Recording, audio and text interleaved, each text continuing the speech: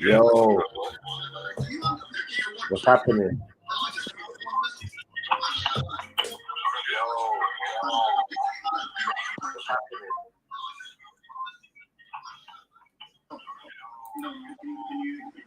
Yes, my brother. Yo, Shiv. What's happening? You good? Yeah, no. Yeah, blessed, bro. Someone's got some background noise going on, or like a TV or something. Yeah, that's me. One sec.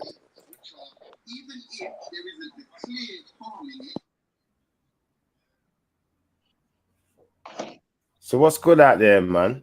Hold on, I'm just trying to add Bank Boy. You're on. Yeah, I'm on as well. Bank boy, big up Bank boy, big up Fraser. Oh, go on, Tinero. Yeah, man. Schiffer doing his thing, man. It's about time. That's what I'm saying. Yeah, mate. Yeah, mate. Oh, go on. So, Shiv, you got your own show now, yeah, bro? Yeah, do you know what? We just decided we're gonna do a little show for the people, then, like, so we can talk about some different stuff that's going on out there.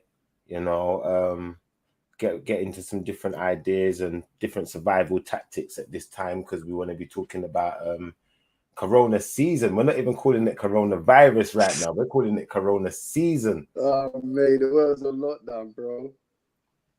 It's crazy. Yeah. Man, hold on, let me check. Yeah, it's crazy out here, bro. So how's everyone been keeping? Huh? How's everyone been surviving? What's the tactic? Talk to me, man. What's the next move? I don't know, man. I'm just indoors, man. No. I'm just indoors, like doing what I do, you know, writing poems and publishing. Yeah. I hear you. Hey, Pinero, you know my book is published now, isn't it? Yeah. That's dope. Like, what's your book called? You might as well promote that right now. Like, what's the name of your book? Man. White Noise and Love Angels. Yo. Now say it again. Say it again. We need to know this. We need to hear it clear. White Noise and Love Angels. Right. I hear you. And where can we find it? Where can where we gonna be able to find the book, bro? On Amazon. Oh, that's dope. Yeah, that's dope. Everyone, make sure you cop that. Make sure you cop that book. You know what I mean? Show some love to the people. Them trying to do something and trying to make something. You know? Yeah, makes sense. So that's how I've been getting by. You get me? Just doing a lot of reading and writing, man. I'm not gonna lie to you. You know, and from time to time I go to the park just to clear my head. You get me? That's how I've been dealing with Corona. Oh, that's a must. I go park at least 4 times a week minimum. Yeah. Because you know what it is, like when you're sitting around these gadgets all the time, like the wireless and all the electrical equipment that you got around you every day. It's good to go to the park sometimes and just air yourself out. You see Mossy Mines in the back there, Shiv? No, I've not seen him as yet. Still, not as yet. All right, I'm gonna go off and give him a call. So what you been doing out there, Fraser? Bro, I just been working, bro. Mad hours, just working, just trying to save some money, bro. I'm hearing you still. What, working from home? No, I'm working at Parcel Force, innit? Saying nothing. So you're still getting work then? Yeah. Every day, bro, man. It's just mad. Everyone's just ordering online now, innit? So it's just crazy, bro. I get that. Yeah, it's crazy, man. But and in addition to that, I'm still managing the artist, innit? Yeah. As well. So that's it, really, bro. Yeah, man. You have to bring some of the artists through to the show. Yeah, I'll get him to log on for real. Actually, that's a good idea. Why not, man? We can do it. We can listen to something, hear what they're doing, give us a bit of a breakdown about what they're about, what their message is. You know, like that. Yeah, I feel that. So what have you been doing though, Shiv? Me personally, you know what? I've been on a couple of chat shows and stuff, talking with people. Been working on some new products, a couple of bits and bobs, man. Like just normal stuff as well. Go to the park, walk the dog and that, go to work and that as well. Like just keeping it simple right now, man. I'm not trying to do too much. I hear that, man. Shit. Yeah, man, it's a bit mad right now. You can't really travel up and down the country too tough neither, because it's like they're watching people what they're doing.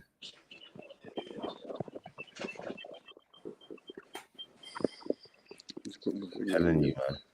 Yeah, I'm hearing stories that certain men out there are getting like pulled over on the motorway, and you know, that one guy that I know, he got pulled over on the motorway, and I was asking him to take drug swabs and all them type of things there, and then they ended up taking what for just being on road. Yeah, and they done him for his tints as well, so they ended up taking his car and all that.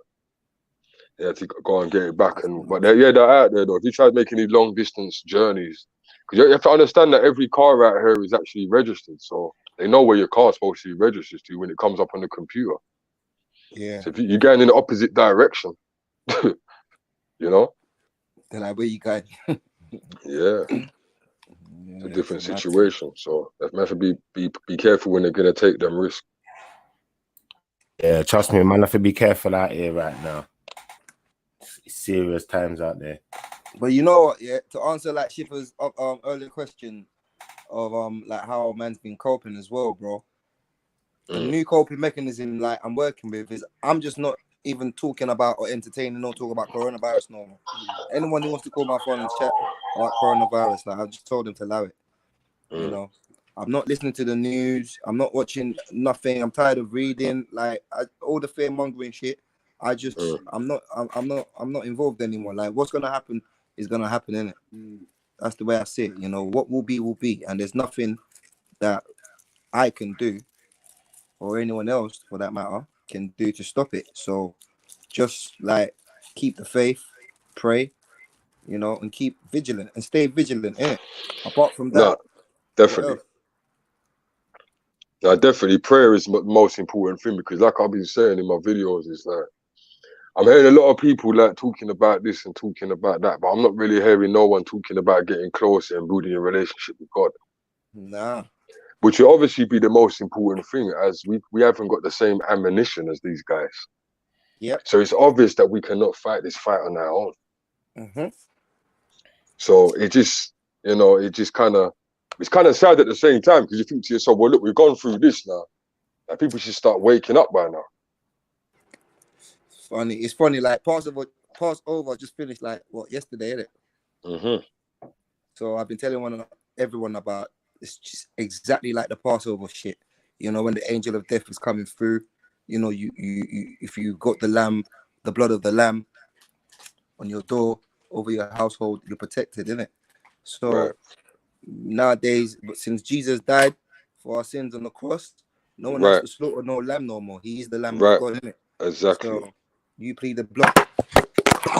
You plead the blood of Jesus over your household. And you're good to go. You get me? You're nice. The angel of death of Corona can just pass over. You get me? Right. Nothing formed against you will hurt you. You understand what I'm saying? Exactly. So no weapon formed shall prosper. None. Right. So this is what people have to understand. What do you think about that shift, though? Yeah, I think that's a good way of looking at things. Also, you know, we have to think like in these times right now with all this going on, you know, like if we ain't got faith, what have we got? What atheism? Exactly. The atheists are talking about incest on the other show. That's so fucked up. Oh, man's guy in there, yeah. Man's guy in there. Yeah. Ain't got faith. Go in there. Well, everyone's got their own beliefs, obviously. You know what I'm saying? Everyone's got their own beliefs, but I personally believe that atheist would not be the right way to go at all right now. You know what I mean? If you're an atheist, what cover do you have? What protection do you have? The protections of your mother and grandparents who are probably not atheists, who are praying for you. That's what it is. You know what I'm saying? That's how they're getting by. They don't even know it. They don't even know it because all these atheists, all their parents are still Christians and, you know, believers. You know what I'm saying? Yeah. And just as I know that my mother prays for me and everyone every day, I know everyone else's parents do the same. You know what I'm saying? Mm-hmm. So these atheists, they don't even know that they're surviving by the grace. By the grace of no, it's true. It's true. And they're protected by those prayers. Yeah, it's very true. Yeah. It's very true. And yeah, Shift, if you can, I think Mossy Mines is in the back. But yeah, no, it's true. But prayers is definitely important. But people pray for the wrong things these days. You know what I mean? But at the end of the day, he's there. He's there. Is he there? Big up, Mossy Mines. Yo, Mossy. Yeah, let him introduce himself. He's on mute, innit? Press that mute button, Moss. Maybe he's not ready yet. Mute button. Check 1, check 2. Well, yeah, like I was saying. So, like you were saying, prayer is the most important thing, and like it's true. Their families are saving them because they've got Holy Spirit. You understand what I'm saying? So, yeah. Man, them are getting through the atheist them. When they're getting through certain things in life, they're not realizing they're only getting through because of that. You know? But everyone's entitled to their own beliefs at the end of the day. And that's what we're going to do. Shifu was talking about that, right? He was talking about how on your show, you're going to be basically like, it's going to be respectful on this show, you know? Yeah, we're definitely. Not trying to... I think when we're talking about things like, you know, as intricate and as important to people as religions and, you know, what people actually believe in, their moral standing and, you know, such touchy subjects, you have to put a little bit of respect on it. Like, you can't be talking Jesus' name and doing all this disrespect stuff, or talking any of the prophets' names, or talking God's name in vain and in joke and making fun of things. It's just not serious. It just, you know, it's not the way forward. Not sorry to cut you. Yeah, and basically, like you said, it's not serious. It's not serious. Like, and this is a serious situation. People's lives are involved in it. You know what I mean? So when people are cussing out people and telling people they want to meet them there and meet them there, that ain't nothing new to none of us on this panel. But at the end of the day, we're not trying to go down that road. You know what I mean? We're here to try and let people have the knowledge and, you know, share certain things and share certain experiences. You know what I mean? That's what we're trying to do, innit? So, you know what it is, yeah? Some man take things too far. Some man get too comfortable, innit? Right. You know what I'm saying? So they feel like they're just, because they're in the comfort of their own homes or wherever they're online from, they think like everyone is just pally, you know, like that. And it's not that time. So they forget themselves and start crossing lines. Yo, Mossy, big up yourself, man. Introduce yourself, bro. And just to let you know, if you didn't know, you are on camera. Your mic switched off, but your camera seems to be on.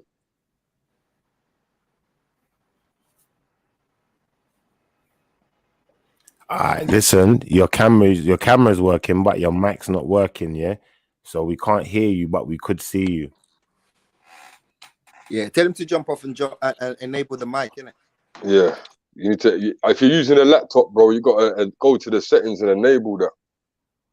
Yeah? If you're using the phone, you just click the button. Well, yeah, go on, Mills, what are you saying? Yeah, like I was thinking, like, yeah, people just get over comfortable, you know what I'm saying? And then they forget themselves and start crossing lines, you know, thinking like it's just, they're just talking to anyone in their daily lives. And it's not that time. Yeah, and also that's when the ego starts tripping in, you know what I mean? And after the ego, you know where that goes, you're going to go one place, you know, so. Yeah. But it takes two to tango, though, isn't it? You know, like that. So the other end is like giving it back as well. Oh yeah, but that's what I'm saying. But that's how you know who's serious out here, though. You know what I mean? That's how you know.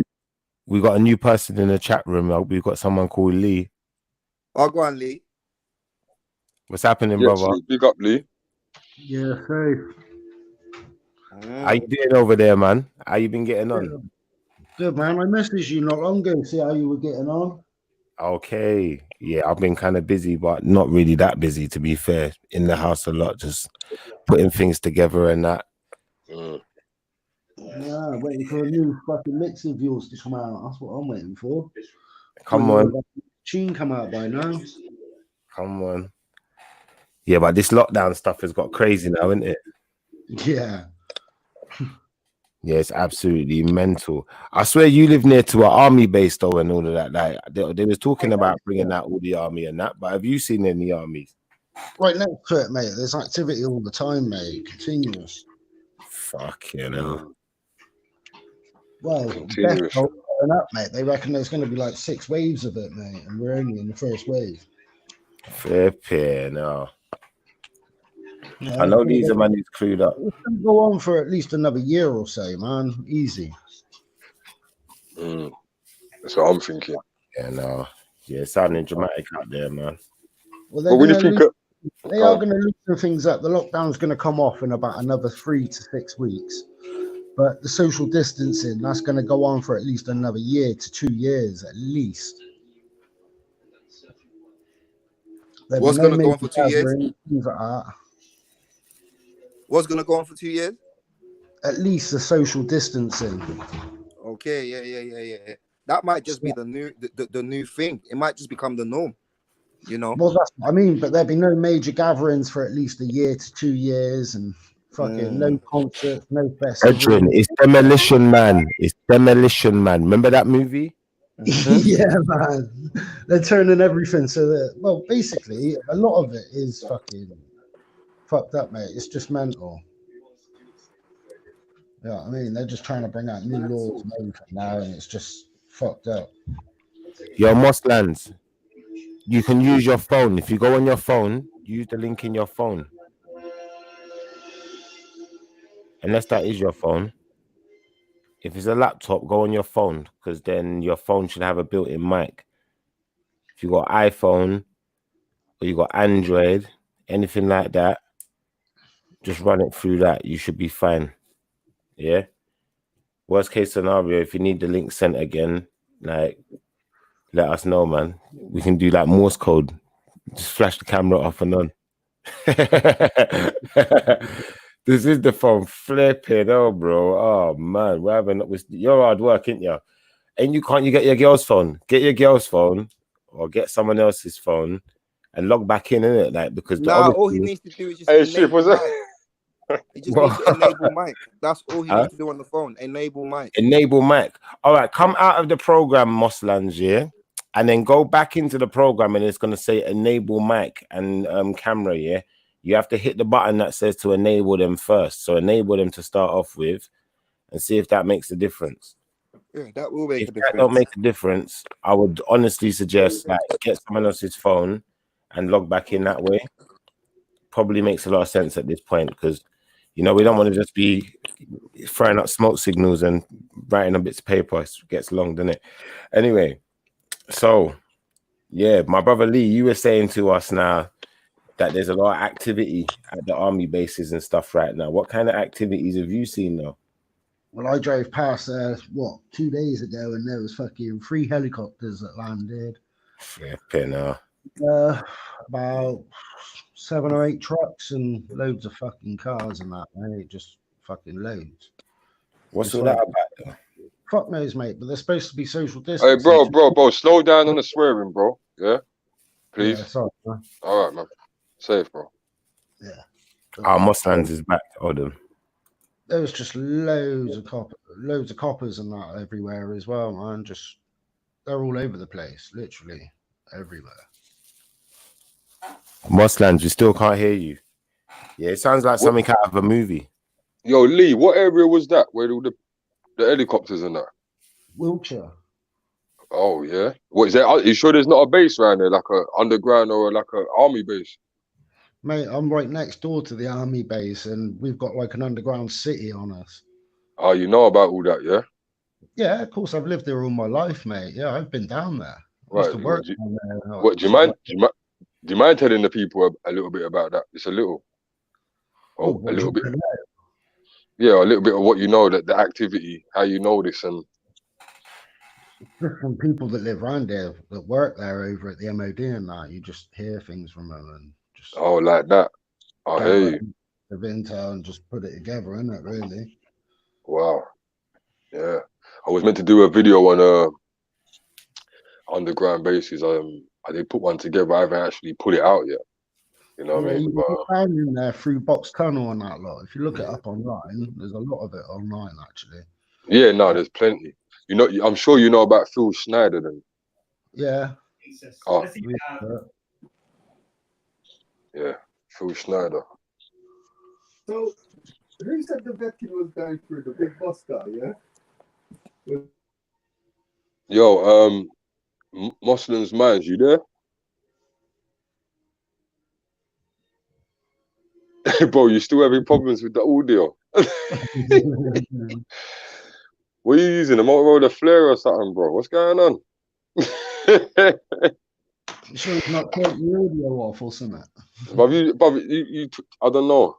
Nah, because his audio is actually on there because the microphone is on. Yeah. But yeah, man. So there's a lot of activity, right? All I see right now in Southeast London, I see a lot of was it a crime prevention unit? What's it called? The little vans rolling around a lot. I see a lot of the blue vans rolling around a lot, and the traffic police, but they're not really watching traffic. You know what I mean? Yeah. Well, they've stuck like full mobile CCTV vans around Corsham and that in my little town. It's meant that there's coppers all over the town, sort of like on every checkpoint coming in and out. What? So you got CCTV vans driving around?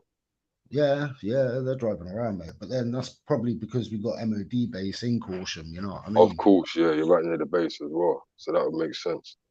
But yeah, man, I don't know. I've noticed a few of the shops now are starting to get more food in it. I don't know if you've noticed that down your ends, but slowly, slowly, but still pretty crap for sort of like stuff like major essentials and that. Yeah. Yo, Mossy, what's going on there, bro? Mossy's having a mad thing. A madness, bro. Your camera's on. Yeah, all we can see is you. We can't hear you though. Yeah. The social distancing thing is gonna go on for a minute still, man. Yo, Shifa, where you at? I'm here, man. I'm just like, I'm listening, but I'm just thinking to myself right now, like, kind of what Bank Boy's thinking, like, how long is this actually gonna go on for? Like, what is everyone's projections and where's everyone at with all of this? Like, what are we really doing? Are we just sitting in our houses waiting, or are we asking questions? What have people been doing to understand this a bit more? I got a question. What's all this about the 5G conspiracy then? Come on, what's all of that about as well? That's a good one. That's a good one. Why are they still putting towers up now when we're on lockdown? You know what I mean? Why are they just starting to put them up whilst we go on lockdown and that as well? That's a bit of a funny thing that's going on. Yeah. Pinero, send him a fresh link, please. Now, it is weird. It's very weird. And, you know, it's like some people just don't ask questions. They just do as they're told. Do you know how that? They're literally like robots. What is 5G and that as well? If they offer you a vaccine, don't take it, mate. Because the vaccines that they're offering, right, they've got these little chips in. Like, you know, the chips that you get in a dog? Yeah. Kind of. Well, these, but they run off of the 5G and that, mate, and they're tracking devices, mate. That's right. All right, let me throw a wobbler there. Everything you're doing, where you're doing, and mate, this is part of it. The lockdown is all part of it, mate, and it's their way of ruling us, basically. That's my theory. Anyway. Come on. All right, let me throw a bit of a like curveball in there, yeah. Now, so there's a lot of people are saying that all this stuff about the 5G and every other shit that's related to the coronavirus is a conspiracy theory, right? I don't think they're related, but they are using the coronavirus to keep us in a way, because we were the last ones basically informed in that, and we sort of like. It's funny how 5G was created in China and everything else. You know what I mean? It's just one of these things. So the curveball I was going to throw in go. Why is it all happening in one go? Why are they still going ahead with all this 5G? Why are they offering you these new 5G SIM cards and that and everything else and great deals with the 5G SIM cards? Trying to entice. What I'm saying though, like what I'm trying to say is, fair enough. Like, there may be some plausibility to a lot of the so-called conspiracy theories attached to the coronavirus pandemic, right? But one thing that got me thinking, was when I read somewhere that Russia is responsible for a lot of the fake news that's surrounding the coronavirus, and they're doing that to try and undermine, the life-saving efforts of countries in the West, innit? Oh yeah.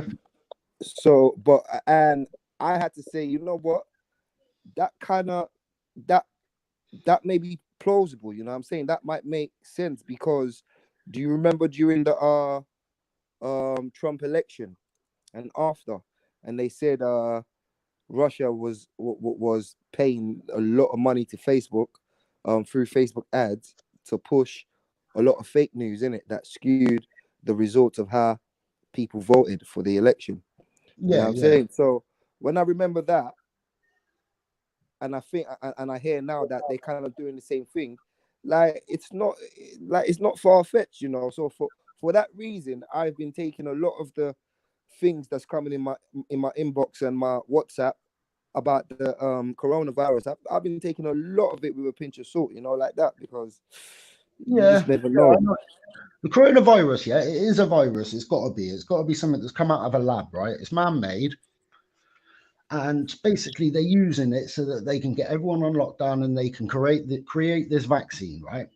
China wants to rule the world, mate. That's what it is. China, since we left the EU, they want to take over America, right? Who's the strongest in the world? America. Once China take over America, that's it. They've done it.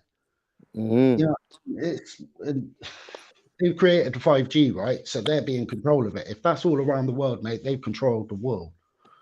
You see what I'm saying? This is my kind of theory on it that I've been looking at. I see where you're coming from still, man, but it's just all going to be run by government. Why is the army and all that getting involved? You know what I mean? It's just all a bit mad, isn't it?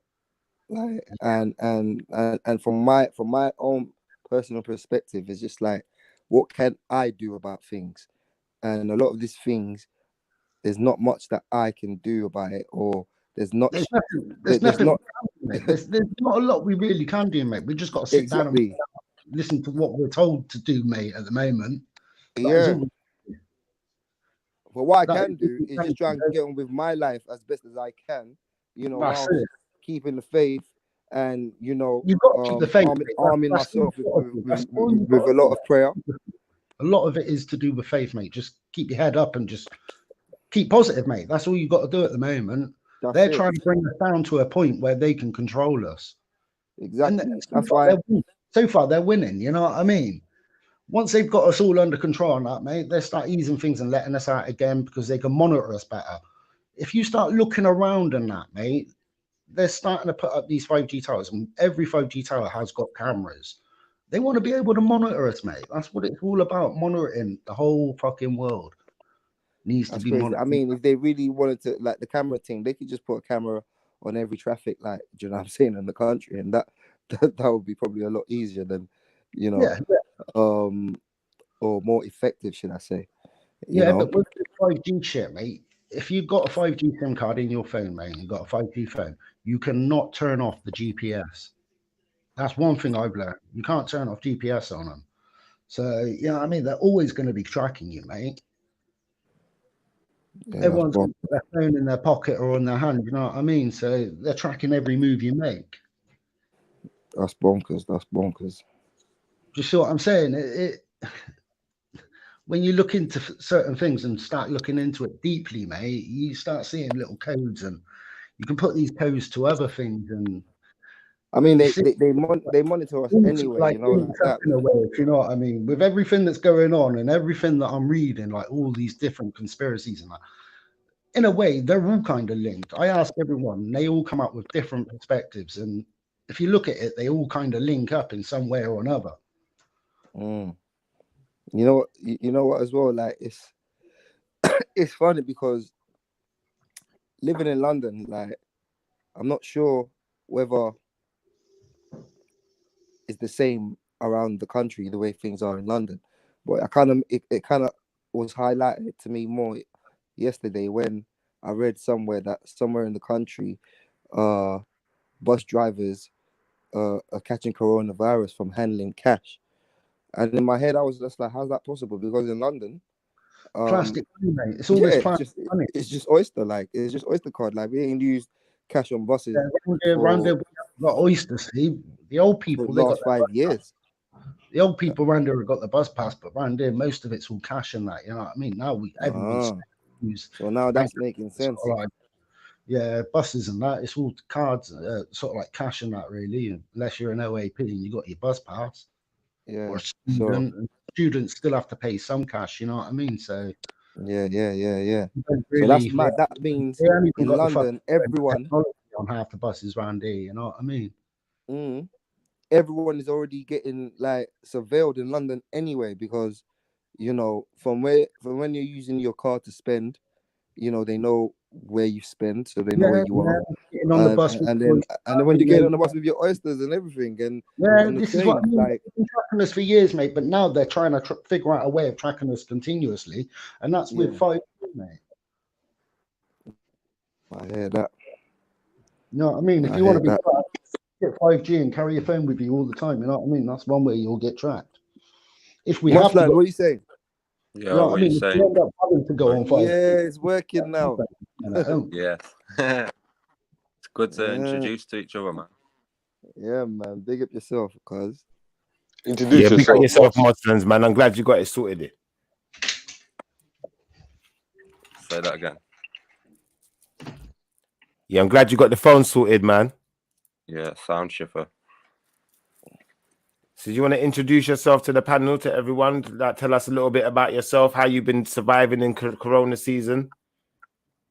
Not bad, bro. I was spending a lot of time outside in the woods and in the nature, bro. Yeah. So, you know, it's a lot of it's down to your mind as well. If you keep positive and keep your mind free, do you know what I'm saying? Yeah. Yeah, definitely. Out to John Dudley as well, listening to the show. Big up yourself. Anyone who's out there, if you really want to jump in the chat room, you can jump in. You know, if you do something weird, we will kick you out. Unfortunately, we can't tolerate certain types of behavior, but you know, we're going to keep it. No nudity, please, gentlemen. Just me telling the dogs off, but luckily enough, they're asleep. Say nothing. Dogs are nude anyway. They're nude anyway, so we can't avoid that one in life. But we still prefer not to see dog parts, if that's okay. Oh, Shaf, you should see the size of Rex now, man. I can imagine he's big now, man. He was massive last time I see him. Mate, he's big. He's as big as Dylan, bro. He's massive, mate. He is.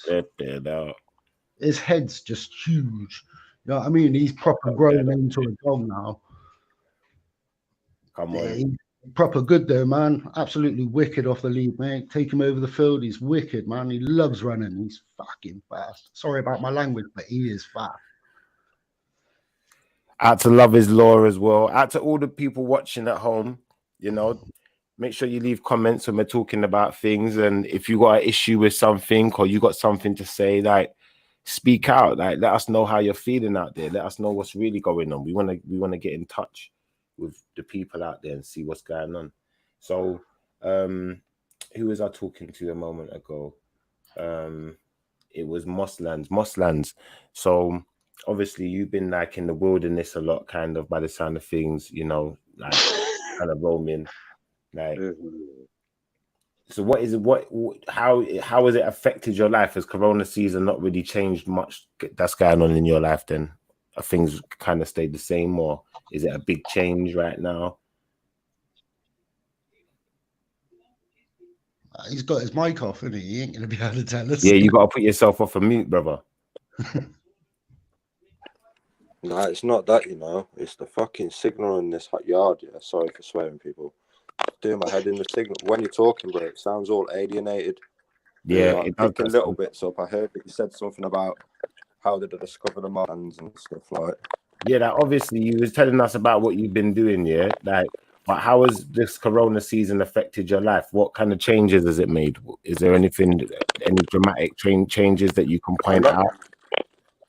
I noticed a big change, bro. At first, like, you know, when you're starting to listen to the news and watching it and being around people constantly talking about it, uploading about it.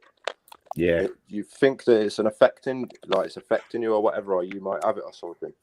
But since I've like stopped social media and stopped listening to the news, and that's one of the best things to do. Not listen to the news so much. A lot of media. That's what I'm talking about, though. That's what I'm talking about. You know what I'm saying, man? They only feed you the bad news. They feed you bad news. They don't give you the good news. They don't tell you the positives. You know what it is? Like, whatever happens, man's gonna know from other people who watch the news anyway, innit? Like, whatever happens. I watch the news. I don't make no sense of it because they're just giving you the bad news. They don't give you any of the positive. You know what I mean? You know what I mean? Yeah. Big up for the NHS, for everything they're doing through this crisis. You know what I mean? Because there's one good thing that's going about at the moment is the NHS are being appreciated for once. For once. It is, you know what I mean? They've been on the back line for so many years, and they're the ones on the front line for years, sort of like saving our lives. And now that it's just because there's so many the NHS is just as bad, Bridget, man. Fuck the NHS. I don't know. I got a lot of respect for the NHS. I got family that work for the NHS. They're sort of like struggling at the moment. You know what I mean? Because they're flat out working non-stop. Nah, they do what they need to do, but trust me, they're just as bad, man. Like they're not all that. I'm someone who, unfortunately, has to visit the NHS quite often.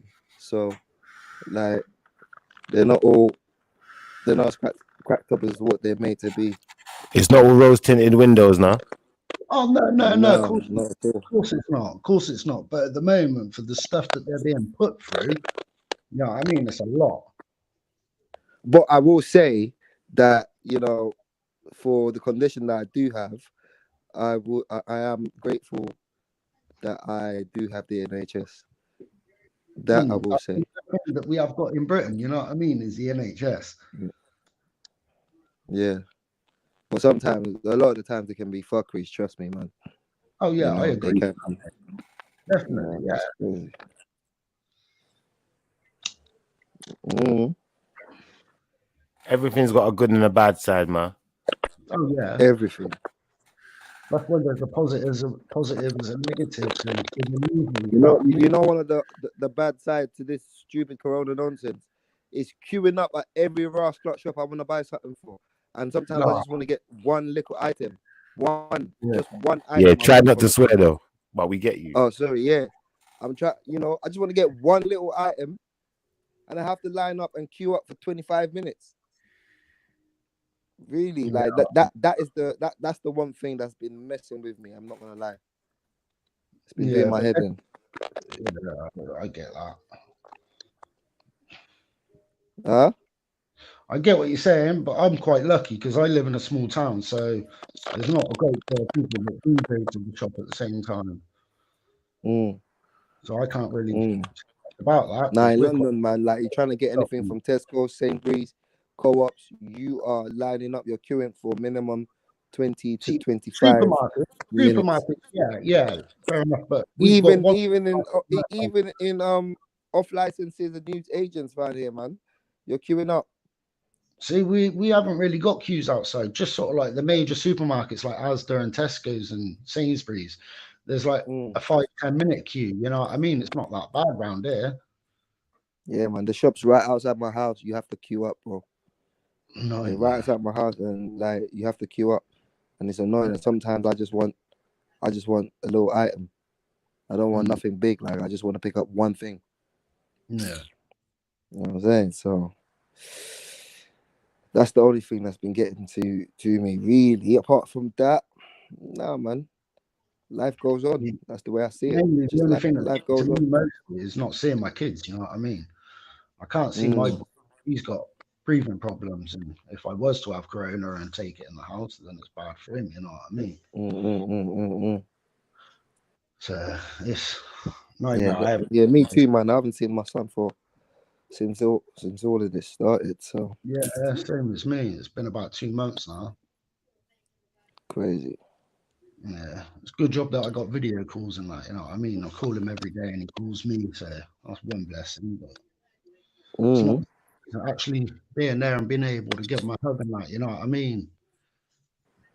Especially when that's why they're pushing it, innit? That's why they're pushing it. Like they're pushing, make sure you stay in touch with people through social media and through like FaceTime and video calling. They're trying to push that because they know the more people get used to that, the easier it is, isn't it? That's it. The more that's right. That's why we all have to be getting used to it, lads. And I hope that everyone has at least, like, you know, put the link for the show and, you know, done a couple of messages or done something with it, you know, to let people know about the show as well. Thanks for attending as well, guys. It's nice to hear from you all. You know, you're all live as well. Well, when you sent me the link, I thought I'll get involved in that. It's good to chat to people, especially at this time. You know what I mean? Everyone's sort of like struggling at the moment, not being able to go out and socialize like you normally would. All right, but what do you guys think? Yeah, if the worst, whatever the worst scenario is in your mind, whatever the worst scenario is in your mind, what if that happens? What would be your reaction to it? Fuck all reaction. Anyone on the panel. Too late, we'd all be fucked. How would you cope? Like yeah, we'd all be in trouble. We'd all be in trouble. I'm watching films like Book of Eli and them things, you know, like that, and just seeing like, what if that future actually becomes a reality? Like, what are we really gonna do? You know, mate, just survive, innit? Look out for your family and yourself and that. Just try and survive, innit? It's crazy. It's crazy. I think we need to start getting protected as well, like arming ourselves, because someone was talking about what if it gets so peak, there's no food, and people start running up in people's yards. Oh, mate, there's people doing that already. That's what I'm saying. What if it gets extreme? What if it gets extreme though? Like it just becomes like you're barricading. You have to barricade your door. Shit like that, because it's becoming like, you know that film? What's that other film? The Purge. Mate, I'm already armed, mate. I got American Bulldog and a Rottweiler sat here, so good luck to everyone who's come through my door. Yeah. In it, Shafran, you know what my dogs are like. American Bulldog as well. I feel sorry for everyone, for real. You know, that one nuts. Yeah, man, it's definitely serious times. It's definitely serious times. Like at the end of the day, no one really knows what's going on. That's the scary thing about it. Yeah. Well, my American Bulldog, he looks a little bit like a pit because he's got a little bit of staph in him, so he looks a bit pitty. Okay.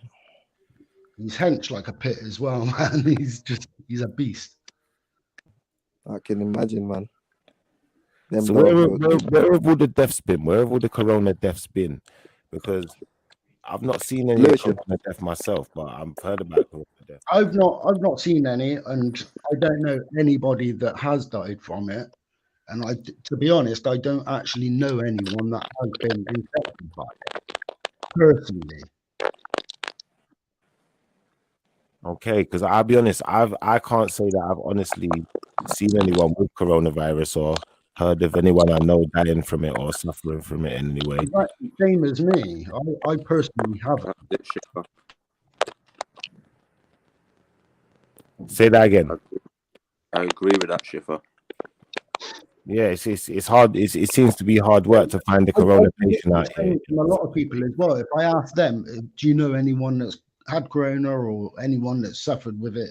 And they're like, well, no.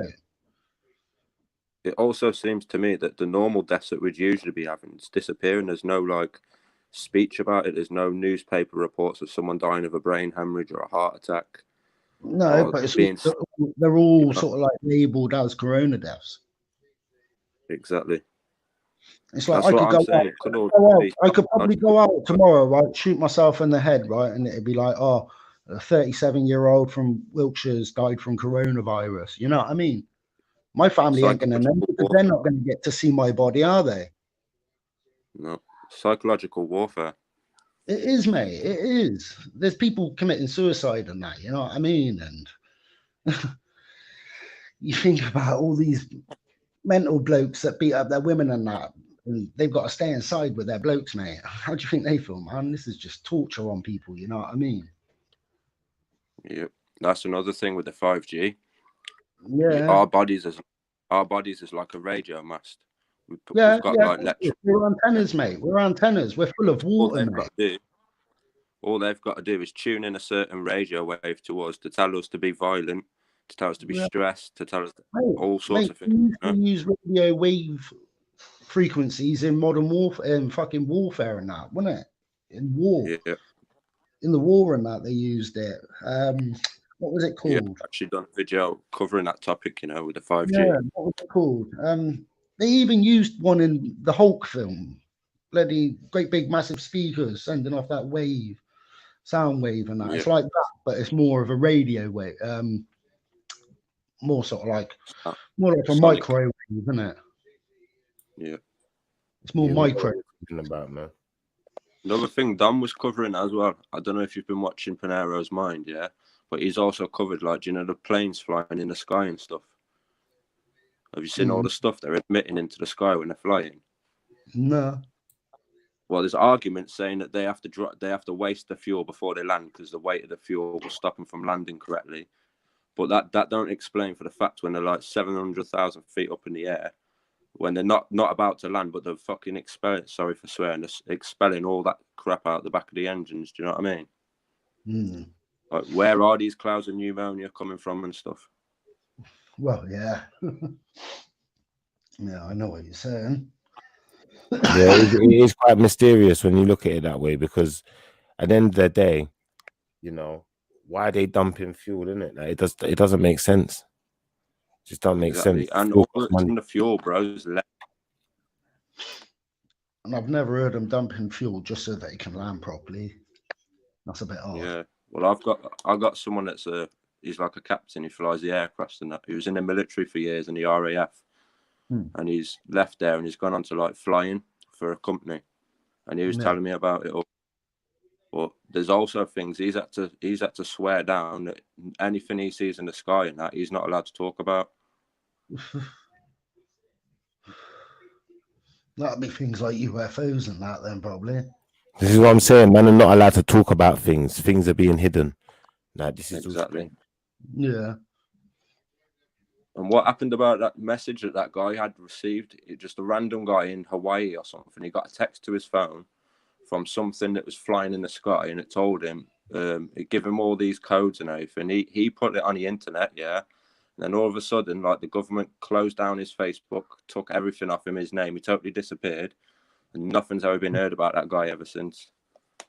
Yeah, of course there's stuff going on. Otherwise, there wouldn't be an Area 51 and all that, would there, really? You know what I mean? Why would there be military bases and things like that? And, you know what I mean? Why would they have things top secret? You know what I mean? Of course there is.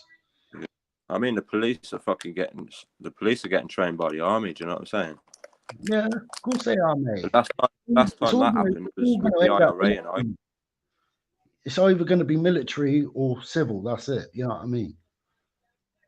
I think it'll be something civil. They're doing this to get an uproar, like with the riots. They incited all that. They caused the riots. That was like the little tester. Do you know what I'm saying? To see how we'd react. Oh yeah, of course it is.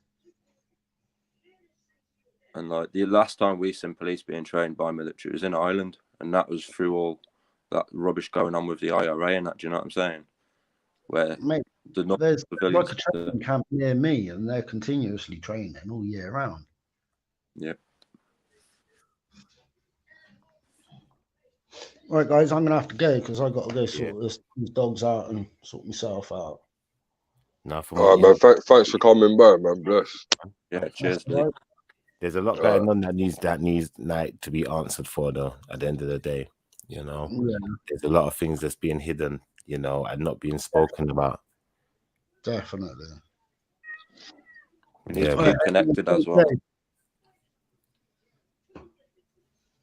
Say that again, Lee. Everyone stay safe, all right? All right, Yeah, you, man. Bless. Yeah, take care, Lee. Take care, mate. All right, mate. Have a nice one, sweet bro. All right, bless. So yeah, man, like Right, and that one, was it? That was a good little one going. That was. yeah, come on. I want to know what's really going on out there. What's happened to all the champs? What's happened to all the rough sleepers and that? Where they the homeless, the homeless, bro. the homeless. What happened to them? Yeah, I know. It's peak. I don't know. Get this, I got arrested 2 days ago, bro. Yeah, for making a fire in the lake next to the lake. I fell in, so I was like miles away from my home. Yeah, so I'm making this fire, bro. Yeah, to dry off. Next minute, the fire brigade comes saying, "What you doing?" I was like, "I'm drying myself, mate. What's it look like? Like, you can't be doing that. Blah blah. You can't be outside on your own. You can't be in these areas." I'm like, "Mate, it's in the middle of a nature reserve. There's nothing for miles." I said, "How did you even find out I'm making a fire?" He said, "Oh, somebody reported me." Bruv, there's nobody around, fam. How could they report me? But they seen it, bruv. They're watching from in the skies, bro. Some crazy shit. What are you saying? They're using drones on you? Yeah. Man said they're using drones, you know. They got the technology. They got the technology. But if it's a fire, they probably have to use a drone, though, innit? If you're in the middle of the forest. You know what I mean? That makes sense. Exactly. Yeah. It was covered by trees and everything. I did see some footage on the internet. I don't know if the guy was being genuine or not, but there was one guy talking about he keeps seeing drones near his area flying around, very low as well. Yeah. But you know, they've had them things for time, and they're gonna use it. Yeah, they're gonna use it. It's all just been tested. They've been testing everything. Yeah. So how is everyone staying in contact with like close relatives and whatnot at this point in time? Well, you gotta be careful. What you say on there, man. You might get a fine come through your door. I see the smiles on faces. Do you know like that? I see the smiles on faces. You might see a fine come through your door, man. You gotta be careful how you answer that, man. Yeah, it's hard work. It's hard work out here, but obviously, you know, you are allowed to see close family members. You know. Yeah, but what's terrible? What's terrible? I heard of it. What's terrible? No, but listen, what's terrible? Yeah, I heard a situation of where someone was passing of the coronavirus or of the dust pneumonia, or you know, and they had to say goodbye to their people on the phone. Yeah, that's peak, bro. Yeah, that's all mad. That's all crazy. Yeah, that's not going to be happening with me. I'm not. It's not. They're going to have to shoot me in the hospital. You know what I'm saying? Like, that's taking it too far, man. Yeah, it's a lot still. It's a lot. Yeah, there is a lot. And that's where it's, and they're the sort of things as well that's going to start create certain things. That's the sort of things that's going to create certain things, because you know, like humans, they can only take a certain level of bullshit. You know what I mean? So I don't know if they're planning to do that to everybody, but that these people wasn't allowed in to say goodbye to their mum. Yeah, that's mad. What I'm talking about. You can't even be around your people them if they are in hospital. You know what I'm saying? Someone said to me, like, "Raw, if they ever come to your house to take you from your house because you got corona, just know you're not coming back." I said, "Raw, you're not coming back," and that's the mind state we've got to live, man. That is. It is, and it's Just don't follow the crowd, man. Don't follow the crowd. I'm not trying to go to the hospital. Period. Exactly. Because what's quite worrying, is the amount of people who are dying from other things that's being added to the coronavirus. You know what I'm saying? Someone goes into hospital, they have other medical complications or conditions, and maybe they pass away through that. but it's just being added like as part of the coronavirus. Onto the corona. That's very worrying, in my opinion. Very, because that tells me that if you do go to the hospital and you're very, very ill, or you've been very ill for many years and they've been having to look after you, or you're old or whatever, that they can just get rid of you. One time. They could just get rid of you and call it corona. You know? Who's to know? Yo, Dolph, what's so funny?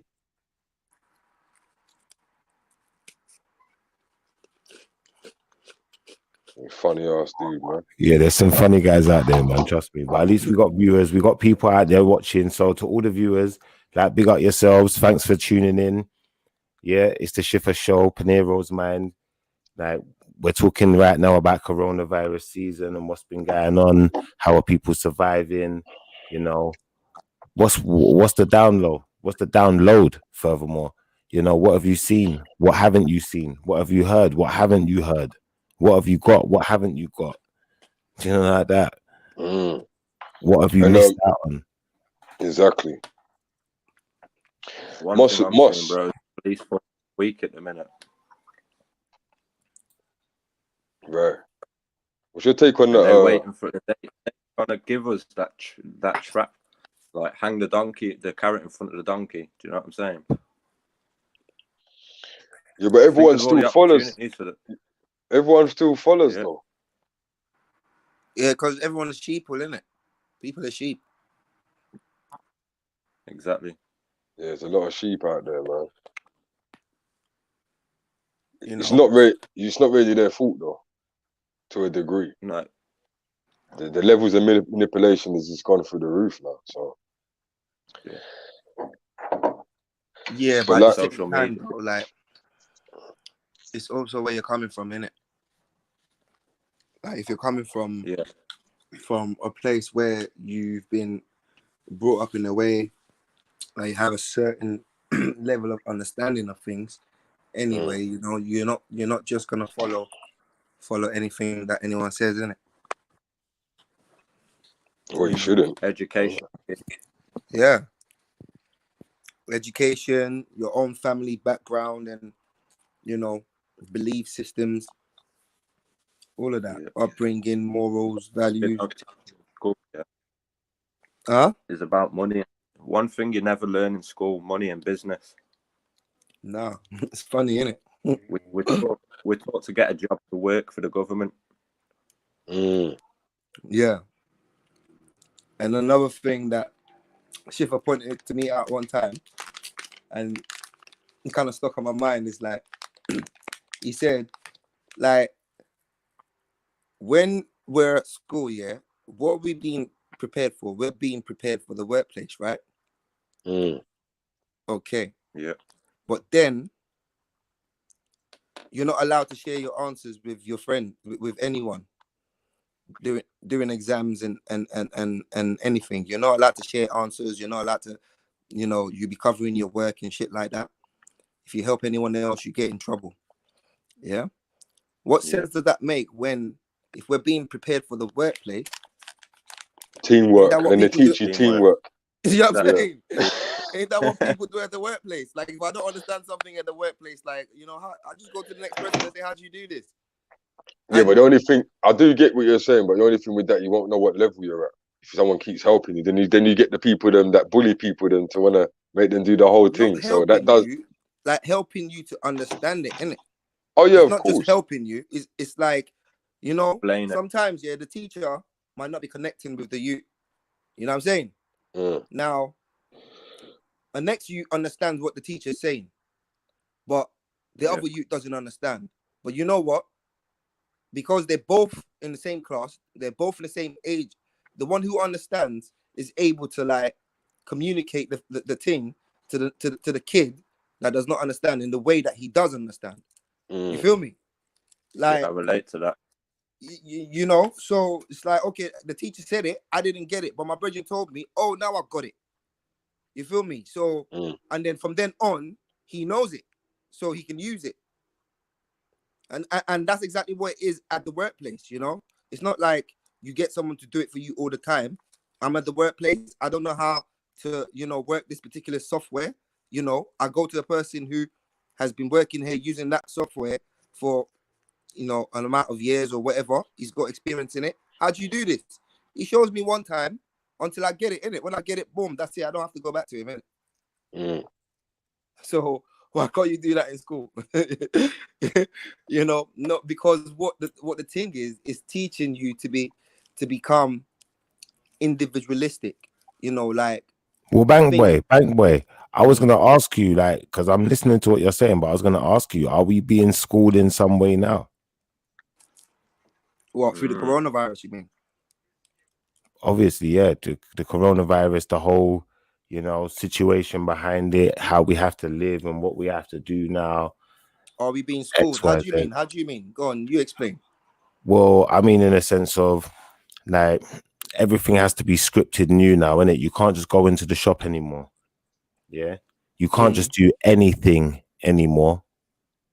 You know, everything is different now, innit? Like, so if you go to Tesco's now, you got to wait in a queue and you've got to stay 2 meters away, and you can't even go in the shop if there's too many people in the shop. You've got to wait. So now there's a queue of people at the shop. There is Pinero, a train I was of told to people move waiting to get up from the park the other day. I was sitting down. So everything's changed, innit? I was told to like move. When you put it in perspective, but who's realizing the change and who's adapted to the change? Who knows what's really going on? Because, you know, it starts with one small little thing, but one small little thing escalates into massive things. You got told to move from a park, bro. Yeah, like so I'm sitting down. So the guy, the park attendant has come and said, like, are we exercising? And he said, no. He said, mate, if you're not walking around or not doing exercise, like, we have to leave the park, innit? Like, no one can sit down, basically. You have to be walking around or running or just doing something.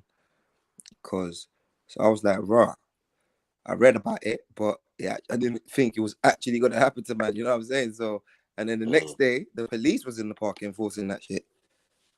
I was like, yeah, out to Annie Get You as well. We saw your comment. I hope it showed up in your screens at home. And if you want to get involved, yeah, I'm going to put the link in the comments so you can click on that and you can jump on and have your own say. But if you don't want to show your face, just make sure you take off the video, you know. Or you can make a very good looking avatar like my one. You know? What? Yeah. They can design a very good looking avatar like mine, you know, and just use that. You know? All right, everyone, as long as everyone knows what they're doing. Yeah, man tried to come with the R&B front cover and all that. Yeah, you have to, huh? Represent myself properly, you know? Bad boy tried to come with the New Jack City, the New Jack Swing type cover. You know what I mean? Done, though. I said New Jack Swing. New Jack Swing, you know what I'm saying? Yeah, man. That polished album cover, you know, like that. Ralph Tresvant and them, man. Well, listen, yo, Moss, what are you saying about this 5G thing? Like, I know you know a lot about. I know you've been like following this 5G thing a lot, and like, bro, it's jumping. Struggling to hear you. Say it again. Yeah, so I know you've been following this 5G thing a lot, and I know like you've been seeing a lot of masses being built certain places where you're at. Yeah, well, saying that, you know, I was up the mountain the other day, and where they usually had the 4G mast, you'd have, like, you know how the masts are like corrugated, it's like patterns, and you'd have gaps between all the, yeah. Well, now, yeah, halfway up, it's literally got like a field of all these like 5G mast things all the way around it. So there's not even like little gaps. They've literally filled the whole mast up now with all these new boards, and these boards are massive. And another thing, when the people are going to fit them, bro, you want to see the suits they're wearing. Not only like protective suits, yeah, but they've got like oxygen respirators and everything on them. And they're saying they ain't got enough PPE for NHS staff. You know what I'm saying? That's mad. That's actually mad. It's another thing as well, bro. They want the NHS to collapse. The government do, and what's going to make it collapse more is overpressure. They might even use this to say, like, you know, it's a reason, an excuse to make the NHS private, or because you know what, we weren't able to meet the demands, we weren't able to foresee it. Now, you know, they're asking companies to make masks and make protective equipment. Private companies are doing that right now. So after all this is done, they might just make a case that, you know, it might be better or more efficient for the NHS to be private, so that in the future, if such a thing happens, they'll be prepared to meet the demand. You know, they could do that. I agree with that. Like my old man, he don't go to normal healthcare or nothing. Like he's 80 odd, and like he's as fit as a fiddle. But he drives all the way. He's in North Wales, and if you know like the map of England and Britain and that, it's like it's halfway up, like and he comes all the way down to your end down south and that to meet a private doctor. And this private doctor said about this corona and that most of it's all psychological. Yeah, because that's what a lot of people are dealing with at home right now. Yeah. And he pays for this knowledge, do you know what I'm saying? Huh? He pays for this knowledge. And he also said, that with the cancer and stuff, that not to go for your therapies that the hospital will offer and that, and actually just get CBD oil. CBD oil, yeah. And that's working.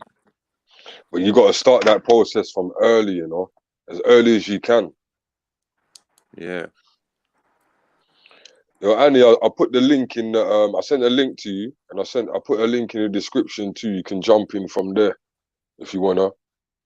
Yeah, Annie, get you. You said in the comments like we are definitely being controlled. Like, why do you think so? Let us know. You can let us know in the comment, or like Pinero said, you can jump on the panel and have your say. You know what I'm saying?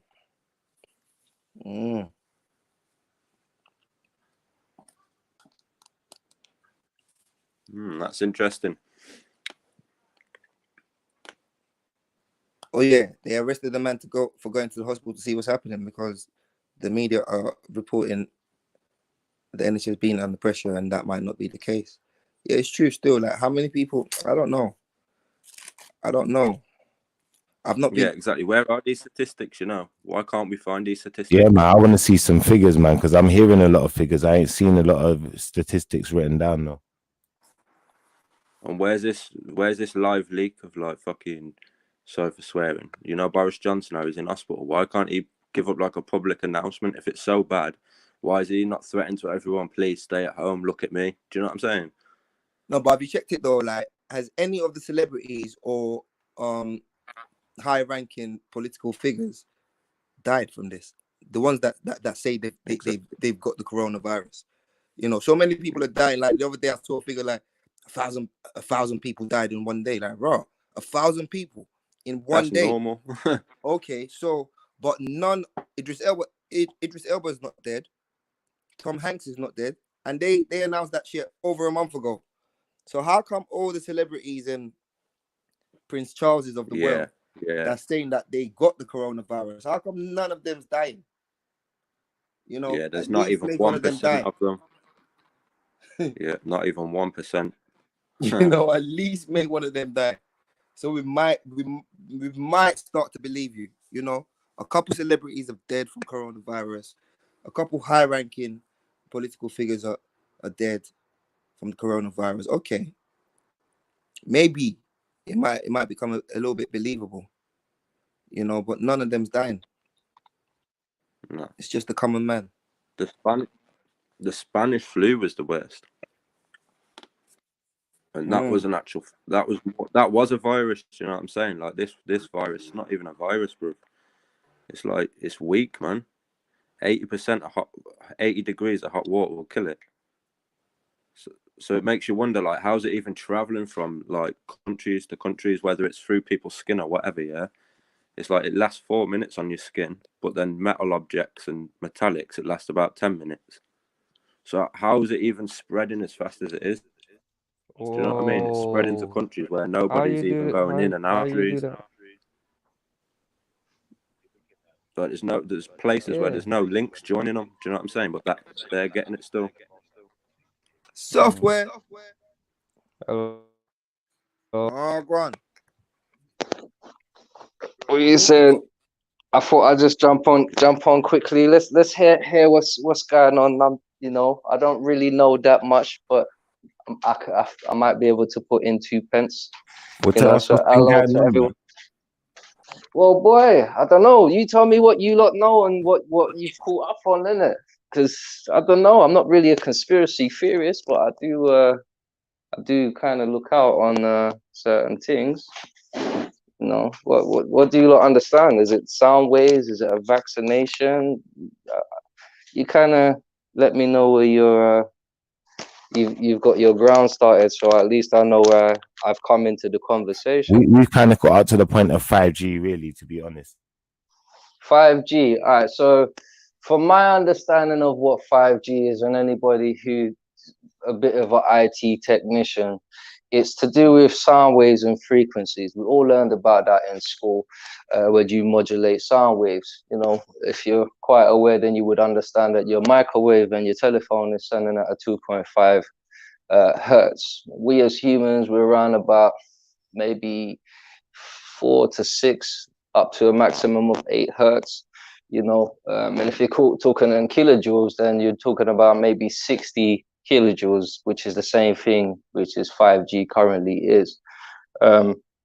Which, if you know anything about sound waves and electrolytes, it starts to disturb the actual combination, how they join together, like the H2O, so 2 hydrogens, 1 oxygen. It will start to break down on a cellular level.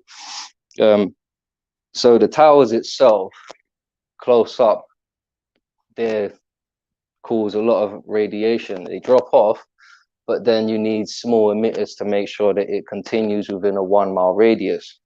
Most of you wouldn't have seen it. They've been replacing the new lights. So your lamps, which you walk past at night, have been replaced with new ones. So it helps to boost the signal. It actually helps destroy normal organic things. So people have seen reports about trees or birds. They're not the only things which are being destroyed. You also realize when we first had Bluetooth come out, it started killing off bees. Eventually there will be. Is there anyone else? Sorry. I'm sorry. Yeah. Currently, if you're aware, they're making 6G. Now, anybody who was part of a cryptocurrency group that I was part of a few years ago, then you would be aware of a group that came out and they wanted to bring out 5G and 6G. So this would go back to about 2015. They came off because they were bought out privately. That same company is the same one, which is Huawei, which has gone into Wuhan. Now, currently, Anonymous has been posting information about them. So if you're not aware, the elites, Bill Gates, his wife, people that are part of the World Health Organization, even celebrities, most of them have actually left the positions that they're in. They've either been fired or they've left quietly. And because a lot of them are actually part of a lot of cults which are going around, and they've been paid or told to mislead information, hence why the word propaganda came out. And it goes all the way up to the Vatican, if you look hard enough. If you're aware, from the 5th of April, the president has made it, or from the United States, has made it so that any old information on alien... Sorry, Software. If anyone wants to join the chat, we've pasted the link into the actual chat. If you're in the back room or on the YouTube, hopefully, if you can see it in the comments. But yeah, Software, you can go again. Yeah, so if you're not aware of it, what's been going on, because basically Bill Gates has got a thing called a microdot, which you can just put in any type of vaccines. Vaccines are synthetically made. If you didn't understand what it is to have a natural vaccine, when you get a cold or a flu, your body will build up certain things which are a part of your white blood cells, and it naturally makes things to fight bacteria. That's why you're extra get cold or you sweat because your body is fighting a resistance. Now, when you're putting in a synthetic drug, which is a vaccine, it's made with the animal cell, which they leave to decompose, just like when you leave food out and it starts to get moldy, meaning the increase of a bacteria. Then they actually add more stuff to it to synthetically increase the damage that it can do. Now, what they tested, which has been shown currently from yesterday and this morning, that China was testing on bats. It first started in California in America, and the person was a student. Apparently not, because she's actually one of the head institutions for the virology, and eventually it was taken over by the head of military, who is the head of virology in China, and it happened just before the outbreak. They tried to blame it on the market where they sell food. So despite people may eat different food, you have to understand in the world people have different diets, so we may not agree with it. They try to place it on where the market is, but no bats are bought or sold or even eaten in the market. So they try to misdirect the crowd. And because the media is actually owned by 8 elite entities in the entire world, they are told what they are allowed to or not allowed to post. Now, if you are aware currently, anytime you're on Facebook and you try to post anything which is about the COVID virus, they will send you a link which is telling you that it's wrong information, and they will push the link back to where you can read information about their COVID virus, which is on the World Health Organization's page. All of these things you can actually find out for yourself. But the best thing about it is Michael Zuckerberg, people that were running Google, they've all had to step down, because at the moment they're realizing that they want to kill people off in the entire world, because there is too much population, and these elites who control everything actually want us to go. So, all right, Software, thank you for that information you shared with us there. So we've got software 1 second. Hold on, wait, hold on 1 second, Bank Boy, please, 1 second. We've got a new member to the chat room. If you wouldn't mind introducing yourself, we've got Annie Get Ya. Have I said that right? Annie got ya. She needs to unmute her mic. Yeah, I think you need to unmute your mic. I don't know what's happened there, but yeah. So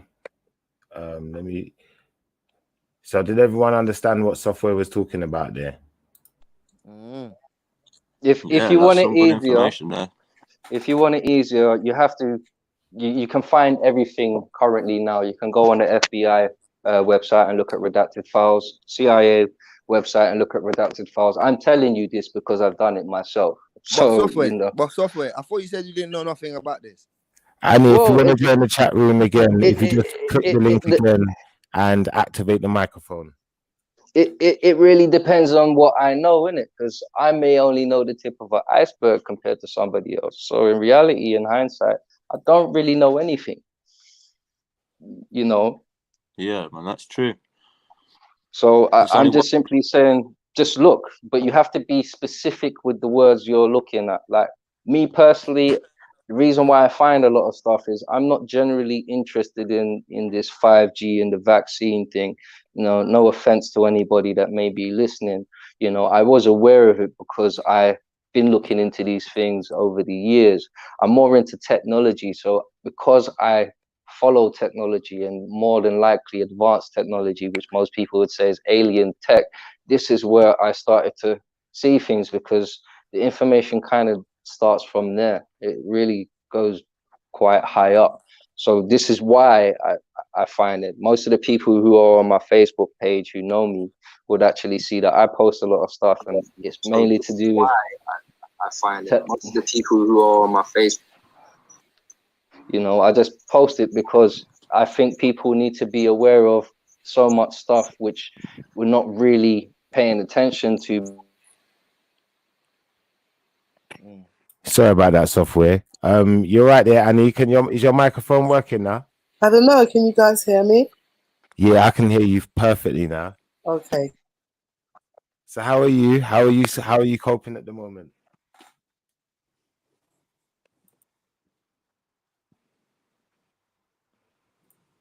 Can you hear me all right?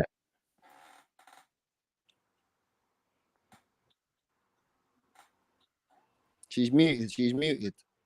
Yeah, you put your microphone on mute again. I think you need to hit the unmute button.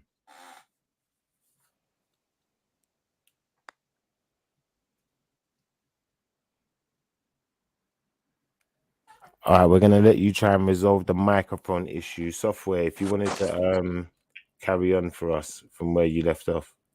Well, the most I can really say is it's a needle in a haystack. Throw your finger wherever you want to do, and you might find something. It's really up to you. Hello, am I still there?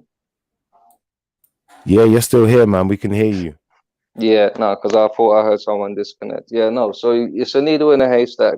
I can't tell you what to look for. By all means, I would say that's kind of cheating, but in hindsight, it's not really cheating. I have a general interest in certain things. Like some people are musicians, some people like plants, you know, others like building. You look hard enough, you'll start to see that the building blocks of your foundation of teaching go so far back, you're not even scratching the surface. It's like you've been taught to be a caveman in hindsight. No offense. So how has coronavirus affected your life personally, though? Mine, personally, hasn't really affected my life. You know, fair enough. I wasn't really one of those people to go out more. I'd say it's probably improved my life because, you know, I ain't really got to go out too much or worry about people pestering me. But it's allowed me to kind of elevate myself and do more research, which, you know, has allowed me to do more development, which I'm currently working on at the moment. So in the future, that will be put to practical use. Okay, that was very interesting. So obviously for some people it's not had a massive impact on their lives as such. You know, some people seem to be, you know, relatively okay. I wanted to hear from Annie. Annie, is your microphone working now? Hey, can you hear me? Yeah, we can hear you fine. Okay, cool. Hi everyone. I'm loving the chat. I think this is what we need to do more of. I've been kind of screaming out for it. So when I've got this invitation to kind of even just tune in, I'm really happy to see the Kings are out in force. Yeah, you guys are really out. 100%. Yeah, we need it. We need it. I need it anyway. How I feel, I mean, the question currently, what you're asking, how I feel like this is a time for us to actually be inward and, you know, look at our health, look at our life, look at the world around us, look at the environment, you know, look at our families, look at our friends. You know, really, it's the time of change. There is a massive change coming. You know, and I remember when me and Don, we kind of met each other, and I remember, Don, when we were talking, and it was like, oh, we kind of got off on a kind of like a rocky kind of footing. But for me, I think things are changing, and, you know, on a Christian point, people will say, yeah, it's coming, the world's coming to an end. It's not coming to an end. The system of things are coming to an end. And the way how the system that we're used to. I like what you said there. Sorry, Annie. What you said about the system of things coming to an end. Could you just elaborate on that a little bit for us? Well, just the way how we're used to living, the basic, even if you want to bring it down to one simple thing, the monetary system, it's going to change. Do you understand me? It's going to change. Like they're already saying, oh, you can catch coronavirus on the money. How come all of a sudden they're making every money in the world plastic? And how come all of a sudden, oh, coronavirus sticks to plastic? Come on, we have to be one step ahead of these people. We have to know what they're doing. We have to understand what they're doing and decide, hey, am I going off grid? Am I deciding to say, you know what, I'm done with this. I've had enough of this system. You know, for as long as I do live, do I just want to be close to nature? This is the blue pill, red pill moment, mate. Believe cryptocurrency, baby. Cryptocurrency. Yeah, it's all about the cryptocurrency. And I'm not going to lie, I am involved in a few cryptocurrency things at the moment, but I never did put loads of money. I always just thought, let me just see what's going on, because I'm like that. I am a very, you know, inquisitive mind. So I will look and see what's going on. Can I say something about this cryptocurrency? Because I'm not going to doubt that it's a good thing because I've invested myself. But if you really check the dates and the time frames when all 1G, 2G, 3G came out, and then when blockchain and cryptocurrency came out, it's 11, 12 years since the last actual pandemic. And blockchain has been out for 11, 12 years since then.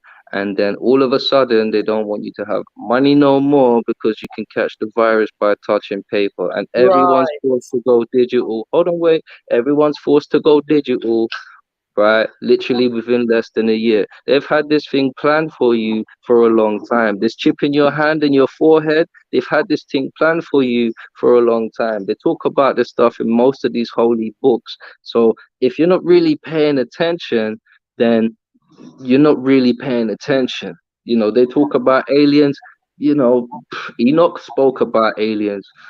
I'm pretty sure he was talking about other angels that are in space, the watchers and the ones that are here. You know, if you really want to be talking about Nephilims, we've had proof of people finding massive giant bones and all these things and flying objects. There's nothing that you can say is not actually in your face. We just have been choosing to ignore the blatant facts. Right, We are being can we try and keep related to the subject though? Because right now, what we're really dealing with is coronavirus. You know, how the coronavirus is a play. The cryptocurrency is so they can track every move. You will not be able to do anything illegal. 5G connects everybody, so your phone is tracking you. Plus, there's CCTV everywhere. You give money to somebody, they know who it is because they can trace it. You can't do anything illegal again. Try. Just say Watch something. when everything gets lifted. Try and do something criminal. You will get clapped in no time. Let me hear from Annie again. Just want to say one thing. Everyone's talking about the chip. The chip's already in your hand. Everyone's got their mobile phone in their hand. Everyone does everything with their mobile phone. It's just a transference where that chip will go. But everybody's already dependent on the mobile phone. People keep saying, they're going to try to put the chip. You already got the chip, man. Chip off. You got the chip already. You got the chip in our hands. Everyone's got a mobile phone. You got a chip in your hand. Why can't we see that? I definitely understand where you're coming from there. The chips in our hand. Every day we're using a mobile phone. It controls us. We look at social media. We look at whatever we're doing. We pay our bills. We do whatever. If right now, if people lose their phone, they feel like they've lost their life. True or false? Yeah, I know. My phone is really. My phone is like it's really, really close to me. Like it's really close. We have a relationship going on. You know. No, we do. I'm being honest with you. Like seriously, me and my phone, we have a serious relationship going on, and like when I'm away from her, I feel the pain. Let me hear Muslim's answer. Let me hear Muslim's answer. Yeah, man. Wow, covering the chips and all that. Yeah, they're already tested it, haven't they, with the pets? Like you can get your cat chipped, your dog chipped. That's just checking to make sure it works with your skin cells and stuff. You know what I mean? So it's already in practice, and like Anna Get You was saying, like we've got it in our phones. Like we go to our workplace, we have to use chips to get in. We go to the gym, we use chips. You know, our fingerprint was the first version of it, and now it's going electronic. And software was covering the fact that it's all going to be traceable. That's a fact, that is, it's already traceable. Like your phone, you send a message. If you go and do a job, yeah, you text your boy, say, yeah, link here. That pinpoints exactly where you were. Then you say, the job done, yeah, meet you back, blah, blah, blah, blah. That pinpoints. They track you everywhere. But to just stop us from definitely being able to get away with anything, they're going to put implants into us. So. No. Can I just say something quickly, because I'm not sure how long I'm going to stay on. Yeah, go ahead, and you speak. But the whole COVID-19, if we've got sense, we can see how they're using it to make us do what they want us to do. Because on a normal situation, maybe with 5G, because just touching on all the levels, with 5G going up, with all certain things, people would gather together and say, well, let's try and do something about it. People would start sort of like forming groups. The way how people are even scared to even make a comment on Facebook, it's already showing that they're already segregating the people. are going to be able to do. They're going to be screaming and crying when they realise their liberty is lost. Yes, it's a very strange one. A very strange world we're living in. To be controlled, they just want androids. They just want people who they. I mean, when you think of the whole Bill Gates in involvement with all, I mean, I'm hoping that this is just conspiracy theory. I really am, because it's not a good look right now for human beings. Yeah, not at all. Everything's lining up with the prophecies. That's right, Don. Yeah. Big up Annie, what's going on? Software, what's going on? But yeah, everything's lining up a bit crazy right now. Like the signs in the times are definitely lining up with what's going on now. So yeah, I hear what you're saying. It's not really looking like conspiracy. At some point in life, we got to actually change that whole name of conspiracy theory. There's not a conspiracy about it. It was made up, wasn't it? I've said this a few times, because a conspiracy, you have to have conspirators and people conspiring to specifically do something, innit? Yeah. Well, the fact that they're banning it on Facebook, WhatsApp. So anything you say that's got anything to do with coronavirus and anything that's got anything to do with 5G, they're locking you off. They're watching. I just see a post today. They're going to be rolling it out from next couple of weeks now. They were already started, but they're going to literally be watching. If you make a comment, if you make some sort of reaction to a post that is related to COVID-19 and 5G, they're watching you basically. Kind of trying to scare people. What do you think about that, Bank Boy? Or them monitoring you. They're already doing that, yeah. Like, boy, but how much people can they affect it? You know, they can't keep up, man. So it's so we're not that worried about it then. Huh? You're not that worried about it then? No, because I think it's futile. You know, people are going to talk about what they're going to talk about anyway. So, like, are they going to arrest everyone? Well, I just wanted to get your critique on it. Software. What about software? Let's hear from software. To be honest, I'm going to speak because it's supposed to be freedom of speech, but in reality, you can't. Most people are not even aware right now is martial law. Yeah. The next thing is them just controlling the internet fully. They already partially control it. You don't even use not even 20% of the internet.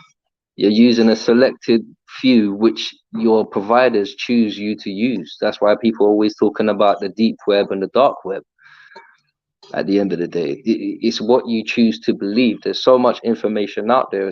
What are you? Are you a sheep? So Muslim, what do you think? What do you think? Because I think we kind of get the gist of where Johnny's. What do I think? It's not about you wondering and being worried about now. You know, don't get me wrong. People go out and they wear face masks. You know, I just keep my distance at a usual pace, but I'm not too worried. I'm more interested in tomorrow, and tomorrow is what they say is the future. Right now, we're just in a paradox, which will eventually pass. But how will it pass is what I'm more interested in. Is it going to go to the latter, which everyone's saying that they're going to do, where you can't buy or sell anything or travel without this chip and this digital ID? Or are they going to give us our liberation and see that it's not really worth trying to follow the prophecy and, you know, kill the entire nation of people? It's what is it? Is it going to be the latter? I'm just more interested, again, like I said, about tomorrow. So I'm not really worried. All right. I want to hear from Moslans. Moslans, what do you think about all of this that's been said?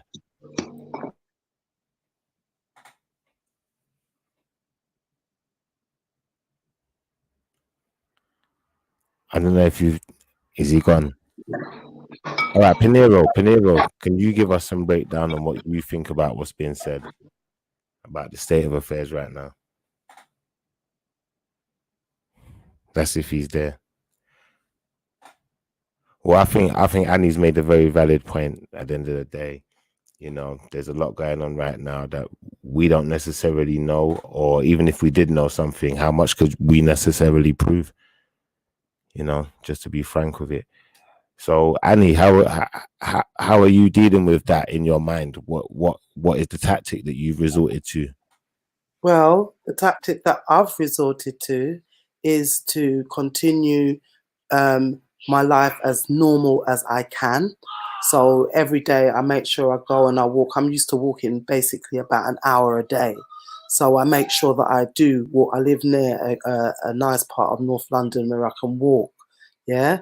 And funnily enough, I was walking and I was like, saw a big 5G tower that I didn't used to see before. It was a bit scary, but I just thought, you know what? I'm not living in fear. I know what we have to do. There's certain things that we can do to protect our body from radiation. So I think everybody needs to research that. I have, you know, understand what I'm saying? I think we need to just be more vigilant and be more, you know, try to research what can prevent things from happening to us rather than cures, because I think where everybody's talking about cure, just live your life. I'm living my life as normal as possible. I go out every day. I eat loads of fruit. I'm trying to keep my immune system on point. Yeah, we need to take vitamin D. All of us, we all need vitamin D because we're not getting sunshine. So we need to just So make if this radiation stuff is real, like, can we? Sorry to cut you, Annie. Like, should we all start preparing to go underground then? Not necessarily. You do. There's things that you can do to in your body. Remember, your body's got electrodes in it. You know, we all know this. Our body is electric. Whatever we're made up of, wherever the universe is, whatever electric is in the universe is inside us too. We know that. Yeah. So we need to know that we can work with that. What is in our body. Can I ask you some more specific questions, Annie, if that's okay? That's all right. All right. So in instances where, for instance, people can't see their children or really close family relatives and stuff, how are you coping with things like that? Or do you see that as being an issue for yourself or for anyone close to you? Okay. So this is how good question. So this is how I see it, yeah? All right. So I was away. I came back into this situation. I was on holiday. And while the week when it started, I went away that week. Basically, the week of the 13th of March, I was off. I was gone. So then 2 weeks later now, I've come back to this. And it's like, okay, I've been on lockdown for 3 weeks now. My daughter's been on lockdown. I'm a grandmother. I'm not ashamed to say I'm proud. My granddaughter, my grandsons, they've been locked down for 3 weeks. So I said to my daughter, all right then. So we both know that we're healthy. We both know that we're okay. I said, bring the kids over. Bring them over because I'm not letting them miss out. They miss me. I miss them. I know I'm fine. I know when they're here, I'm going to be boosting. They have fruit salad for their lunch every day. They look at me like I'm mad. I'm like, listen, you're boosting your immune system. I make them know. I make them watch the things. I'm educating the next generation as far as I'm concerned. That's what I'm doing right now. I'm not going out there crying about it and I'm taking advantage of this situation. And I think that's what we need to do, take advantage of it. Yeah, I hear that still. That sounded like wise words, to be fair. Sounded like very wise words. Yeah. You're right about the dieting and stuff that we're eating as well. Because, like, say, for example, like Wiz Khalifa, and he doesn't eat food. I was reading, like, he don't eat food. All he does is, like, mix up fruit smoothies and drink them. He won't eat meat or stuff like that. It's like all natural resources he'll eat.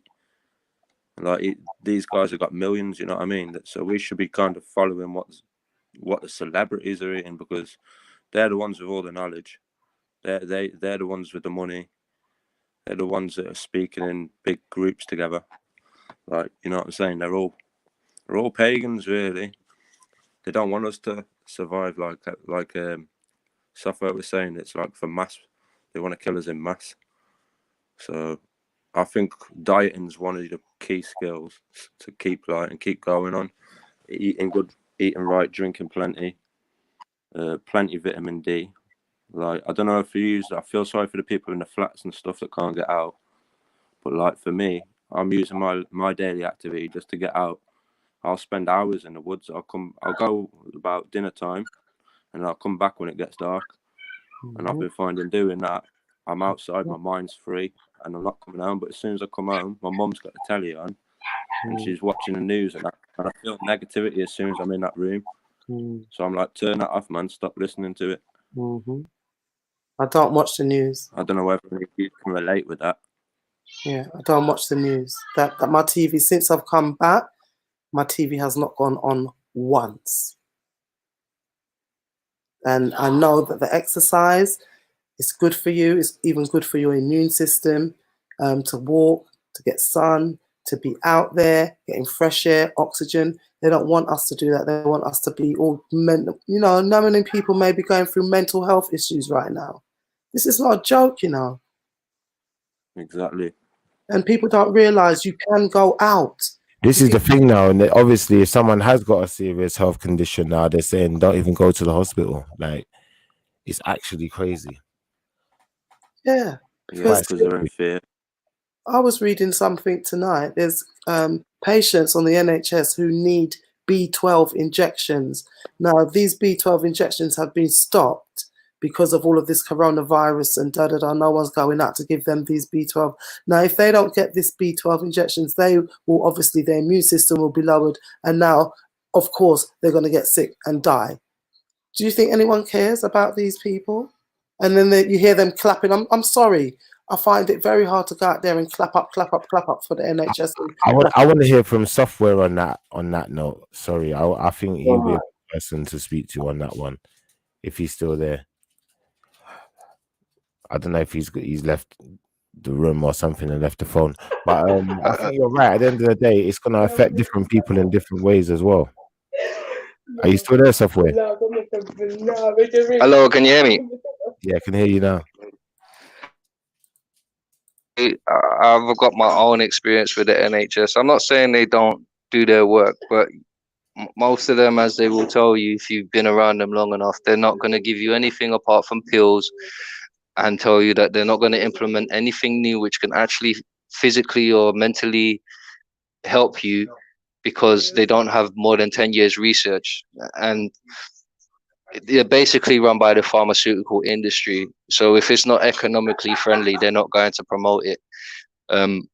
I've been on their drugs when I needed it because of my health condition, and it literally destroyed my immune system. I had to come off, eat healthy, go back and exercise in the gym. And it wasn't really about me doing weights. It was about me doing manipulation of my own body weight and mentally pushing myself into a positive mind frame, because I was filled with too much negative emotion, which was bringing my body down, and then going to see these professionals who are trying to tell me it's in my head.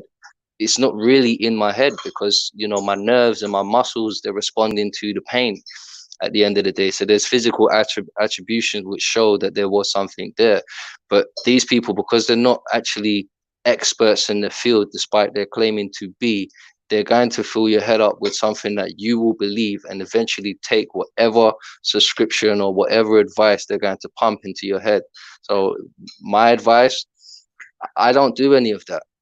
I don't take none of their medicines no more. I eat healthy. I go and I take my son, and I keep myself in a positive mind frame. I don't even want to be around negative people.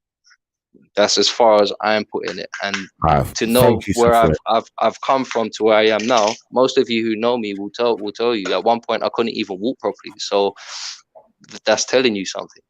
I think I think Annie's made some good points though. Sorry. And at the end of the day, if we're not going to be conscious of, what we're doing to our bodies at this point in time, with the fact that we're stuck in the house more and, the conditions we've been put under, it can only make things more stressful. Muslim Minds, have you got anything you wanted to add to that?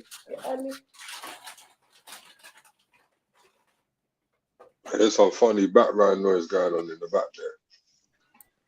Yo, I'm gonna have to bounce. And thanks for everyone for the support. Yeah, no problem, man. We're gonna come back with more of these. And, whenever you're ready. Schiffer, thanks, Don. That's up, bro. No, it's cool. It's cool. My battery's gonna die in a minute. So thanks for your time, man. Yeah, like I think that Annie's raised some really important points, though. Please, man, even if you don't believe, just pray. I swear. All right, bro. Have a nice Pray, evening man, either way, yeah. motivation. Yeah. All right, peace out to everybody, man. Hey, All right, cool, bro. I thought you was a Don't forget to subscribe. Shifadan, Canara's Mind, Muslim's Mind. Thanks for that, bro. Bye. Yeah, I think you raised some really important points there, Annie, man, because you know a lot of people they can be there in this situation like grinding Shifa, and get Shifa, quite I'm hearing someone making dinner in the background or something. software. Yeah, mute. Someone's got to mute your things when you're not talking. Yeah, he's muted. All right, cool. So yeah, I think she raised some really valid points, man. Like this stuff can get really depressing. You know, it can have dramatic effects on our lives. So most definitely. Ready to take. Most definitely, I agree, because this is something that I've been there for a certain amount of time, and this is something I've never seen this before. You know what I'm saying? So even though we might have prepped ourselves as knowledge people or whatever, not everyone is prepped like that. So this can have a serious effect on people's mind. Most definitely. I agree.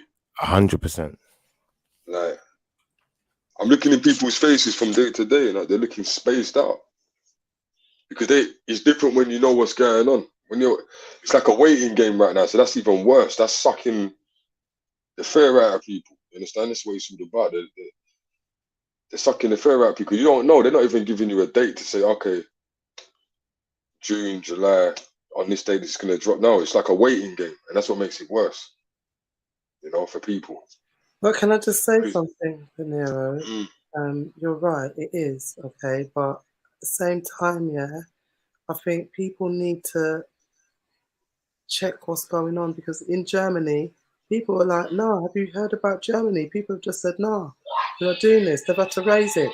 They've had to raise the lockdown because the people in Germany have just started to stand up and say no, but continue. Just said what I've had to say that. So people, I think it's about knowledge, and these type of shows where people can log in and hear and share knowledge is perfect. So Shifadan, you man them, software. I'm glad that you're better as well, software. Just wanted to say that. I'm glad that you are better. And the best way is through plant food.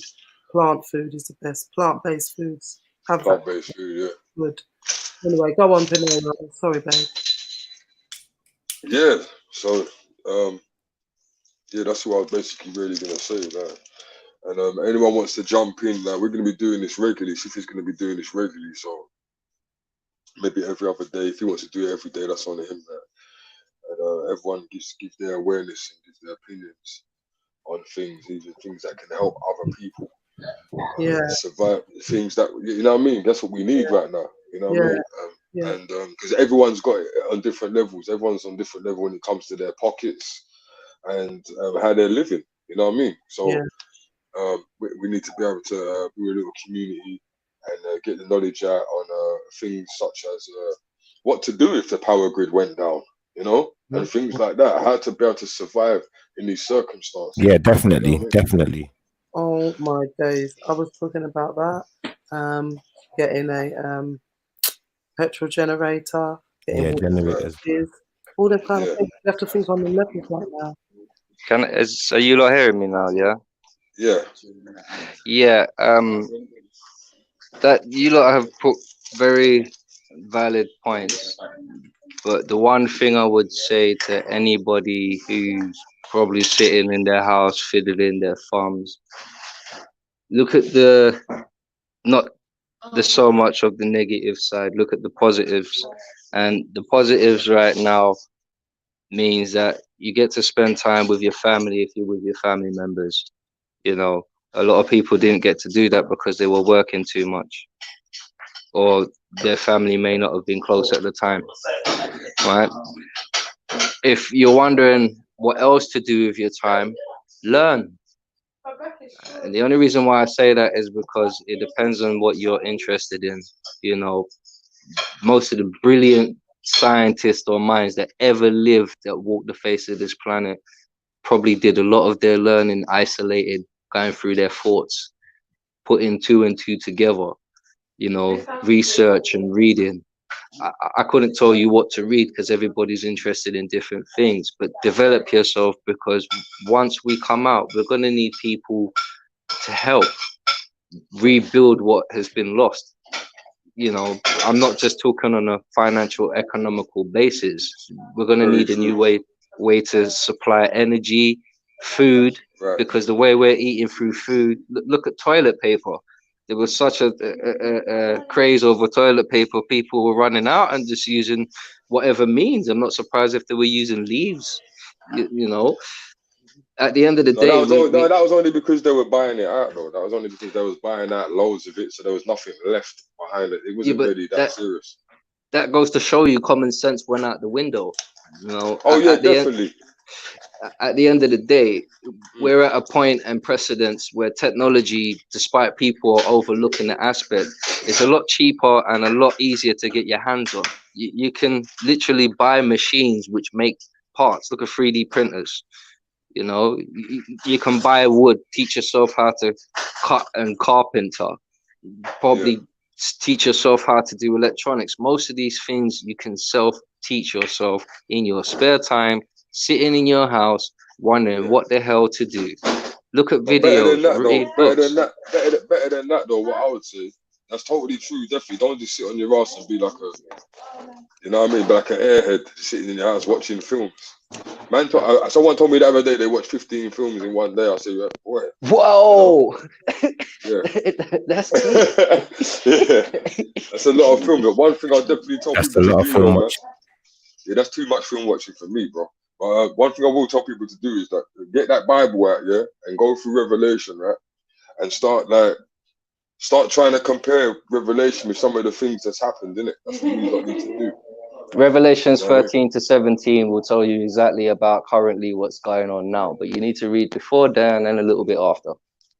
Before we get into that, so can anyone talk about some stuff they've been doing that, you know, like, because I heard Software talking about, you know, enjoying the good parts of what's going on, you know, enjoying time with family. So what kind of good things have been going on, and what things have people been doing, you know? What crafts have you been doing?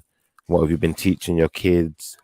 You know, what's been going on behind closed doors to keep you sane?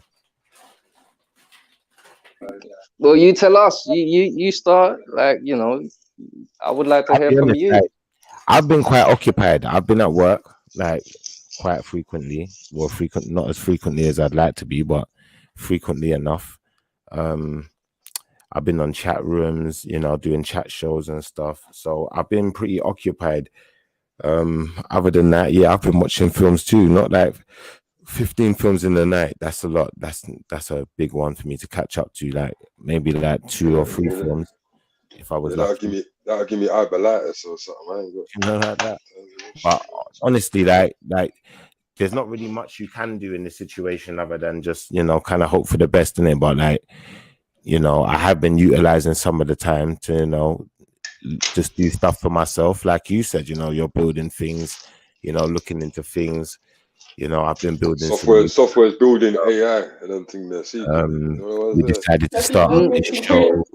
Not really, Pandero. I'm not really gonna build it. You know, that is a little bit far fetched. Not to say I haven't thought about it in hindsight, but you know, I don't really think humanity is ready for AI yet, because we're always thinking that anything which is unknown to us is an enemy. You know, so I'm more personally interested in trying to build things to help ease whatever we need to do in hindsight. So, you know, maybe an application or a mechanism. I'm not really going to be specific in what I want to build quite yet. I'm just saying I'm going to do some research and just look into what I'm sounding like top secret stuff right now. Not really. Not really.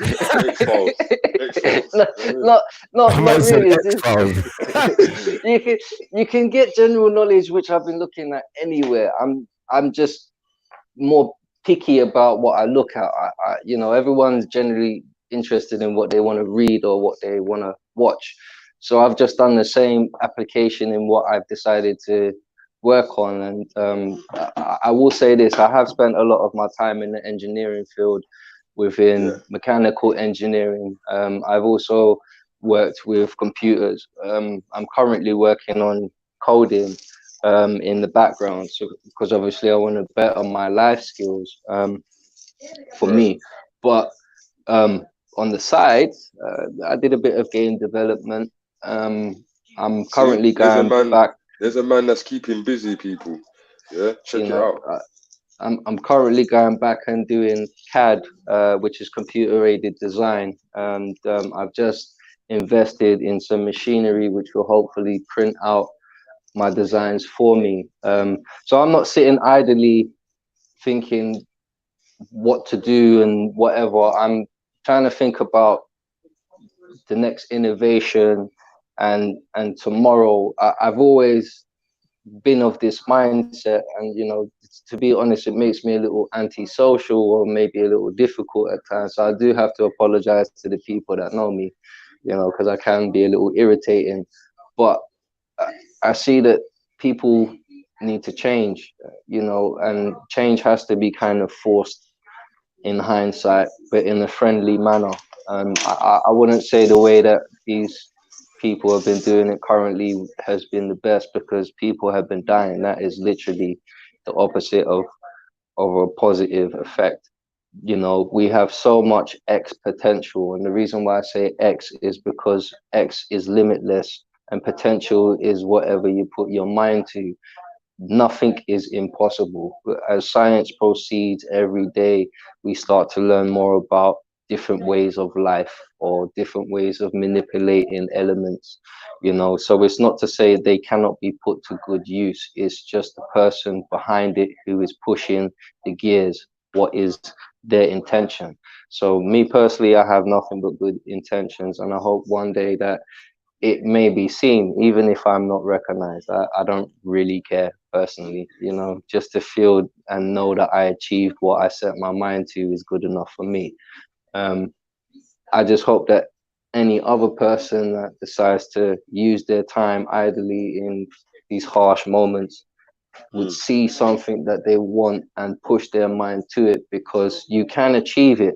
You know, do not let these bars hold you back, because you may not have assets or finance, but an idea can go so far that people will want to stand behind you and help you build that mountain, because no one is an island alone. You know, don't get me wrong, you can be so for your time and your thoughts, but we're humans. We are social creatures by design. You know, we are built to care and help for one another. We just have a few that want to manipulate and use and hurt each other. You know, we're not created that way. I personally don't believe that anyway.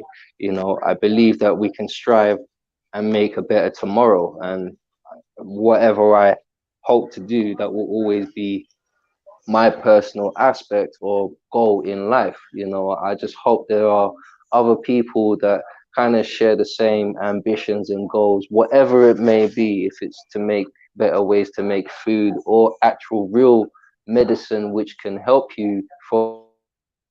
Do you know what? Sorry to cut you there, Software, yeah, but I want to like just give Annie a chance to jump in as well. So Annie, like just to touch on what Software was talking about there with the you know, making stuff, and you know, is that something you've been doing with your kids, maybe, you know, teaching them how to make things? I've heard about people making candles and, you know, doing all sorts of things to try and be resourceful while there's not a lot to do. You know, thank you. And yeah, good valid points made by everybody. And so far. But yeah. I'm gonna touch back up on what Software said, but go on. Yeah, no, for me, I have been like, I've got grandchildren, like my daughters, I've been having the grandchildren, but I've just been teaching I've got a 12-year-old grandson, and I've been just trying to teach him like as much life skills as I can, really. It's about life skills, it's a survival game. So I've just been teaching him how to cook, like simple things without too many seasoning or too much, like going back to basics, basically. It's really like survival, just like like he loves. I make like a tomato sauce because I don't eat meat, I don't eat fish, so I made like a tomato sauce and they love it. So I said, look, it's easy to make. So I showed him how to make it, and he was like astounded at how easy it was to make. And I just said, you know, at the end of the day, anything you put your mind to is easy. So yeah, it's been nice having that time to actually nurture, and I think it is a very nurturing time. So yeah, I love it. Love it. No, most definitely, man. But Papa G, turn your camera off. Big up Papa G, man. Well, Big up Papa G still, man. But back to what thing you were saying, quickly, quick one, yeah. The good thing that I like about what Software was saying is that even though the madness is going on, my man's he ain't slowing down. He's gonna keep pressing on with what he's got to do. You know what I'm saying? That's what's most important about it. You know what I'm saying? Like, don't just sit. The more you sit down doing nothing, the more the pressure gonna get straight like that. You know. But Papa G, what are you saying now? Yeah, man. Everything's blessed. Mustn't grumble under the epidemical thing what we're under. Sorry, I call it the pandemic. Hey, hold on, guys. Someone's got their TV playing in the background. All right, safe. All right, bless. Yeah. I call it the pandemic. But under this pandemic, you know, we can only do our best, innit? What's Schiffer's just invited me on here. What's going on anyway? We're just talking about the current state of affairs right now. And how we feel about it, and you know. Yeah, well, what's happened is my mate's got a Chinese girlfriend. He came out of a shop yesterday and he said, I just had to bad someone up, G. I said, why is that? He said, you're just roughing up my woman, you understand? I said, yeah, well, have you seen what China's doing to black people in Africa? And how come Africa's always getting a beat? Every minute Africa's getting a beating for something. And then we had the French people come online and say, oh, we'll try that out. We'll try them vaccines out in Africa. And then we've got Bill Gates doing the same thing and his wife and doing the same bullshit. You understand? At the same time, something sinister is going on. And always has gone on. Right. You know what I mean? And people's history, you know, English history, British history, is not really clean, is it? They're so full of skullduggery, it only gives people enough room to think out of the box. You understand? So nice one for that, Papa G. Yeah. Nice one for that, man. And nice to hear from you. Nice to hear you're alive and well in this crazy time. Is that all in? All in? Can you introduce yourself to the room as well, please? Yeah, Medea. Who's that? Wow. Papa G, Gordon G. All in, yeah? All in. I'm liking the name. It's right. We recognize the voice. So yeah, Papa G. Obviously, your life's not sounding like it's been too badly affected by Corona. Yo, Schiffer, sorry to cut you there, my brother, but someone's got their TV on in the background. Can you cut that out, please? My TV's off. Yeah. Is that better? Yeah, much better. Thanks, Software. Yeah, Papa G, you look like you've been you sound as if you've just been kind of, you know, enjoying life as usual. So, you know, has anything changed on your end, or how are you coping? How are things holding up, man? Well, you know what? Like I was talking to JP and I asked him how it was. He said, this is like God sent to us. We'll have to stay at home, where, do what. And I thought, yeah, but we're under a pandemic. He's saying, yeah, but if you think about it, we've been prepared just by reggae music alone. It's prepared us for Mind Out but you know, Sizzler's album. It's just amazing. His album was just amazing. It had us prepared for things like this. And you know what? Being, you know, like I love reggae music, and reggae music saves certain parts of my life and how to deal with certain people. I've always eaten good and I've always good. You understand? And I love Grandma's recipe. Grandma make me scrape my tongue and do stuff like that. And, you know, if this is the kind of thing, you know, I've got a couple of friends who work for the hospital, and I was saying, how do they feel about things? But I'm saying, you know what? You're not really helping my mind to help you think that you're doing. You just love your hand clap every 8 o'clock. But I believe in you. If these people were to say to people and up their wages, you know, instead of treat them like fucking, you know, middle, like, I don't know, menial workers, minimum wage. Like, you know, it make other people want to do this thing, but certain people who are working at the doctors are not going on the front line. Some of them are not refusing to say, no, I'm not going to deal with COVID-19 because my going to make my family at risk. And I understand about those kind of people, but I must admit, I am proud of the frontline workers putting themselves at risk, and everybody should understand that as well. Like, these people are putting themselves and their families at risk through minimal wage as a doctor or a nurse or somebody with some medical skills. Does that make sense to any of you? No. I think we're getting an idea of where you're coming from. Yeah. Right now, right now, they've got the whole place frightened, especially women. Women are scared. So, you know, men are stubborn, and they have a kind of, like, you know, alpha about them, an ego about them, where they, you know, but not, you know, certain people I'm hearing that are going to hospital and they're not coming back, and the ones who are not going to hospital are 7-day quarantining and getting through it. That's So exactly what's going on. So it depends on what particular subject you guys are on about, because I'm a skeptical in it, and I've been involved with conspiracies since I was 20 years of age, and I'm a good 40-something years of age, 40. You understand? So conspiracies are something we've always had, but this here to go through it as a lifetime of what that, you know, the world ain't gonna be the same again just because of its behavior. Look how Colonel Gaddafi and them, man, they got killed, you understand, because of their beliefs, you understand. And now there's somebody's put an infringement on the human rights. Somebody has to be accounted for that.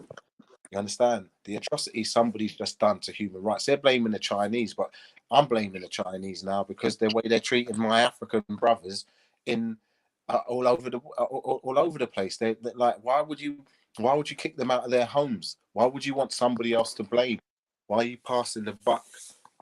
I don't think it's right. And I know, for instance, any one of you lot said, yeah, we're standing up against the system. I'll be there with you. It's not a problem for me. I'm like that way in my life, inclined in my life to stand up to these people. Anyway, there's nothing, you know, my Somalian friends right now, you know, they called about, like, you start asking them, what's your name? I said, I'm Gordon Hudson. And what's your name? I'm Arak, but I don't think, and this, and he's got about 6-7 names in one sentence. I'm like, fucking hell. He said, yeah, so who should I be today? So I get certain things that people are different and they're going to look at things different, you understand, but I don't get the idea that none of us is going to come together and say, you know what, fucking enough's enough of how you treat black people. Enough's enough. And then do something a bit real to make people know that we're together again. We're getting together. I don't want to be scared of you because you're 6'7". I don't want to be scared of you because you're hardcore with your tongue. I want to know that, like, just like, you know, Farrakhan says, he's been cussing these people for donkeys of years, and he's not far off from the truth, you know, the one called Farrakhan. He ain't far off from being real, like, to talk to his people about, man, come on, guys. They ain't got your back.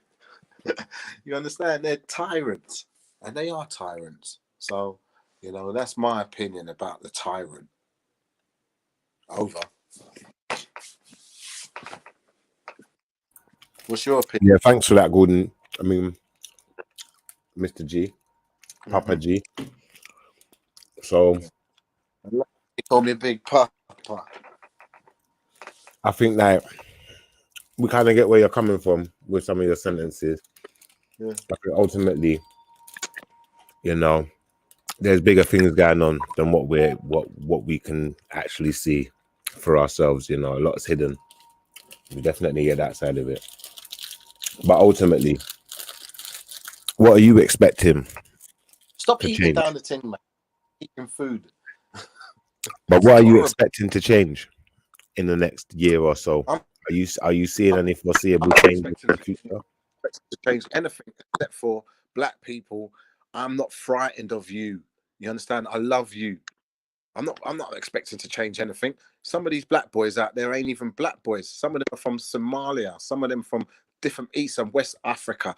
Do you know what? I think I worded the question wrong. I mean, what do you expect to see change? Not you personally are going to change, but what kind of changes do you think we can expect?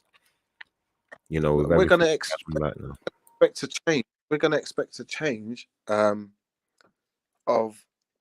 you know, just how we do our day-to-day lifestyle. You know, understand? I went to the shop the other day.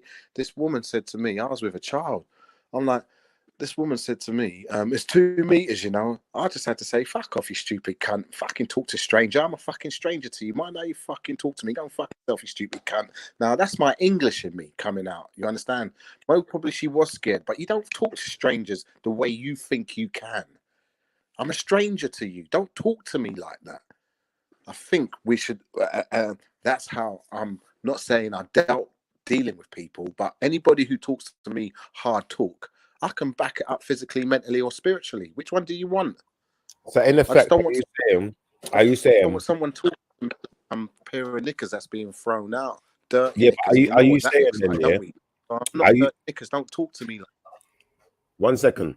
Are you saying there, yeah, that with all of these new rules they're putting in place where people have got to wait and queue up and you got to keep 2 meters apart and you got loads of people telling you what you to do, telling you what to do in certain situations where you've never experienced that before? Do you think that could become tedious? Is that what you're saying? Yeah, you're breaking up. I'm saying, do you think that things might get out of control with all these new rules where they're telling people where to stand, where to go? You have to keep 2 meters apart. Yeah. You know, you have to line up to go into the shop.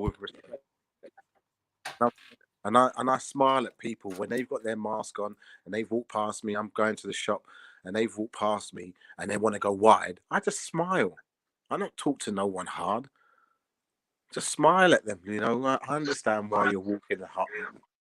You're nervous and stuff, you know. But you know what? Just treat me with the mutual respect that I treat you with. You understand? I just smile like, you know. I see you're nervous. Smile. But when you open your mouth and you say the wrong thing, or you think you're entitled to say you want, aren't you a civilian? As far as I'm concerned, it's been in the game of society. I'm just one of those guys, innit? I'm the villain, and you're the clever person, the innocent. You're the innocent person, and I'm always the villain. I've always lived my life like that. I don't know how you live your life. To me, you're the villain. No, you're the black sheep. No, you're the villain. No, you're the black sheep. You know, so I don't know how anybody expects me to be.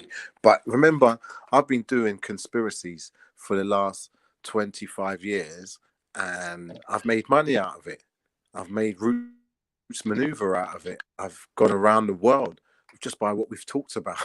And then I'm getting phone calls now saying, yeah, you know that album you did, or you know that time you was doing that. You were right, you know. But I get that because I'm deep in conspiracies. I'm deep in it. I'm deep in it. I couldn't give a monkeys. And you know what? Because it's real and I might die. Do I care? Flipping hell. I care for my family and leaving them behind, but I never really cared about myself like that. Even before all this happened, like I go in it, like, and the same thing with most probably Big P. There, he's like he's got that same mentality that I put on sometimes. You understand? That's crazy. Like, it's crazy. It's crazy that you just said that, fam. Because as soon as you said what you were saying, I was telling myself yes. You know what I'm saying? Because that's the type of minds that I want to see around me. I'm not saying that I can't be around others, but nah, P, it's bigger than us. You know what I'm saying? The voice is shaking up. Yeah, it's bigger than us. You know what I mean? So, does everyone hear me clear? That sounding like robots. Hold on. Yeah, we can hear you. All right, cool. Everyone, hit the like button if you can as well. That way people get to see the video more pop up all over the place type of thing. Yeah, and then get more people and get on this. I just want to say thanks to everyone who jumped in. Big up Schiffer, you know what I mean? But Anne, is there anything you want to put in there? I think everybody's saying the same thing. I think it's nice because everybody is on the same page. Exactly. And everybody does know what's going on, and it's about, you know, I mean, it's all good. There's a lot of talk, and yeah, we're all talking, but I think there does come a time when we have to act.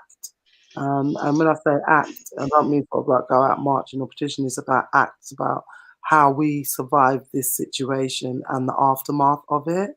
And that's it. I think that's what we should be concentrating on more than anything, because we can worry about next week. We don't even know if we're going to live till next week. We just have to worry about day-to-day living and how we have to change that.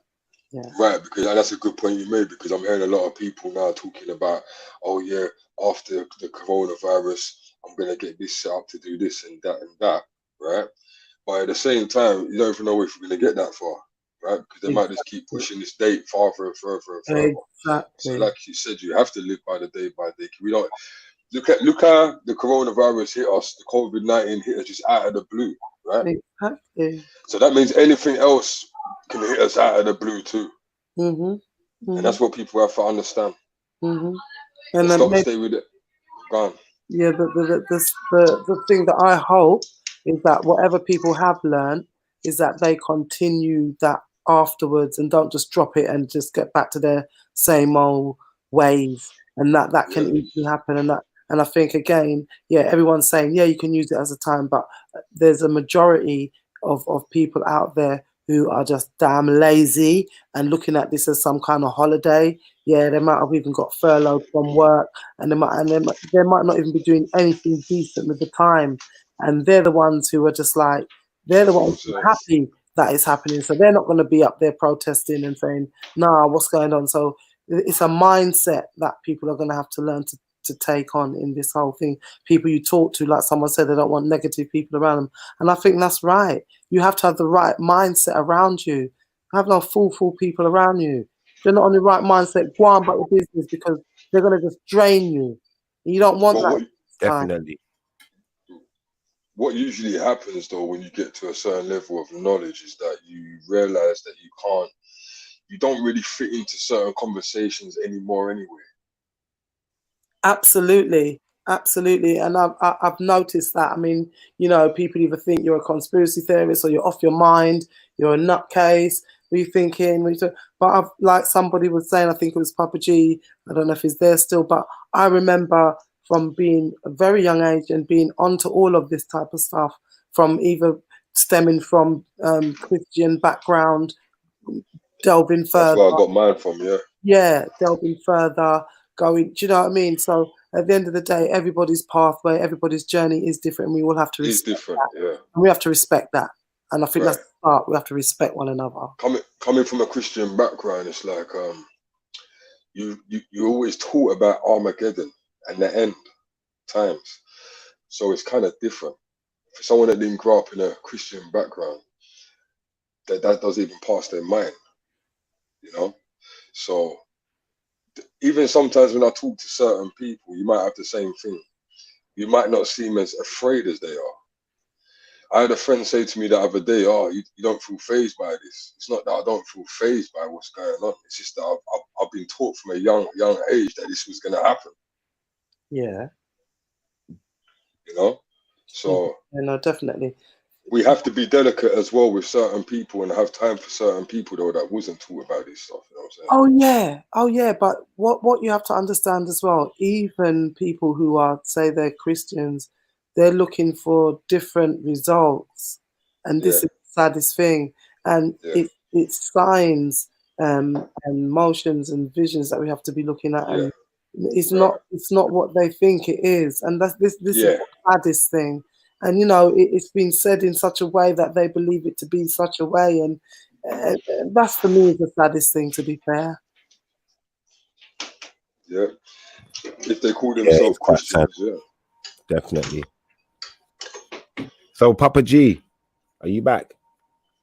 Yeah.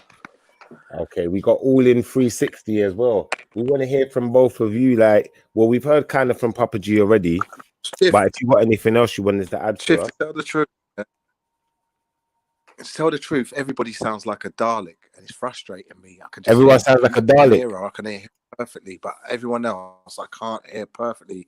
And you see the lady who was just talking, I really want to hear what she was trying to say to me, because I've got bits of sporadic bits of it.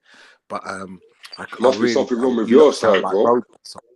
There must be something wrong with your side, bro. Because I can hear it clear. Huh? I can hear it clear. No, this is terrible.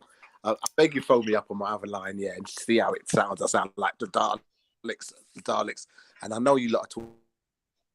I just can't hear it word for word. I could hear it. I could hear it sounding a bit crazy. The connection was shaky.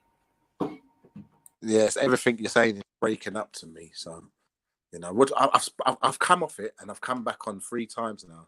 I'm going to do it once more again, yeah? I'm going to send you the link. I'm going to send the link to you to your other phone, innit? Try that other phone. Yeah. Could you hear? All right. Yo, All Mike, right, yeah, try that other 1 phone. 2 1 2 1. That's good. What happens? Yeah, no one can hear. Can you hear? Yeah, we can hear you. Yeah, I had to switch the phone because everyone sounded like a Dalek. Everyone was just like, it was like pure latency. The reception was shit. Yeah. Yeah, can you hear me now? Yeah, we can hear you now still. Yeah, good. Yeah, man. I feel what my lady was saying. I don't know, but it was positive.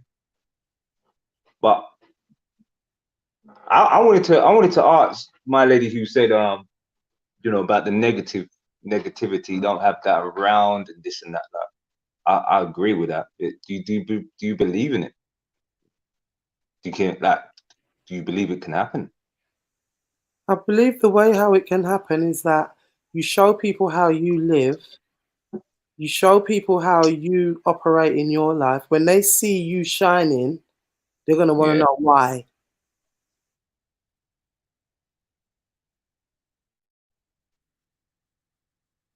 Yo, that kind of cut out. Can you hear me? Mic check. What? Did you hear me? Nah, you kind of went blank. Yeah.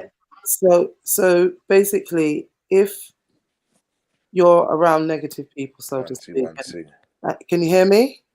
Yeah, I can hear you now. Yeah. Okay. Yeah. So if you're around negative people, all right, and they're just negative or they're down and whatever, and then they see you all bouncing and bubbly and whatever, and then sooner or later they're gonna want to know what drug you're on. Sooner or later they're gonna want to know what drug are you on. What makes you so bouncing and happy through all of this and getting on with? And now, I guess what I'm asking you, like, I understand what you're saying, but do you believe it can happen? Yeah, I do, because it's happened already.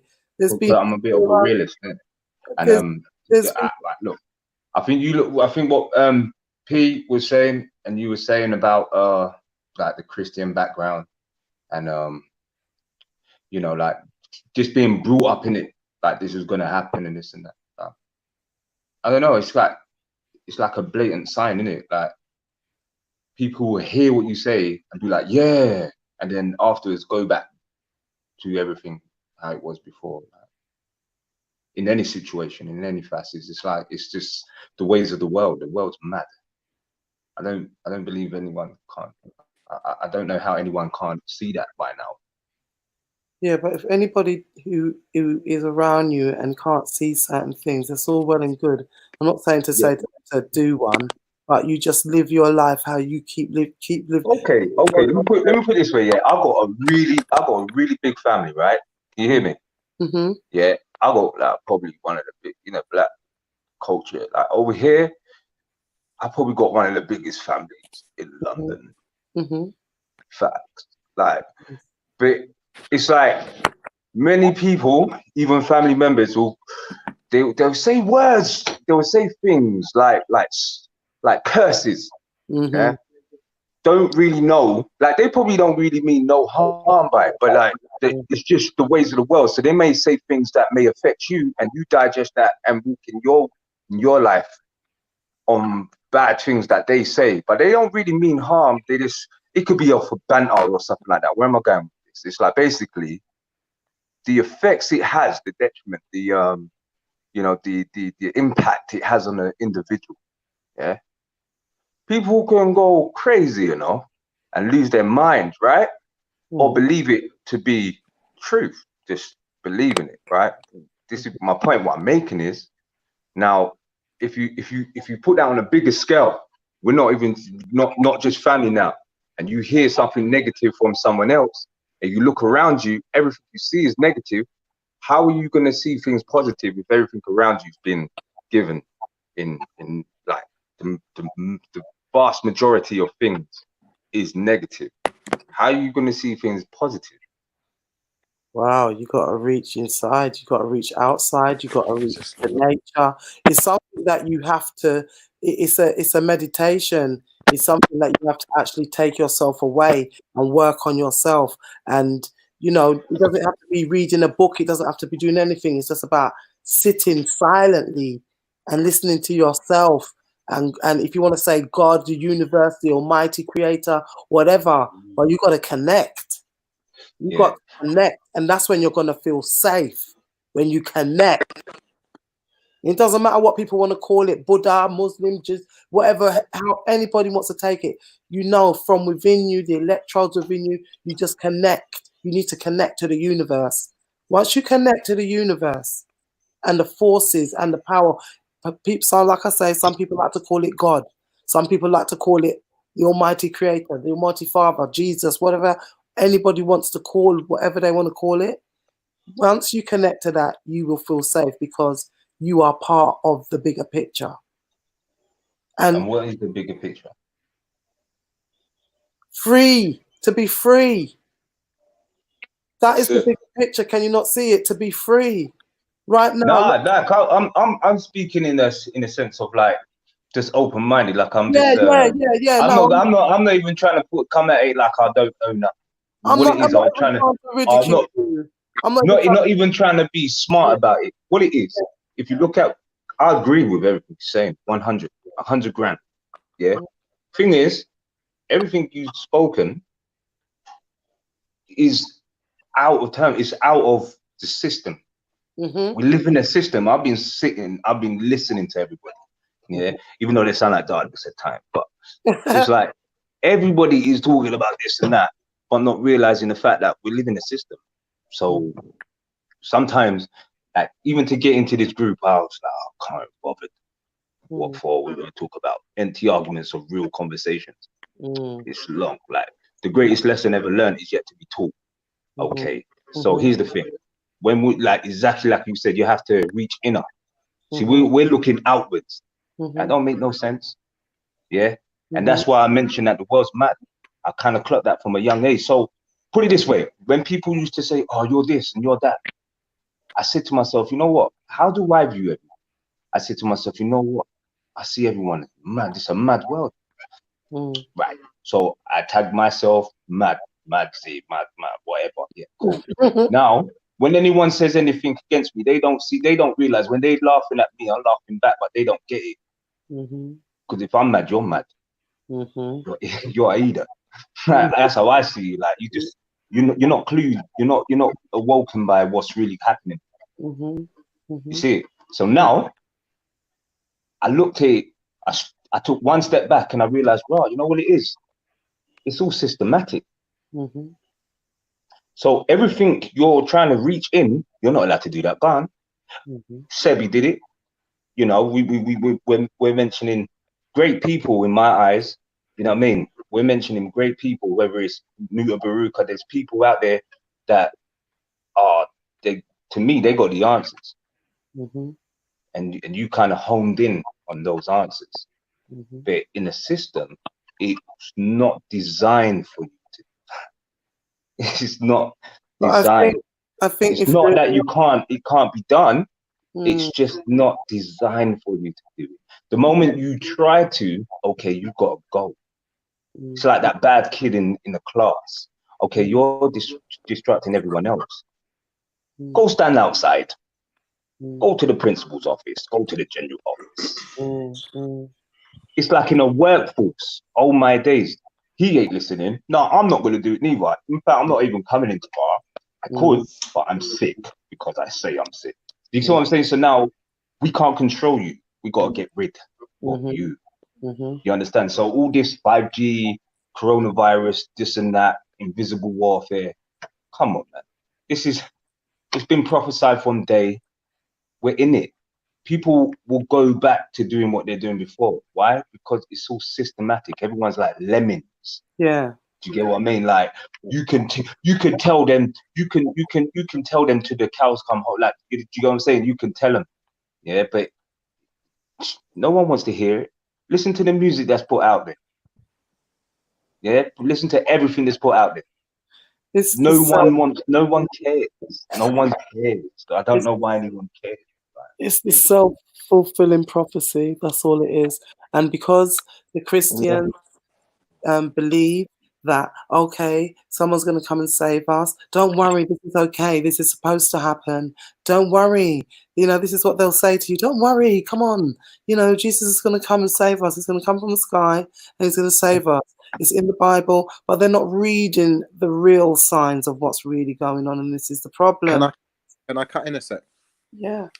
You see when what you said, yeah, I said to someone today, I said, well, do you know what? If you take, like, for me, all the stuff that we've been told, and we speak English because in my I don't know, my forefathers' tongue and their language, one word means 3 different things. You understand? Talking in English, no means no, and should have been, could have been, could have, woulda, shoulda. I don't live in a woulda, coulda, woulda. You either did it. You understand? So when you take your ABC, you take your ABC, A, B, C, D, E, F, G, up to Z, and you put your 6 times table under it. A is 6, B is 12, C is 18, and so forth. You know, when you're adding up words like computer and money and stuff and certain things, they add up to 666, and you can have a coincidence. Numerology. Yeah, you go deep into the thought of, like, bloody hell, computer adds up to 666, the same way they said corona adds up. Yeah, but you're just bringing it to another level. That's just some vortex maths. I'm not trying to bring it to another level. No. That's just not a bad thing. I'm just saying that's just vortex maths, though, isn't it? Yeah, but you know what? So the language that we speak in English. No, that's not just vortex. That's a whole different. No, it really is. That is 369, bro. That is vortex maths. Now, what I'm saying is there's different numerologies that were used in the past to make certain words and numbers spell words. Yeah, but my man just put it down to a T. He actually put it to a T where you can say something, but in another language it means something else. So it's just like vortex. It's like you can add up this and that, and it will still lead back to whatever's in that vortex maths. It's always going to come back to that. Do you get what I mean? And it's just you, like people like from hieroglyphics. You know, you've got space and you've got land. Scientists been going crazy for years, for centuries, trying to decode things like the law of attraction. When you check it, our body, well, me being black, anybody else who's black, I'm just saying we kind of like mastered the law of attraction in our own rights. Yeah, we're sun bearers. We're sun bearers in the sense that we attract the sun. With myself, I can talk for me, for I now, I just actually feel more empowered when the sun comes out. So lately, the sun's been out, I feel better. It's all good. Do you get what I mean? Like, I can stand out in the sun. The only thing I'm going to do is get blacker. They'll say, oh, but you can get skin cancer. Okay, you can get skin cancer. I don't. I'm good. Nice. The most thing it's going to do is peel. It's good. You see my point? So it's like searching within. When my lady said, you know, you have to search within. That's powerful. That's powerful. But this system, it leads right back, vortex. This system is not designed for that. It's not designed for that. Like it's gonna come right back to the only way it's gonna happen is if you leave the system. The whole world's in a pandemic, wherever. Do you get what I'm saying? It's like everything.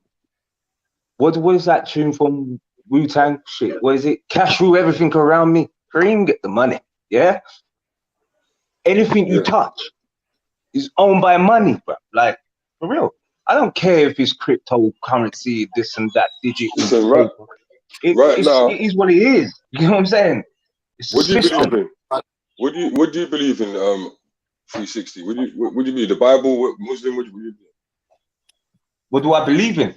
Yeah, or you just extended knowledge. I believe in that. I believe in the higher power. I believe there's something greater. That's that whole 3-6. That's bringing it back to the vortex. It's like there's something that's governing over us. But I have no rights. I don't think there's any human being that's got any rights to even, get involved with that. That's another level. That's a whole nother level. So I do believe in that. Yeah. So you believe listen, anything that man touch, mash up. Yeah. Yeah, but of course. But what I'm saying is, it happened before, innit? So if you remember, like Sodom and Gomorrah, and things like that. Yeah, but if we believe it, if we take it as true, that's why I didn't live in. That's why I didn't live in that time. Like I accept it and I appreciate it. Like my lady said, "Oh, we just gotta respect everybody." Well, I'm a bit of an off-key person because I don't respect them. I don't even respect my elders too much. You get what I'm saying? No, you respect what you respect, bro. Yeah. That's it. You get what I'm saying? Like it's like, and people would see, people would take me and mistake me as an ignorant person. I'm like, okay, I appreciate that. Like it's kind of like them chatting to people that believe in I think a lot of it is true. Like everything's just lucrative. Like it's just like you end up sometimes being the dog in the room because of that, But it is what it is. Like, you can't sit in a room and a man stand there and tell a story and you're gonna say you're chatting shit. That's just the way it is. It's just, and yes, my brother. And it's like, and it's kind of like, I know what you're saying. You're totally bang on. You're 100%, bro. Like it's like it's one of them ones where it can either make you or break you, and it's the thing where I'm not uncomfortable being in that position. I lived my whole life in that. Do you know what I mean? Because at the end of the day, I have to appreciate the fact that not everybody, like, I don't mean no harm, but it's like not everybody can understand. Not everybody's gonna understand, and it's okay. Do you get what I mean? Yeah, And when you get to that level, you get to a level of that you don't really give two shits. You know what I'm saying? But it's not in a disrespectful way. It's not in a disrespectful way. It's a level way. You know what I'm saying? Yeah. And that's why I ended up doing videos and stuff, because I got to the point of where I've been through certain things. Like I've done certain things. You know what I'm saying? And people know of me and whatnot, but I don't care. Like I put my face on the channel and I talk what I believe, because I don't really care what no one else thinks anymore. You understand what I'm trying to say? You get to that level. You know what? And you see what you've done. Yeah. You see what you've done. In my opinion, if you don't mind me saying, it's just like you reach a level where it's like it's empowering. Like you're on another level than them. Yeah, but you don't even mean it in a disrespectful way. It just is what it is. Like type of thing. Yeah. You know? Like I had one of my siblings say to me, "Who are them? Who are they?" I'm like, I ain't got the answers. Do you get what I mean? Like you're asking the wrong question. Right. Do you know what I mean? And when you back on certain people like pastors and you start talking to them and you start realizing they don't even know certain. It's like. Yeah, but the message of God is all about love and respect, and Of course, that's why I keep telling you it's no disrespect. That's why I keep saying that. It's not like we think that we're more powerful than everyone else because of this. It's just a thing of where I understand what he's talking about, and you end up being people looking at you differently because they're on a different level, a lower level to you spiritually, and it's like you get kind of sectioned out to the way you move. Because they don't understand. They don't understand. People start looking at you differently because they see you shining.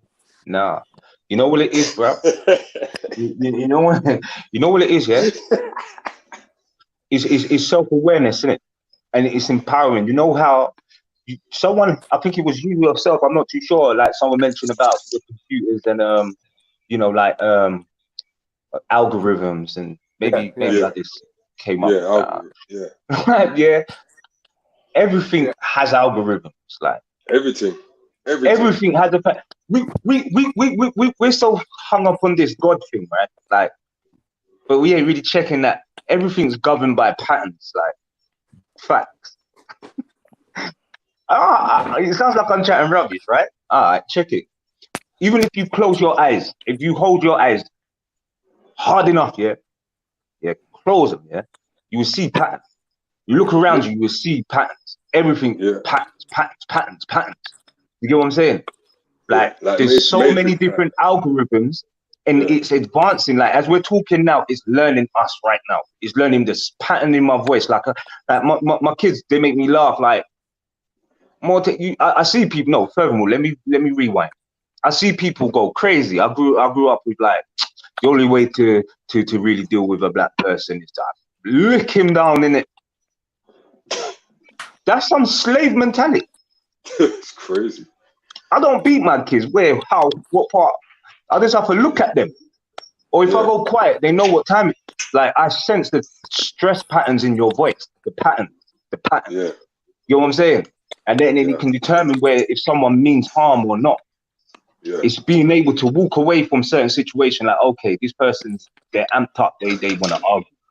They don't listen. There's a point where you know somebody more than they know themselves. How does that work out?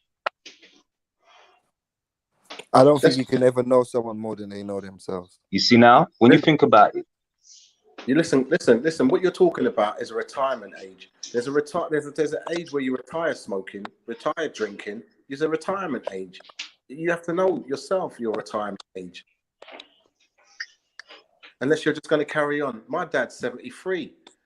He's still fucking drinking white rum and smoking and shoveling ice. You understand? So yeah. You ain't got a retirement age, Dad. You can retire.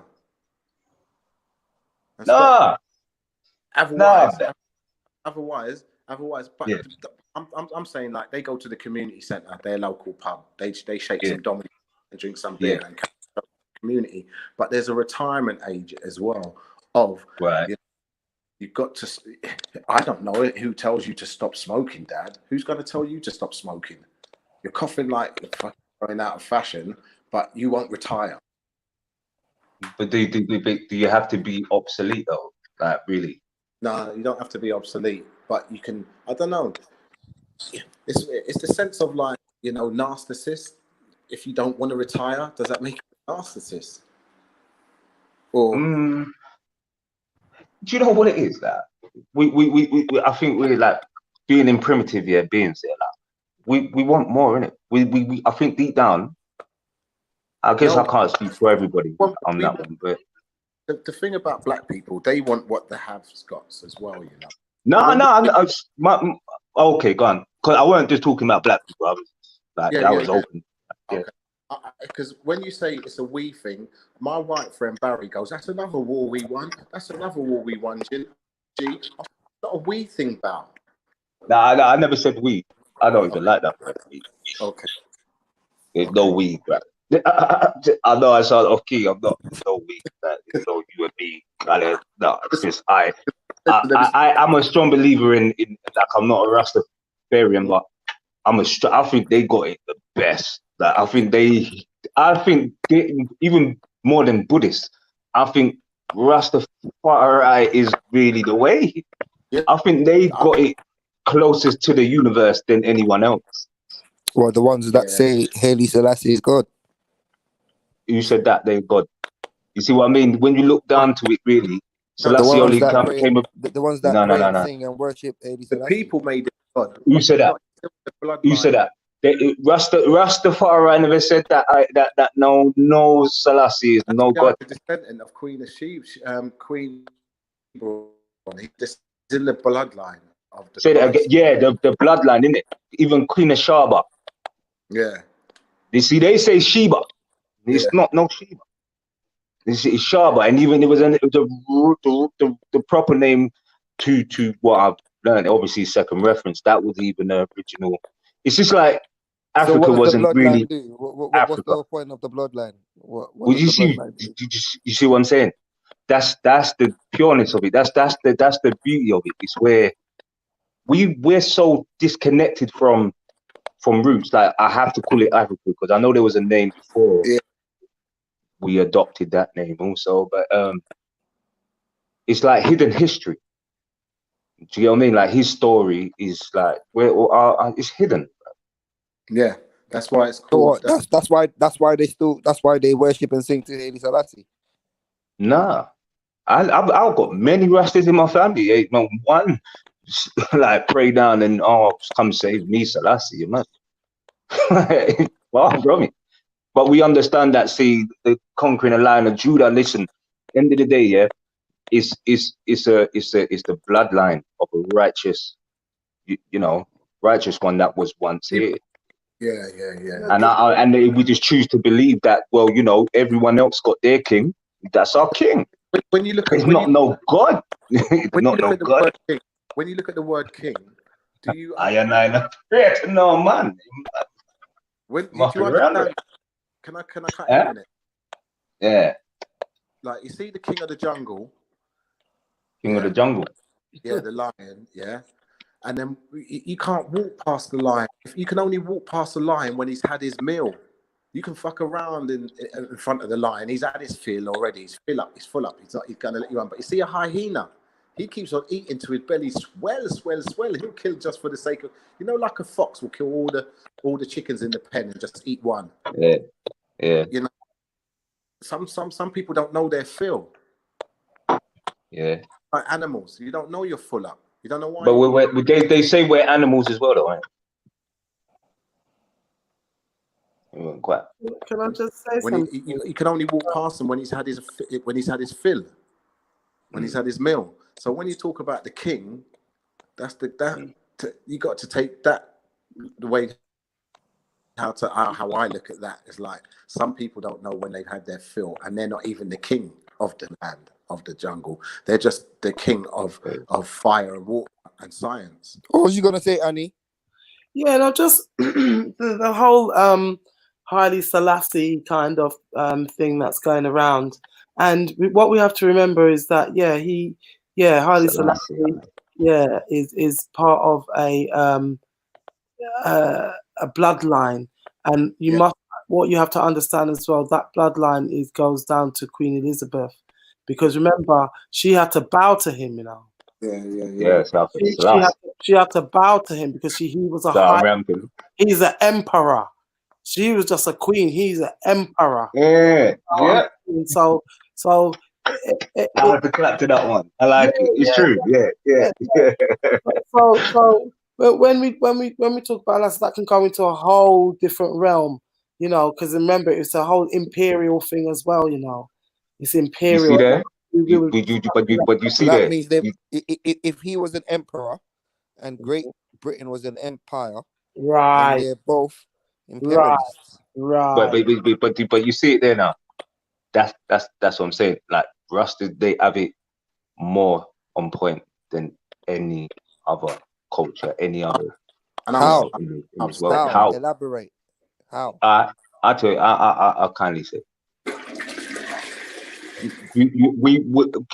Well, first and foremost, do we all agree that, or can we all agree that you know, that no honest person can ever be conned? Yeah, like, and it's a thing of they believe in being one with the universe, innit? Like no meat for starters, innit? Yeah, Rasta don't eat no meat.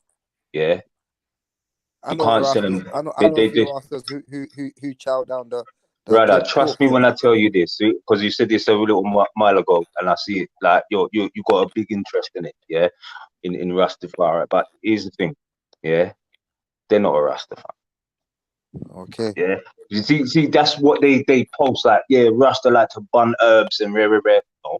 No, Rasta, you go Jamaica or somewhere, like, you don't bun no herbs, bro. Like, they'll boil it, drink it. Yeah, you can do some good things. And anyway, that's a meds. Yeah, the thing is, they're not into materialistic things. Facts.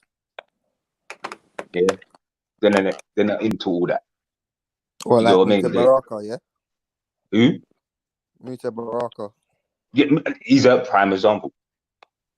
And I think in one of these things he said years ago, when he said, I had to admire the elegance of it, car. He turned around and he said, Like someone must have asked me in an interview, like, right, like, yeah, what about clothing that's got leather? He said, no, I don't wear it. If I don't kill it, if you don't eat it, you don't kill it, you don't wear it. Can't be half-hearted in it. You gotta, you know what I mean? If you don't eat meat, why are you wearing it? Yeah. Do you get what I'm saying? Called leather shoes, mate. No, you don't wear nothing that's of animal. Of animal. Say, yeah. you say if he's got a face, don't eat it. He's got a face, it lives. Right. Yeah. Yeah. That's that level. We in the system, we've been designed, we've been programmed to believe that these things are okay. It's of the norm. Yeah. Yeah. Like us communicating now is normal. You go to a kid that's a Manelian baby, yeah.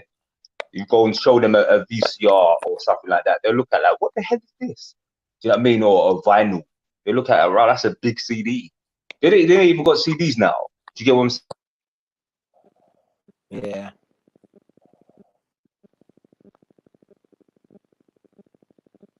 For that. But end of the day, it's not. The one doesn't exclude the other, bro. That's my whole thing with being a realist. Like, one thing don't exclude the other. Like, anything that we design is of bad. It's what we choose to do with it. At the end of the day, you haven't got the power to make only. I mean, I was talking to a kid before this pandemic happened, right? And he's made an app. Yeah, he's made an app, and it made me say I said to him, I said, "You've made this app. You're on your way to be a millionaire." I goes, "Where'd you learn this?" College. I said, "How long did you do that for?" He said, 3 years. I said, "Oh my God, how old was you 10 years ago?" He said, 12.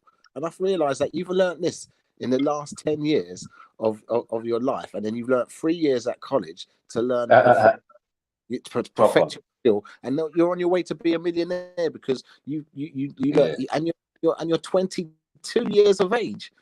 Oh, I've said but you know, I think Software was saying something similar earlier though to what you were saying, 360. I don't know if he's still there, but what you was talking about just now. What's that? When you was talking about, you know, all of the control measures that are being put in place now. Oh gosh. Who's that speaking? That's Schiffer speaking. No, I can hear some woman speaking.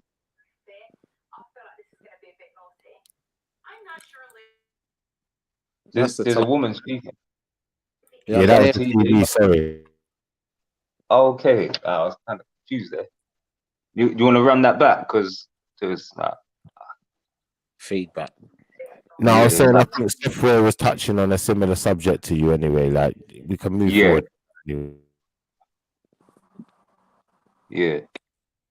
No, go on. I can hear you now.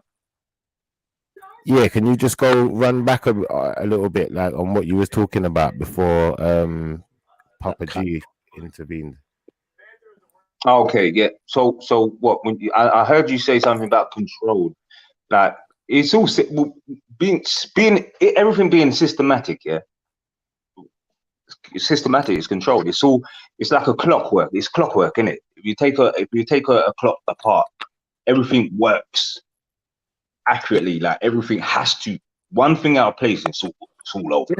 That's science of humanities. What you were just talking about is you live in a dictation. That means pre-outdated aristocracy that make the working class be the horse's ass. You understand? We live in a dictation, and it's not that we live in a dictation. We're not living in you know, where the Chinese, they can't do anything. You know what I mean? They live in fucking, what's it not called, a dictation? They live in you know, communism. You know, at the same time, it's a different thing than living in a dictation. We live in a dictation, so we're talking from the thing of these rules that we live in this country. We're not any other country. Try and emigrate to another country if you're brave, and emigrate, and then try and survive emigrating.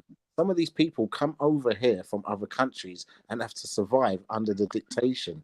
You know, when you've got Arabic, you've got Christianity, and you've got Buddhism, all coming through your country in Africa. Yeah, before you get to England, you know these different things. Different ways of, like, the way the Arabic's written. It's written back to front, meaning they start from the other end of the page and work across to the middle of the page. But if you can read it, it's a whole different ball game to how we talk in language. You understand? So when we're talking in our language, we're mixed up anyway, because we're talking in a bastardized language, English, and then we're talking broken English. So certain things, it's going to be longer to understand it. Yeah. And then our communication is really good. We can really communicate with each other. But don't get me on a long thing means don't get me on a long thing. Time is that. But don't get me on a long thing. But we want to make sure our language, we mean what we say and we say what we mean, instead of like you're talking about stuff that I love hearing about, but I have no answers for it, so I keep on listening. But we're talking English, and we can only go to a certain level, a certain thing, and then I'm like, yeah, that's true, and I want more, and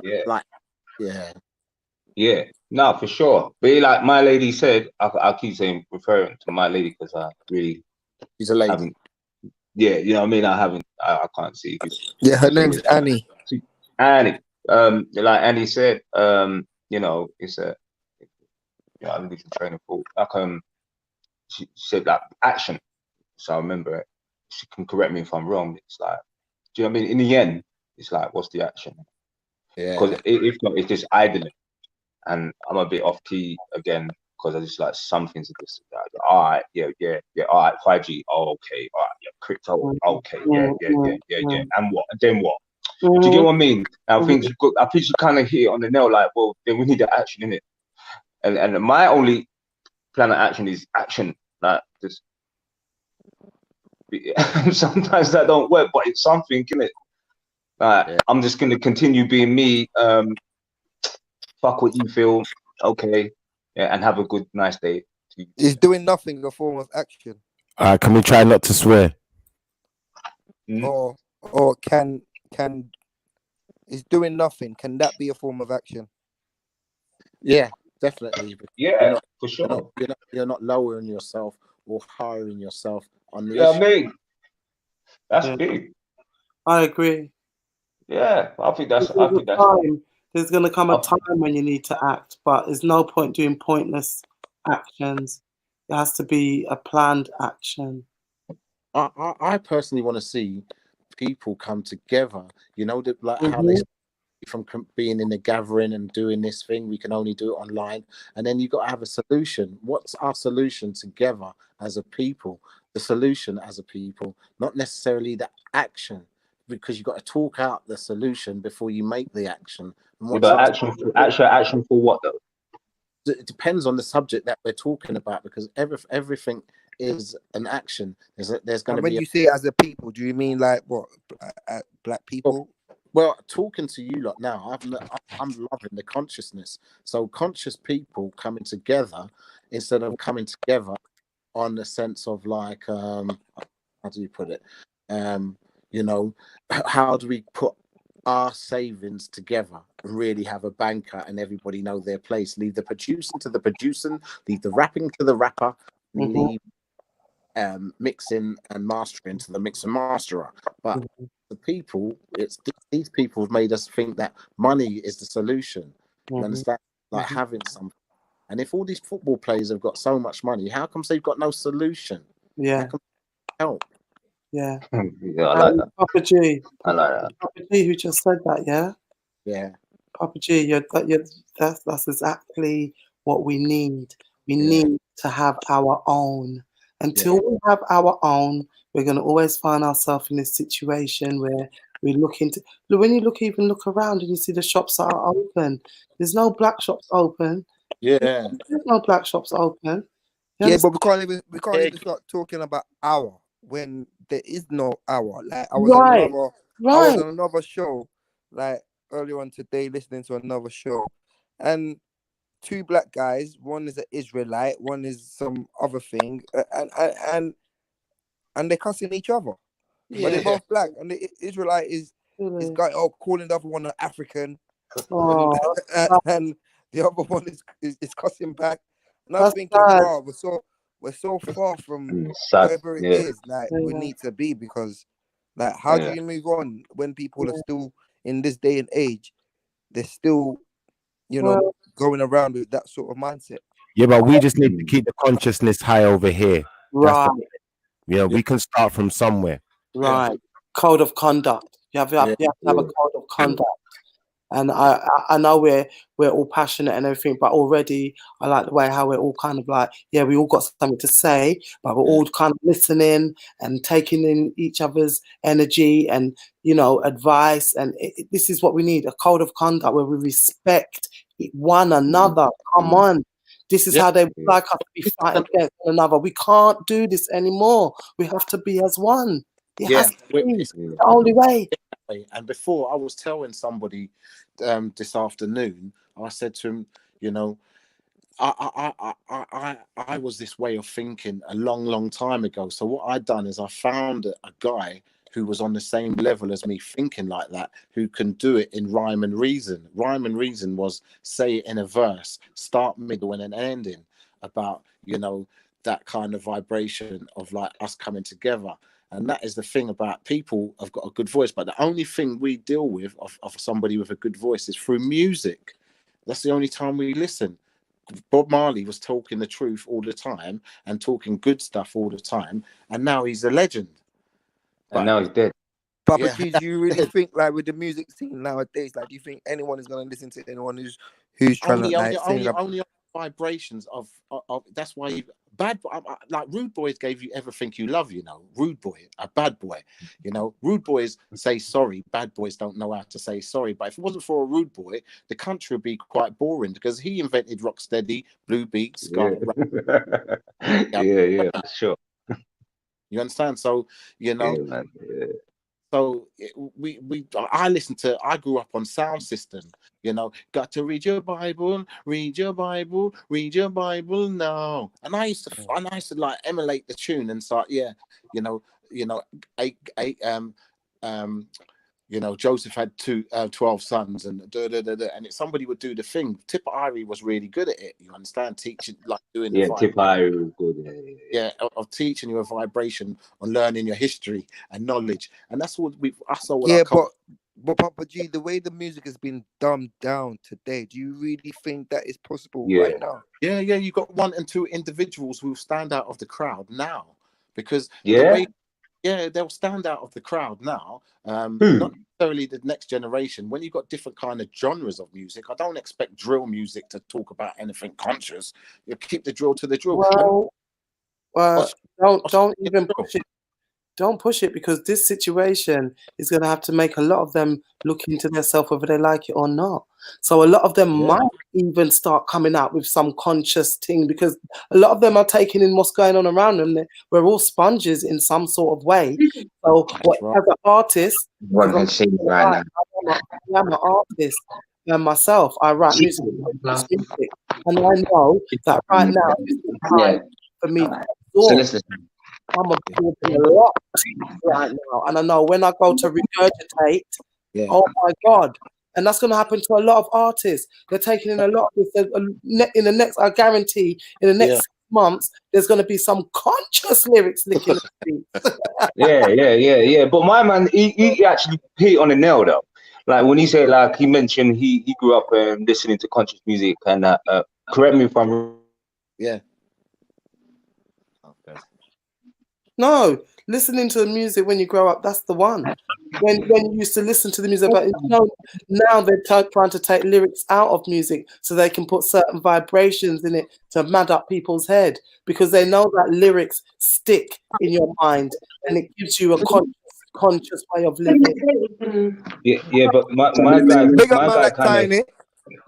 He hit on the nail though. 360. 1 second. We got someone new in the room. Can you just introduce yourself for us, please, brother?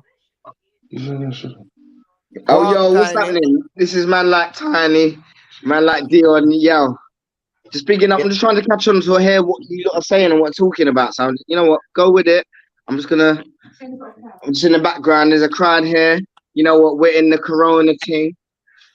So big up. That don't look like social distancing. Look. We're in the same house. We've been here from the start. So we all live here. So what? Yo, Dion, you look like you look I like say that. son. I look like what? Go on, Dion. Keep with the family, right? Yeah. I'm at home. Yeah. What's happening? Yeah, you look like you need some sun, cuz. Like, Right, listen, my dad lives in Yard, yeah, and I was on the phone FaceTime through WhatsApp the other day, and he the same thing. He just moved me up. He tried to tell me that what were you saying? What you're on the brand thing now? I was like, look, you're in a different place to me, bro. That's the truth. This is what it is, you know. But I look all right though. Yeah, you look all right still. Yeah. All right, cool. It's just the lack of sun, man. We needed vitamin D, you know. Well, like you got more sun than me. Shit, where you at? Nuts like that. Yeah, man. I'm blickety black, man. Come on, man. You know. Yeah.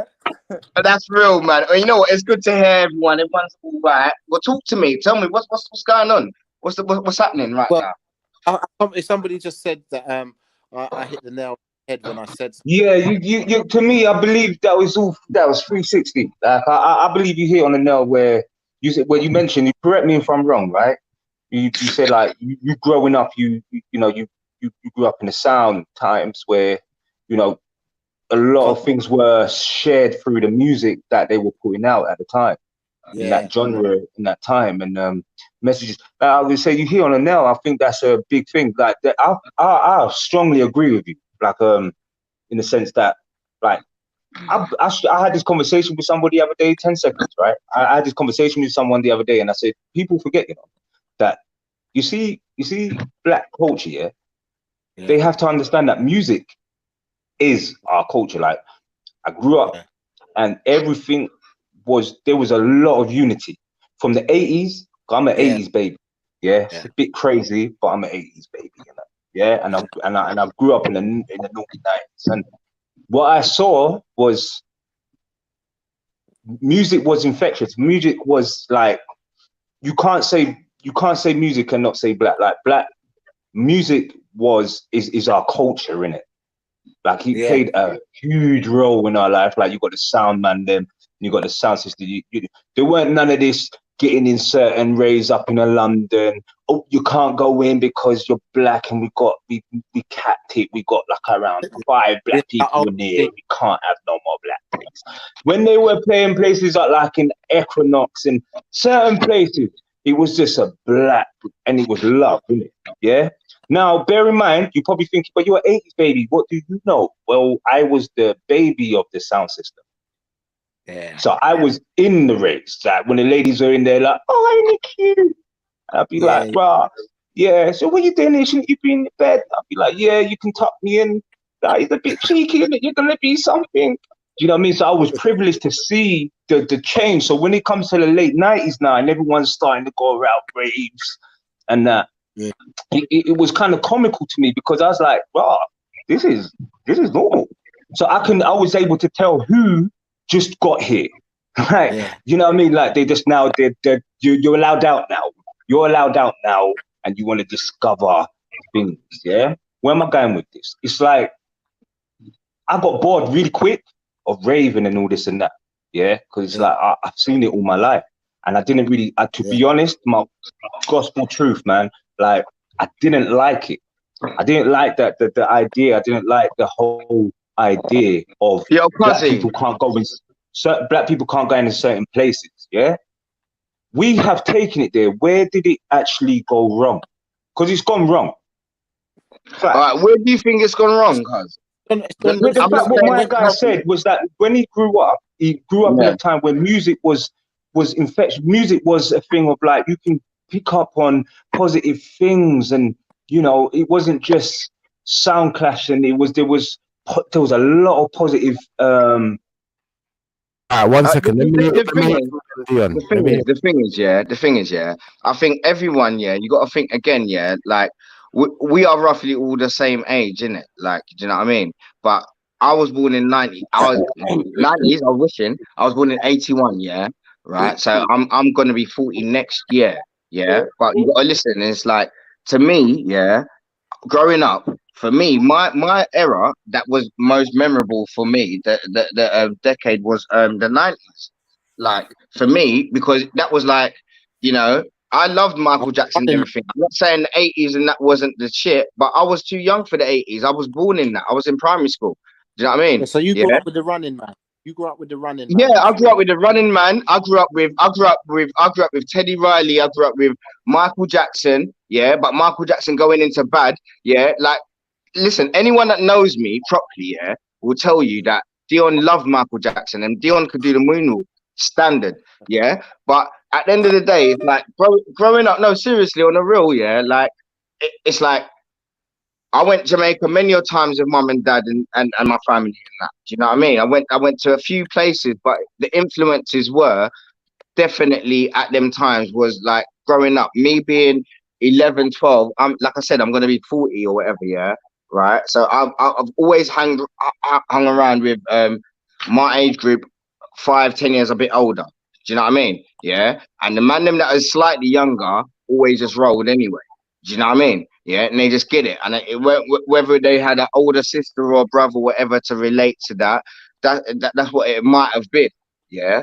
But for me, is like, me personally, I didn't start proper raving, yeah, till I was like just before 18. So 16, 17, when I knew I didn't have ID, where I was just lucky, where I was going to raves and like, are they going to ask me for ID? And just taking a chance. So 1 or 2 raves, and I look young all now. Yeah, like I said to you, I look young all now, and people can vouch for me, I'm sure. Yeah, but I'm telling you, like, so if I was going to all these little raves then, yeah, and then, you know, just before that age group, it was different for us. So that there, when Garage come in for us, and again, it was kind of slightly different because the UK vibe and being black in UK was different. Do you understand? Yeah, so it's like we did see what was going on over in America and everything, and we was having racism happening over here for us. Do you know what I mean? Yeah, there was all like the Roland Adams and the Stephen Lawrence, all of that going on around us. Do you understand?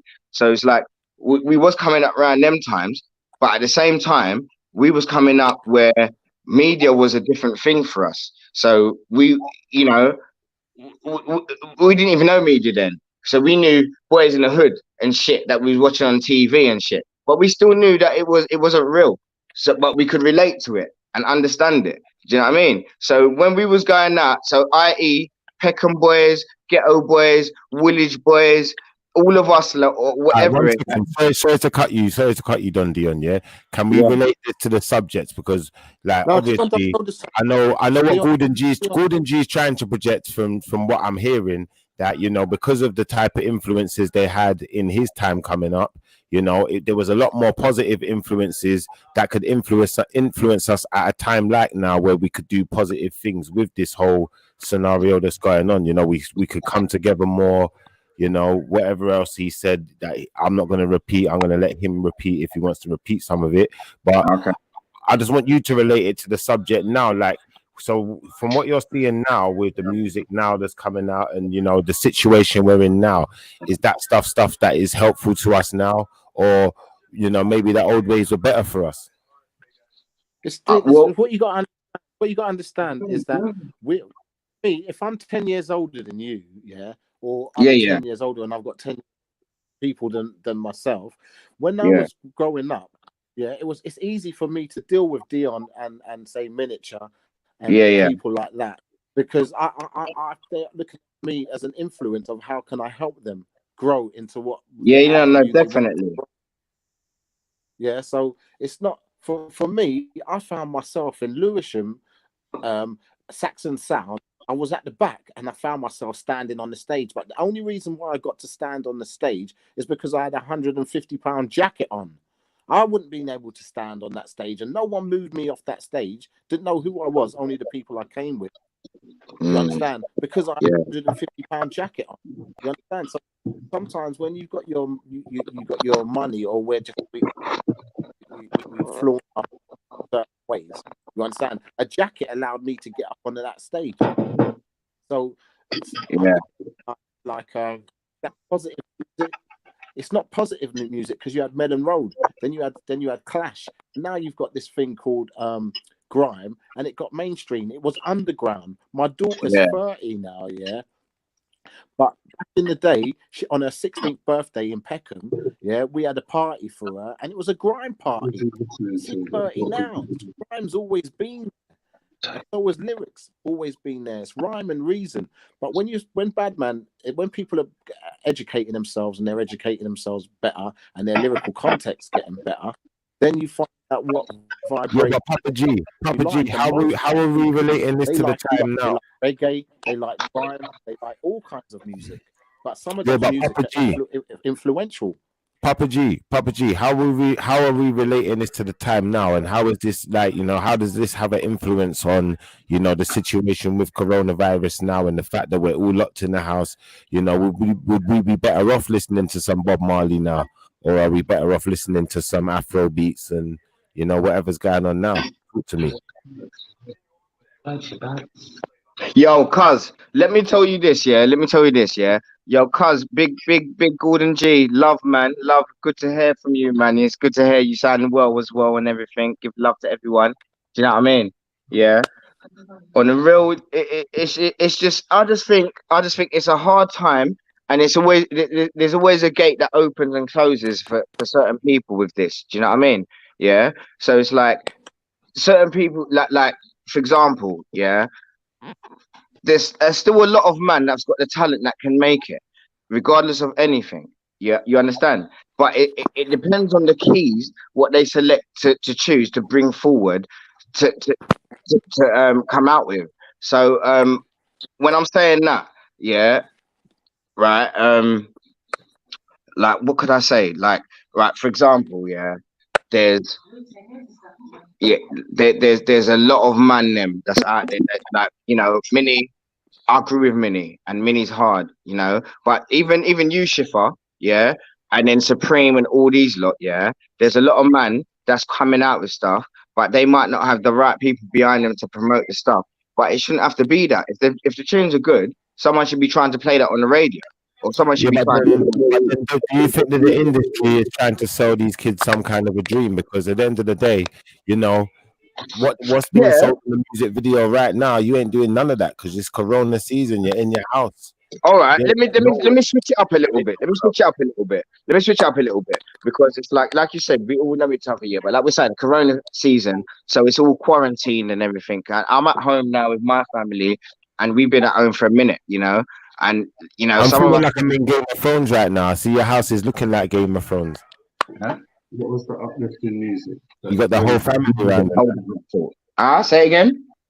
I said I'm feeling like I'm in an episode of Game of Thrones right now. I said I see your house is looking like Game of Thrones. How you got the whole family around right now and all of that. Yeah, people. We're all around, innit? It's Friday. We're trying to remember it's Friday. We're lost for days. I'm sure most people are. But again, we're just counting our blessings, innit? At the same time, we're not trying to listen to everything, but we're not taking nothing for granted. Yeah, so we're at home and we're trying to stay in as much as possible and only go out when it's needed. We're at work all the time. You see how they're trying to stop gatherings and stuff like that now, though, yeah? Like, how do you lot feel about that? Like, obviously, they're saying they're going to be stopping gatherings and, they're imposing fines on people. There's all sorts of things that's been spewed out into the... Cuz, I'll say it already, yeah? Look, from the start of this, yeah? From the start of this off, from the start of this, yeah? We've all had birthdays. Well, I ain't had my birthday yet, but I'm pretty sure by the time it comes to my birthday, it's going to be the same sort of thing or close. And you know what I mean? Yeah. So it's like there's a lot of people, and most people like have experienced some sort of time, whether it's an anniversary or something at this time now, and they can't see loved ones or not like how they want to. Do you know what I mean? And then some people are taking the risk, say, fuck that. I know you ain't got it, and I'm going to do that. But no one knows whatever, and we're only just going off of what we're told, innit? Yeah. But at the same time, you can only be too safe, innit? Yeah. You can only be too safe. But what I wanted to say on the Corona thing is just quickly, yeah. I feel that it's not spoke about enough, and it's like when I say not spoke about enough, I feel like a lot of our own, like black or Caribbean or urban, if you would like, urban. I'm saying urban. So if you're Turkish or whatever, everyone that's on the grime in the UK grew up around a certain time, we all live together. It's like I find it kind of funny how no one ain't saying nothing. Like it's good, Schiffer, that I see you got a thing and even said that. But like people, I'm saying right now, like I was talking, like if we want to go back to that subject, we can go back. But like people with names up there right now, like I can name drop because it don't matter. Yeah. So people with top names, you want to say Skepta, Dizzy, whoever, everybody right now should be making some sort of video or just a little FaceTime to say, you know what, and encourage the youths that ain't staying in their yard, fam. Yeah. And try to find something proactive to do at home. Yeah, whether it's workout or whatever, and give them a challenge. Give me a 16, give me a 36. No one ain't saying that. Now I can come with that. If you got someone that want to do that, just send them through it. Tell them to switch their camera on or off, however they want to do it. Yeah, no. What I'm saying is it's a good idea, and that's why I'm glad that you called me, innit? Yeah, and we can talk about it a little bit. But I'm saying on a whole, yeah, it's good, and I hope someone is listening. I hope someone is listening and it sparks someone's idea because, I know everyone says, oh, whatever, they're doing what they're doing. But still, it's funny because no one's not working. So everyone's at home and everyone's working for themselves. But them people with a little bit of a voice, yeah. And what I'm saying to you is, if you've got 100K followers on anything, yeah, you should be coming out with some sort of video to say, all right, boom, this is the thing. And what are you doing to stay in your yard? Because, we got two sons that's gonna be 18 this year. Yeah. And I'm not saying it's the hardest thing to keep them in the yard, but I understand. You know what I mean? At this particular time. But they have to stay in the yard, fam. They have to do what we're doing. You understand? So it's a difficult time, but what I'm saying is there should be a voice out there, yeah, with everyone that's out there that's got a voice and got followers. They should be saying something and speaking to our kids. I'm talking to as a man. That's the whole point in you being here as well, though, because at the end of the day, this is the platform now, isn't it? Like this is our platform where we can get on here and we can talk. We can share it. We can get other people involved. And today, we've had a few people have a say. We've had Software have a say. He's not here right now, but he's had a say. We've had Bankboy have a say. We've had Annie have a say. We've had Papa G having a say. We've had Pinero having a say.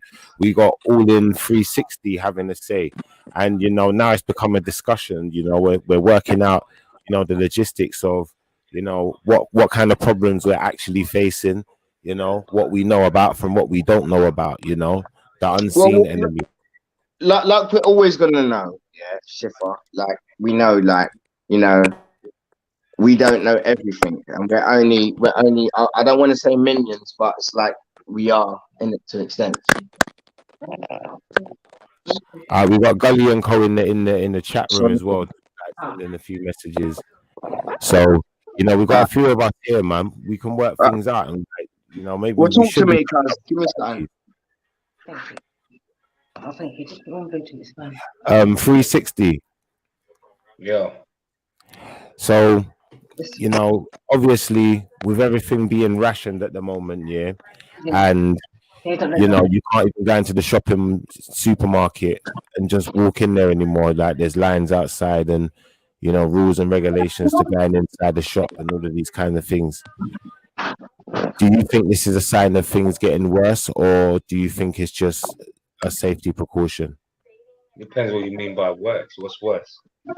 I mean, in the sense of, is it the beginning of even more stricter restrictions, or do you think that's just a safety precaution for now and they're going to soon relax those safety precautions? How do you feel about it yourself as well? Well, I don't have any feelings to it. To be honest, it's like what we said before. It was going to happen. I think it was P.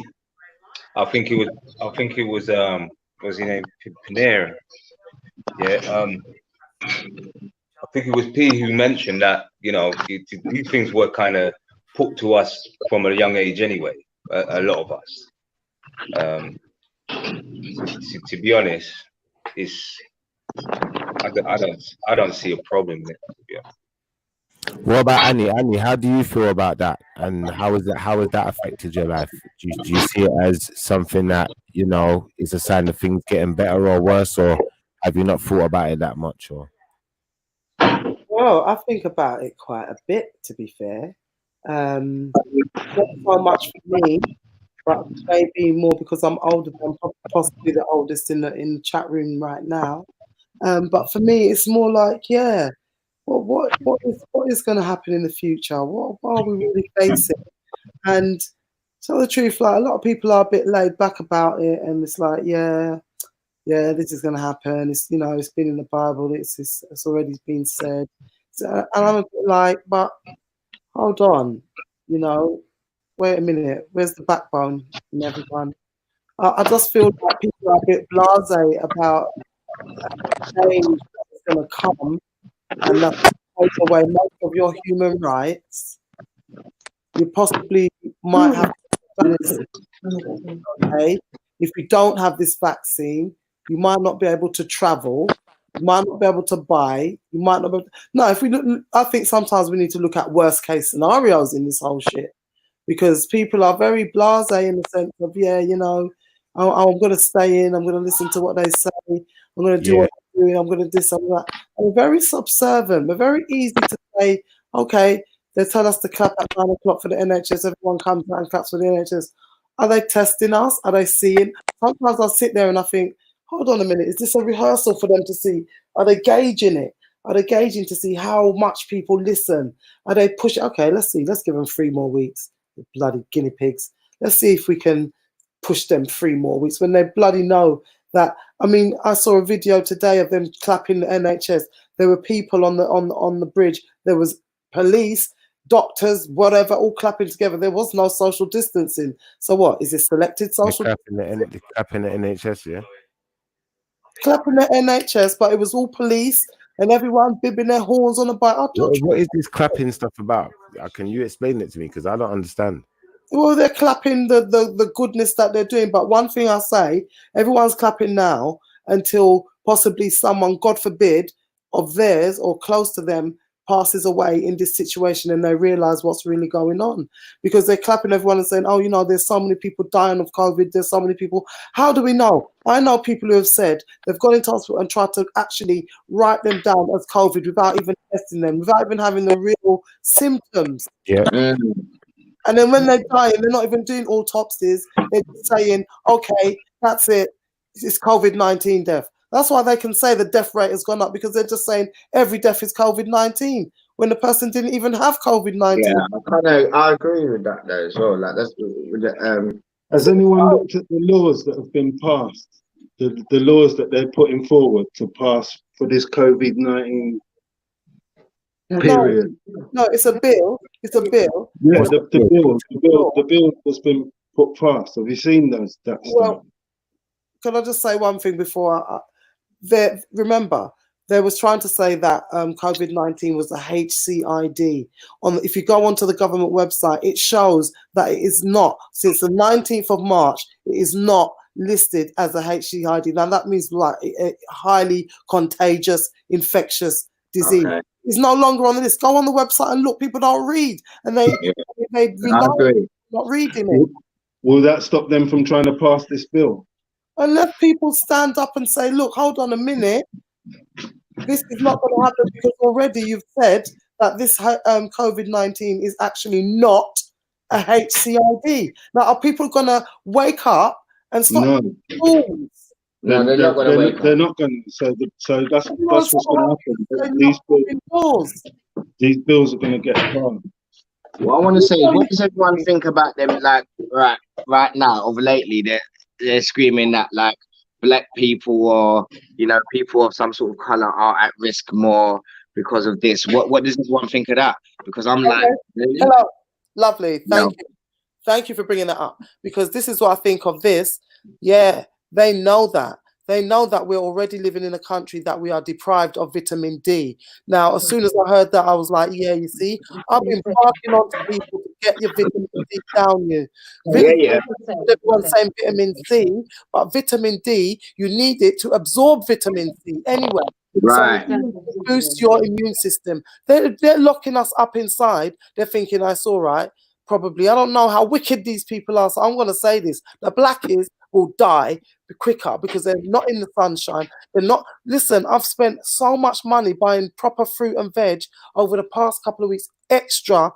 And that's more expensive than the normal diet. Believe you me. That's more and they're relying on black people who are possibly don't have that much money, possibly on a tight diet. They've got families, they've got big bills, they've got big. You understand me? They're relying on them people not to have the right diet, locked away from the sun. I go to the park every day, and the majority of people in the park are white people. Hello. Bang.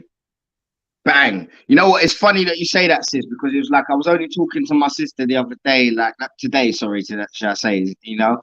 It's funny because it's like I don't wanna hype it or nothing, but it's true. And it's like Burgess Park was closed, yeah.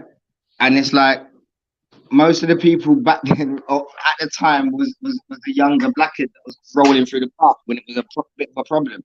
And I don't want to sound a stereotypical person to sound like, oh yeah, because it's a black thing and it ends whatever at all. You understand? But it's funny now that the park's open and it's like I see them go past and check, and like there wasn't no black people in the park. No one went over there to say nothing. Yeah, but this is what I'm saying. People have to be smart in this thing. You know? Now, me, this is what I done. I called up my sister Monday. My sister-in-law called me, and I could hear that she was like losing it. I said to her, you know what, sister-in, come. I was like, we're going to practice social distancing, or we're going to go for a walk in the park, innit? So you call your corner, and me, I go hold my corner, and we are go walk. And we walked for like 2 hours. And by the end of it, she was so grateful. She was like, thank you so much. I was like, listen, at the end of the day, we practice social distancing. What am I going to say? They can't say nothing. And more people check it like that and get out there, get their exercise, get their fresh air, get oxygen, get their sun, get their vitamin D, go out there, buy the good food, stop getting toilet paper, wash your body anyway. Welcome to Sorry, Andy. Am I kind of getting from you guys though, yeah, that like this is a bit of a black and white thing as well? Is it one of those kinds of things, or is that blown a little bit out of proportion? That is a little bit out of proportion. It's more of a probably rich, or you know what? At the end of the day, I don't know if it's too much. The population is too much, and you know, if you look at certain little videos from 2019, you know, you got students and stuff in this country alone, and they got little things talking about pandemic and all of that. And, you know, statistics of if it was to happen in this, you know, right now, what's happening is what they were talking about. There's a lot of theories around, you know. So to me, like I say, you know, to all the people around me at the same time, you know, you got to listen enough, innit? You're not going to take nothing for granted, yeah, because no one wants to end up getting that. I'll be honest, yeah, however you get it. But we all know, well, hopefully everybody knows you can't catch a virus. Really and truthfully, I'm not going to go deep into that. You research it yourself, okay? Right? Because everyone's got their own cells and everything. It's a whole different thing. It's a whole different thing, yeah. But right, we're all in a situation right now that everyone just has to be extra careful. That's all I'm saying. Everyone has to be extra careful, I think. I agree. I agree. Go out you still have to go out. You can't, like anything, yeah. You gotta listen to what everyone's saying and take a bit what makes sense and still remix it. I'm gonna use the word remix because that's the school I come from. You understand? So you don't stay in your house all fucking day or whatever and follow the clues to anything or whatever. Yeah, you can go outside and find a time to go. Like they're saying, if it's that and you get your kid and you go and get them on the bike or you just walk or whatever, you have to go for a walk and understand. Yeah, because I find it myself personally. It's funny that we've even all this time I've been on here. and I'm not a fanatic at it, and I don't know much about it. I don't know much at all, but I've seen little bits, and it makes little bit of sense, yeah. But I find it funny that even the whole time I've been on here, not one of us have even said the 5G thing. I don't know much about that. You understand? But at the same time, that is funny that this is happening all the same time. Do you understand? Yeah, and you know, they're keeping us in the house at different times. You know, like I find it funny. I was saying earlier that there's, you know, there is. I'm not saying that anyone's lying, but there's very important people like Prince Charles had it. The Prime Minister did they? all these people, but no, exactly. So we can speculate and say, did they? But my point is, right, okay, all right, it's cool that they had it, but out of all the numbers that they want to give us about the people that's dead and dying of it, tell me someone that's a celebrity that's dead of it. Yeah, that's what I'm waiting to hear. Okay, so they already used Idris. They already used Idris Elba. Idris is alright. He's not dead. What you're skeptical is not saying is that reptiles move in the night, and basically, if you want everybody to stay in, and no one's moving around in the nighttime, and everybody's scared to go out at night, and the police are coming down, I just tell you one thing: reptiles move in the night. Yeah, David Icke's talking about these people are fucking reptiles. You understand? Anyway, so when you're saying, "Oh, everybody's gonna stay in," we're just talking for ourselves. Everybody's for their own family. Anyway, as simple as that. Yeah. You understand? But you see certain vibrations and certain things. When I was growing up, David Icke was talking about these people are reptilian. Hey, Charlie. So listen, you know what? I'm gonna go with you on that, because it's like a lot of people might hear you now and be like, "Oh, he's going too deep," and like we've heard certain things about that. But at the same time as well, it's like that's the whole deception of things as well. Do you know what I mean? Yeah. It might be of things, but so is the wind. Is it really there? The wind. Listen, if there's a disease going around that's blowing in the wind, yeah, then there's a disease going around that's blowing in the wind. But we live amongst the man who's lied to everybody. People say the white man talk forked tongue. Yeah, all they have is a world power. America dropped the bomb on fucking on Japan or whatever they dropped the bomb, right? These people want their own back, even if they're going to wait 40 to 60 years. They're going to get their own back. Yeah, these people are eating bugs on certain things, and people don't want us to blame the infringement they're doing on animals. I'm not laughing at animals being fried up live and dogs in a cage and stuff like that. There's certain behaviors that need to be looked upon, and do you know what? Certain people do a bit differly. Of course, they're on the other side of the earth. They're on the other side of the earth. How dare they insult them? But if it's too deep, it's too deep. But I'm confused. I'm really confused that, you know, everybody thinks there's a virus. I don't give a fuck about a virus personally myself. I give a fuck about people moving. They move in differently, and so does the powers that be. Say, oh, Prince Harry just wanted to get out because he found a black girl, and she's most probably made him see the light. There's powers that be. You understand? It's funny that Lady Diana, her name says, died in a nasty accident. You spell it. You understand? I'm okay. I'm a conspiracy addict. You might say that, but I'm saying reptiles move in the night, and so there's a lot of activity be going on when I'm looking out of my window at 12 o'clock, 1 o'clock at night when there's nobody on the street. Funny behavior going on, and then leaving us to squabble or communicate like this about certain things. Certain man's called these people reptilians from long time, and watch how they move. You understand? They've been saying something's running around in the sewer for time. I'm like, I believe the next person what they said, and yeah, we are going through something, and we all got to be vigilant and look out for each other. But there's something sinister going on all the time.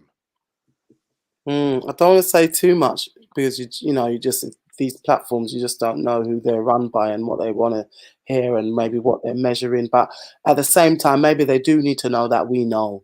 And I don't know if anybody's heard that boxer. I think it's Rodriguez, and he was talking about the drinking of the blood and shit like that, and how has anybody heard that recently? It's been posted recently, deep, and obviously David Icke's been talking about this stuff for years. So Papa G, I know what you're talking about. I'm a big time David Icke. Look, at the end of the day, you pick sense out of nonsense. In life, that's how you'll have to learn. You pick sense out of nonsense. So it's not every little thing you hear, you jump on and you believe. But when certain things start happening, and when other people outside of that realm start saying certain things, and you have to say, hold on a minute. You have to start questioning things. You have to start looking, and that's what I'm saying. The main question was, how does everybody feel about this situation? No, I'm not comfortable with this situation. I'm dealing with it, don't get me wrong, but I'm not comfortable at all. And I'm not comfortable that I kind of feel like everybody else is kind of comfortable with it. Like there's a laziness, like they put a drug on us to just think, yeah, man, it's cool, man. It's soon past, man. Yeah, it's all right. But by the time it passed, the amount of laws, what someone was talking about, the different bills and the whole of your liberty, but by the time it passed.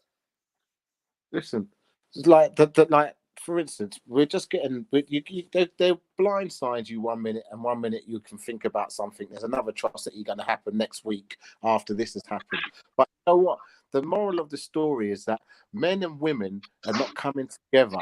We love women too much, love them too much. At the end of the day, you know, everybody's sending these pop shops about women doing twerking and women doing this. The thing about family now, family will only work when two people are together and working as one, because two is better than one. And the Bible and the Quran says that two is going to be better than one. You understand? So when we get our families in order, loved ones, and we really love that person, we want to grow like this family, you understand? At the same time, when you fall in love and find love, because our women don't treat the men right, but you can't say that as a man. Oh, your woman don't treat you right. Yeah. So No, but I think we're having a laugh at each other. As a woman. No, Gordon's right. We can't say that as a man. It's beef. When we get our families in order, your family, that's the only strength you've got. Our families are broken up from day dot. Yeah,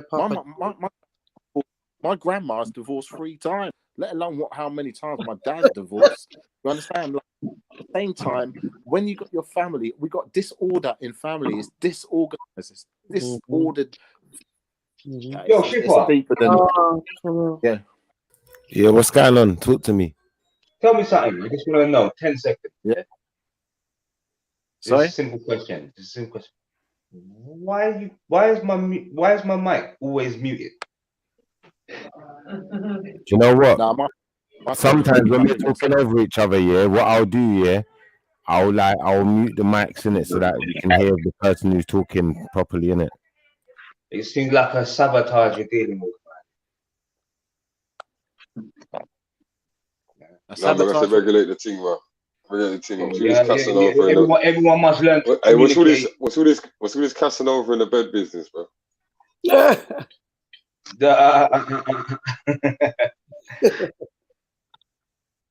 Right. Yeah, no, you're breaking the silence. Shifra, say, what did he say, Shif? What does anyone say, Shifra? Because you come out clear. Keep muting it, man. You don't make no sense. Nah, not even. There's no point putting a man on a platform if we're gonna mute every second, man. Miss points. You know what I mean? Yo, cuz, we can hear you. What you got to say? Talk to us. I already spoke, but I was muted. Well, I didn't hear you. I don't want to hear you. What's going on, my brother? What's happening? Right. What's going on? I'm loving the passer. I'm loving the passer. Everyone's making nice points, like valuable points. Not that I don't value anyone else, like everyone. My lady, Anna. Sorry for muting you. Annie made a strong point that I think Papa G could relate to in regards to, you know, the social distancing and people in the park and you know, just like if it's a test run, if everything's a test run, you know, obviously I feel it is a test run, yeah, but at the same time, it's like You know, we are aware of all this from the beginning. Like this whole corona thing, when it hit, there was no cases of any black person that, you know, had caught the virus, but being deprived of the things that we need, yeah, black people are gonna get hit the worst, yeah. So how does anyone have the answers? Does anyone know how we're gonna stop that from happening? Up your vitamin D. All right, so listen, I don't think it's just about vitamin D. Yeah, I think it's just about like I'm not saying that they're not right about the statistics of the things or whatever. Yeah, but I think it's just because black people on a whole, us look, we don't listen in it. So they know we're the strictest out of everyone to listen to something. So they got to kind of get us into some sort of corner to listen and let us know that we're more vulnerable. But we're only a minority. We're a minority in this whole country. Okay, so there might be one or two people. I'm not saying that there's not black people dying of it. I'm not saying that. But what I'm saying to you is, yeah, like basic health and knowledge of looking after yourself. And you know what? We come from certain standards of hygiene anyway.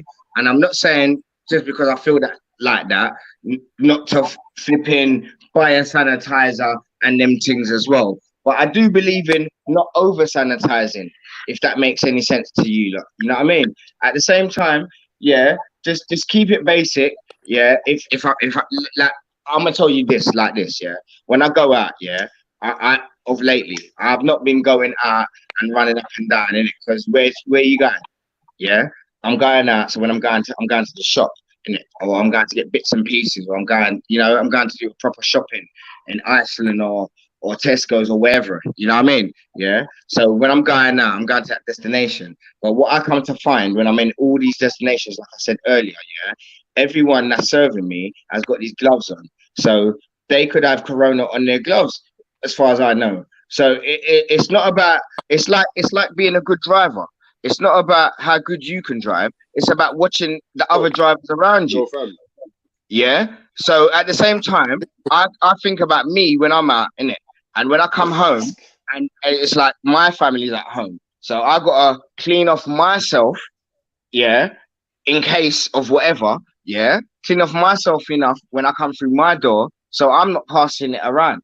Because like we all know, not all of us know if we're even in this group right now, yeah. I bet you no one's been tested for it. Yeah, I bet you. Someone please come in and tell me you've been tested and you haven't got it. Yeah. Say something. I know that I had it. Oh, all right. So, all right then. If you've had it now, yeah. What I would like to ask you is, yeah, because from what I've been reading up, yeah, there's people that's had it. No. Before we get to how, it's like there's people that's had it that when they test them after, like there's still traces of it in their blood, and they don't know if they can still pass it or not. So before, what they were saying before the first strain was they didn't know, and hopefully that if you had it, like chickenpox or one of them things there, yeah, if you got it, you can't get it again.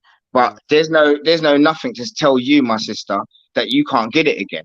You get me? And let me tell you something. The reason how I got it and I survived and I got it mild, very mild, considering what people went through, yeah, is because I always keep my immune system high. And when I'm saying to you, vitamin D and vitamin C, say, no, I don't think it's about that. You better listen, because it is about your immune system, and people need to get this in their head, whether they like it or not. It's about what you put inside your body to boost your immune system right about now. You don't want to look at it. You have to do that. You can wash your hands 1,000,000 times a day. If your immune system is not up to it, you're gonna get F. Sis, I agree with you 100%. I'm not saying not to boost your vitamin D. Yeah, I understand that. I understand that I might have come across and it sounded slightly like that in a sense, yeah. Because like even though it might have sounded like that, I've got vitamin D tablets here. We've been talking about it before any of this, so it's different. Yeah, so I don't want to sound like a hypocrite and say sounded like I'm not taking vitamin D. Yeah, But however, I'm saying to you, yeah, that I still feel that it's part of something just to embrace us. So I'm not saying to anyone listening, I'm not saying don't take it, don't take nothing, whatever. But I'm just saying I feel that out of every race, if they got to calculate everything, we're probably the most difficult race in this right now. Okay, And what's going let on. me ask you, where do you see loads of black people? Because I go out and I don't see black people congregating, not even young people. And I live in an area where, like North London, where I see that when I go out and do my things. Because, like I say, I go to the park, I don't see no people. Babes, like you're saying, no, on the real, I agree with you. Yeah, I'm in Southeast London, like Catford, Beckenham. Yeah, and even when I see the youths are singly, they're by themselves, and they're going. It's obvious they're going somewhere, and you know what I mean. Yeah, but that's why I feel that it's deeper than that. Yeah, and it's like we always have to remember we're only. Like we all watch films and everything. We've grown up on all these movies and that, yeah. But you have to remember, it's like in most of these science fiction films or whatever, they'll say, "What are we going to tell the public? Or we're going to, you know what I mean?" And that's who we are. We are just a minion. Just in case you were worrying, guys, you're sounding good out there. Your volume sounding all right. It's not too bad, man. All right. No, I'm playing. All right, but seriously, just getting back on the topic just a little bit, yeah. Hold on. Yeah. So as far as this coronavirus season is concerned, we're not expecting it to end anytime soon. Bro, to be honest with you, yeah. Can I just say, Shifwa? Yeah, go ahead. You asked me before, and I said to you, you asked me, yeah, like, what do I think about this whole lockdown thing, and is it going to get worse? Is it going to get better? And I said to you, boy, it is what it is, isn't it? Like, yeah, along them lines, right? Why I say that? Because I feel we're giving it so much power, bro. Like, the whole conversation is this COVID. Like, we're giving it so much power. Like, when I came into the group chat, I overheard everyone speaking on, no negative, positive vibes. Yeah, right? I agree. Right? And the levels of this thing, that's the whole reason why I mentioned with the vortex and mass and that. The levels of and patterns and things like that is but the level of where we're taking it. We speak sometimes in a life we speak our own misery into existence.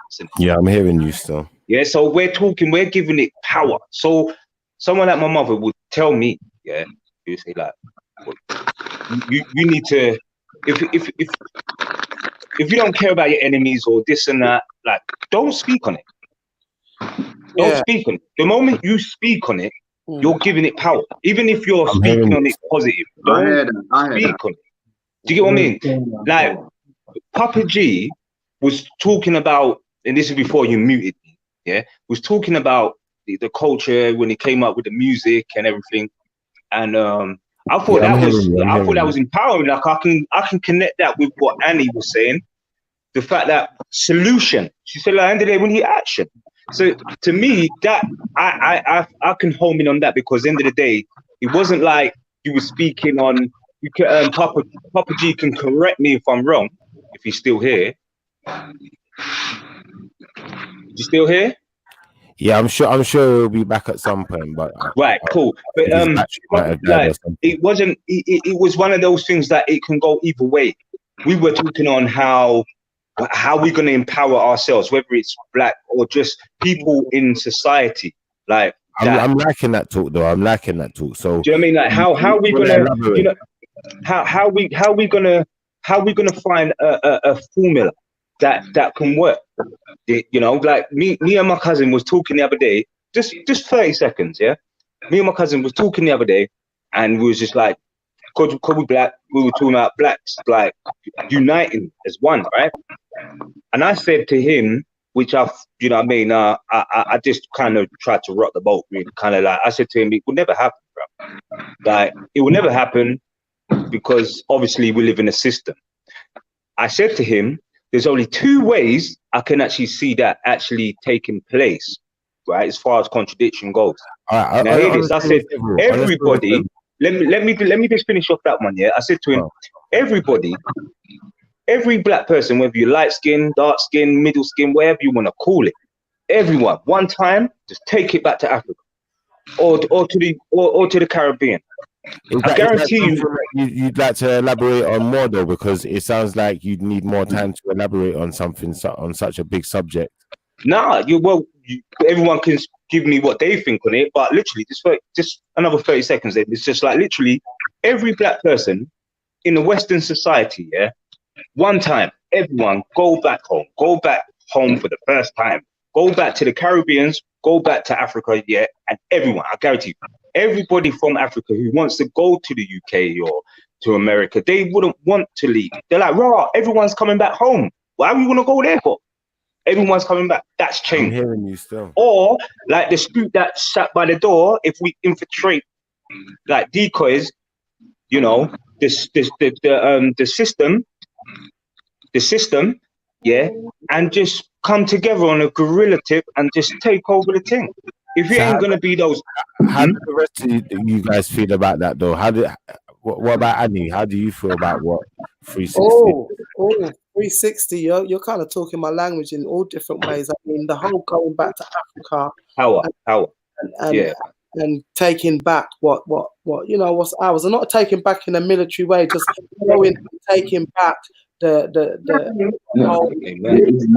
liberty. Yes, because I'm not about violence and killing. I ain't got time for that. I think we must just go back to embrace, because I've been to Africa. My parents are from the Caribbean, but I have been to Africa, I've been to Ghana, and it's right there. Go on, sis. And I remember the first video I done when I got there, because we went to a mall, you know, like a shopping mall, and I'll tell you what, it was better than any mall that I've ever been to. And I was like, listen, I was doing a video. That's beautiful. Yeah, and I said to everybody, listen, mate, it's not all grass skirts and mud huts around here. You know, I said they want us to think Africa is big, like, big. you know, and it's not. It's beautiful, and I tell you what, ever since I went there, my biggest aim is to get back to Africa and live life. Oh, you see that now? That's big. That is powerful. You see the idea? It's just an idea. Sorry, brother. Sorry, brother. Yeah. Tiny. I think you got some background noise there somewhere, bro. Sorry. No problems. Right, done. Yeah. All right, go on. Go on. Annie, I think that is so powerful. Do you know what I mean? Like, and that's what I'm saying. Look at that. That was a conversation to another, like a cousin of mine, that we just had, and it's an idea, and people think that it can never take place. But just imagine. Like, if you look here, Tiny mentioned about like, what is it, Tiny? Dion? Come on, go to, cuz that's me. Like, yeah, you mentioned about, like, you know, can't catch a virus. You know, can't, like, what do you call it? Like, you don't know if that's still gonna be in your system forever. Thing is, if everyone took their time to educate themselves and look at the facts that it's gonna always have traces, because it's like they're trying to find an antibody right now. Yeah. Does anyone know what an antibody is? Antibody is actually something that works within your own body. Antibody. Wicked proper. You see that now? Yeah. You see that now? You see that now? And you see the virus now. It tries to fight against that. It tries to fight against your immune system. Yeah. And if this is may sound like fabricated. I'm telling you, you look it up, you see. I can't make it up. I'm not no scientist. But I know what I know, which is second reference of them, and I choose to believe it. The fact is that they're doing a test. how does everyone feel about them doing a test in Africa? How about that? That's not. Please don't. I'll find you the doctor right now. Give me. I didn't want to talk about it. I'll go and get the doctor's name now. She was with Donald I heard Trump. something about. Can we just talk one at a time? I heard something about doing trials on Africans. French people was talking about doing some kind of trials on Africans. So how does everyone feel about that? Like, can we have it like one at a time? Like, maybe we can start with Annie. If Annie can give us her breakdown, and then we can move on to 360 and work our way down to Dion, to Don Dion, and then we can do a summary afterwards. Boy, I was hoping that you said start with me last, because I don't even know where to start with that one. Again, it's down to the leaders. We can't even blame the people. It's down to the leaders. I heard a conversation or a press conference with one of, I think it was a Congolese leader. We've been chosen to do this. So brainwashed. What can you do? What? If the African people allow it to themselves to do it, then it's up to them. But it's down to them now to overthrow their leaders. There's not much we can do from here right now, apart from show them that we are in solidarity with them and we're with them on it. That's all we can do about it, because right now it's an uproar. It's an uproar. Too long now. Too long. Sis, I'm with you. I don't want to even shift. I know you was giving us like time slots and that, but I just had to jump in on that as well. And I think, I think it's a bit of a predicament that they put them in, like to do this thing. Do you know what I mean? Like I was scared to be in that position, because at the same time, like we're here and it's like you hear this, you hear that. It was like when I don't even like to explain that. To be honest. I just think that we're in such a predicament that everybody's got to think about themselves. Yeah, and it to be honest, listen, everybody can say what they want. But it's going to come down to the day that it's inevitable that you have to have it or not. Yeah. And talk there, yeah, that's weak talk. Sorry, I'm just going to say. I don't think it's weak talk, because that's why I say that. I'm just talking of how things go on. You're speaking negative things into existence, my lord. Trust me, you don't need to do that. Yeah. It's thoughts like that will allow them to believe that people are willing to accept that. We have to keep. No, but I'm not willing to accept that, so I don't know where you got that. That's what I'm trying to say. So what I'm trying to say to you is, I feel that it's a part of a process, that they're going through. Like even going back on when we were saying about black being like us, we're susceptible to it. Do you understand? Yeah, I feel that by the time they come with the vaccine, they're trying to do it so to condition us. So by the time they come with it, we're saying, let us take that, because you understand what I'm saying? I'm not saying I'm the first to go for that. That's exactly what I'm saying. That's what I'm saying. I'm scared of. I'm saying that I'm scared that they've gone to Africa, because Africa's the most vulnerable place. Do you understand? So they're going to go over there like they're going with a cure. Do you understand? Yeah. And how much people are going to die after they inject them with that? But I can't be. I'm not a doctor. You understand? It's just of what my thoughts are, of what I feel. So I'm just saying, I'm watching everything out until the day that they say Dion Simpson. Yeah, that's me. That's who I am. Yeah. Okay. So basically, right? We want to inject you for the vaccine. I'm gonna be like, I'm not sick. I don't want it. That's how I feel now. See. Sorry. I got to interject. And this is what I'm saying. Everyone's just waiting till it knocks their door. Yeah. By then it's too late. Your liberty gone. You think they're gonna hold your backside down and give it to you? All right, sis. So what I'm saying to you is, tomorrow, if they knock your door and say your name come up, we want to give you the vaccine, are you gonna take it? Are you joking? No way. All right. So this that's the predicament I'm in, is what I'm trying to say to you. I don't believe it, but at the same time, I don't want to be ignorant to anything at all. So I want to see who is taking this thing. Yeah, is it really the vaccine? It's a tricky thing. So this is what I'm trying to say to you. We're all at a certain level that we're all minions to a certain extent. Okay. Unless you are at a certain level to get certain information to understand what everything is. When they was giving us the injection for measles and or whatever, or BCG on everything, do you understand? It's the same thing. If they wanted to give us it or something through then, they could have done it. Do you understand? Yeah, but Dion, you just hit it on a nail, right? You just hit it on the nail. You just they hit went to right give it to us, there. yeah, we could have done it. You hit on the nail where if people are on a level, enough to go and educate themselves about it. Because when we mentioned about the antibodies, and he rightly said our bodies produce that. So if you eat, I'm not even going to take that avenue. I was going to say if you eat meat, then you're kind of, testing you're making yourself a victim in it, like in that sense. But let me choose another avenue. What I'm going to say is basically the antibodies, they're natural. So they're like soldiers in the body, in the blood. Like, what's that? Move, come out. Too much of anything will kill you. You got too much white cells before you know it, you got cancer. You got too much antibodies. That's not good. Where's the space for the blood? They just work like soldiers. They just march around in your body like, right, you get out of it to the viruses and that.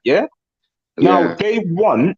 Remember what I'm saying? Everything I'm saying, I'm not no scientist. Like, I'm just a normal everyday person like you. I'm telling you, bro. You can check it out for yourself, right? Antibodies, they want to take it to a lab and make, like they want to go and make up an antibody. So it's not natural now. And that's what the vaccine's going to be made out of. Laboratory made up antibodies that's going to now be in your body. You're always going to have it in your body. It won't ever leave. It won't ever leave. That's why they say if you got coronavirus and you get well, you're always going to have it. Like because what the antivirus. But like anything else. It's like anything else. Why are we getting all excited about it? It's like anything else. Sorry to say, but it is like anything else. Like that's my point. No. But my point, what I'm making is, it's like everything else, but this is a bit different to the fact that they're trying to push it that it's not like anything else. You know what I mean? So it's like understand and educate other people around us. You feel that's enough? You have to look. Even us, all speaking together, all of us have different views. But today, we've all got common sense. Well, common sense ain't that common, but we've all got sense enough to pick the sense out of the nonsense and to do what we have to do. Even half, just like I said, get through day by day. At the same time, again, don't be fair. There's too much fear. We're being controlled by fear. And but you see, it's like Dion said about us, like we're kind of ruled by the minions, like the lemons. That you see what happens is, the majority rules, innit? So if the majorities are fools, it's not gonna work, innit? Well, I always had the saying, sorry, when I grow up, me run things not run me. And I mean it in my life. I'm born a free person, I'm not about to give up my liberty easy. Sorry, man. I rate you big time. What I want to say to you is this, because out of everyone that's probably even listening, like you're the only one that's actually had coronavirus. So I want to ask you how you feel about it, or like how did you know, like what was your symptoms before you even went to the doctor and all of that? Like what happened? Right, so I was coughing at first, and I was thinking, okay, maybe but it wasn't. It was just like a dry cough, dry cough. So it was okay. I felt a bit fluish, so I said, all right, let me just do my own little remedy with flu. Do you know what I mean? I took a couple paracetamol. I ain't gonna lie, I don't like tablets, but I said, let me just take paracetamol. Working, got through it, and then, but this time, remember, I'm not thinking corona, I'm thinking I got some kind of flu. So when was this? This was like middle of March. Okay. In Oakland here. Because I wanted to learn from this. So I was like feeling okay, all right, whatever. Cough. So I went away and I started to rub myself down, and then the cough went. It's like Obus oil. My God. I started rubbing it around my throat and that at the night, and then my taste buds went, and I couldn't smell. Wow. And I was like, and then about 2 days later, that came up on one of the news feeds. Oh, one of the symptoms is You can't. Yeah, because that was late symptoms. That was late symptoms. Because I've only got one other person I worked with that actually had that as well, corona. And they said the same thing that you're saying. That's why I find. That's why I'm just curious, innit? So sorry, go on anyway. So anyway, I start boil up some things like ginger, garlic, lemon, all kind of good things, right? I just start boiling them up. I steamed my head over hot water and Olbasol. At the time I was using Olbasol, but you can use anything like peppermint oil, eucalyptus, and I swear I done this. And I started to do that, and you know, I've even done. I started to do some exercise to bring up some. I don't know. Something just said do some exercise so you can build up the blood in your body to kind of like. And I started to do that, and you know what? Boom, good to go. I mean, no, I lie. Good. So how long was that then? Was that just about 4 days over a case of maybe over a week. Over a week from the start of the coughing to the end of it, like a week. Okay. So what before that? Did you go doctors or something? Did they say that you had it? No. I just know from the symptoms. If they're telling you the symptoms of it, and I lose my face, and I lose my thing. I was coughing. Yeah, I felt fluish. My temperature was high. Had to take the paracetamol to bring my temperature. Was your body aching, like muscles and all of that? Like we know about flu and all that. Yeah. More than flu, innit? It was like that, and even one day after, later on, I felt like really exhausted. But I even said like, nah, man, and I got some ginseng tablets at the time, and I just start taking. You know what? It really is about boosting, and that's why I have to keep saying, make sure you're immune. If my immune system wasn't high before that, it probably could have taken me out differently. But I was always taking vitamin C and D, making sure I eat the right foods. Like I say, I'm a vegan. Mushrooms, I love mushrooms. I'm really high in vitamin D. You know, I think I was able to battle it because my immune system's high, and it makes sense because the people who are dying from it are the people with underlying issues, elderly people. You understand me? It makes sense. Yeah. If you're low in something, it's going to take you out. All right, sis. This is what I want to say to you. Yeah, it's like the symptoms that you're giving me. Yeah, myself. Yeah, I like to think of myself as a rather fit man. You know. People that know me know that Dion keeps it moving. Like I'm just I do what I got to do. You know what I mean, right? It's not often, but everyone catches a cold and a flu every now and again or whatever. Yeah. Now the time span between you and myself, like you are prime in the time of coronavirus, but we still have to bear in mind that people still getting colds and just the standard thing because, like, I guarantee you, cough tomorrow, call the doctors and say I'm coughing or whatever. They'll say self-isolate. No one ain't giving no one everyone's just making everyone think they got corona. So I'm gonna go back on what you're saying, guys. How you was telling me that everyone's pranked. You know what I mean? It's true, yeah. But what I'm saying to you is now, yeah, going back of it, I don't know if you was listening earlier when I was saying about, you know, I watched one thing with a documentary in early January. Yeah, as soon as like maybe a week, not even a full week in to them saying about this coronavirus, and I was just like, so why don't you stop flights from China? That's in my head. This is what I'm saying. Yeah, so I'm seeing this shit on the news and everything. Yeah, I'm thinking, so why do you know? Anyway, that didn't stop that. Yeah, right. They promoted it. It was whatever. Yeah, we all know it's called COVID-19, whatever. So the name is from it coming from last year. We all know that. They put it as the title to our name. So at the same time, I'm not going to try and be ignorant. And you know, like I love everyone around me, so it's like it's ignorant. I just don't want to get it. But at the same time, I don't believe I haven't had it already. Yeah, who's to say? These people been moving around with masks for a hot minute. Yeah, right. Right. Yeah, and when this is what I was asking you about symptoms and that. Yeah, the end of December, start of January. Yeah, a lot of people might not have seen me, but the people that was around me, like that had to see me, would have seen me. Yeah, but I got the flu, and I've had many of flus. but that was something else before I ever heard Corona. Yeah. So it's got me thinking at this stage right now, did I have that before it even was around? Or they promoted it and said it. Like I'm going back to say to the Minions thing, we're just regular people. I've got one in particular friend, yeah. Right, before anyone, I know people probably got things to say, right? I've got one particular friend, yeah, and it's like she's deep and she reads a lot, but she doesn't go out a lot. Okay, yeah, but she's so caught up on, you know, that I got rid of the Xbox or the Sky because they can tune in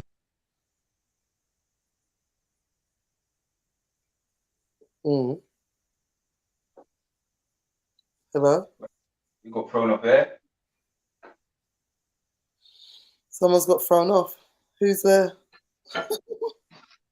You got thrown off? Hello? Yo. Hello? Yo, what's happening? I don't know. You tell us. Yeah, sorry about that. I had someone else trying to join the show, and I was trying to basically get onto the show. Long story short of it, but it looks like the room's got a bit smaller still. Yeah, it's been going for 4 hours. So how what are you lot been doing for your Friday nights? What's going sorry, on? you know, man, I'm going in a little. No, you're good. I was just asking, how is everyone's Friday night going, and what was the plan? You know, obviously it's not going to be the same Friday like we're used to.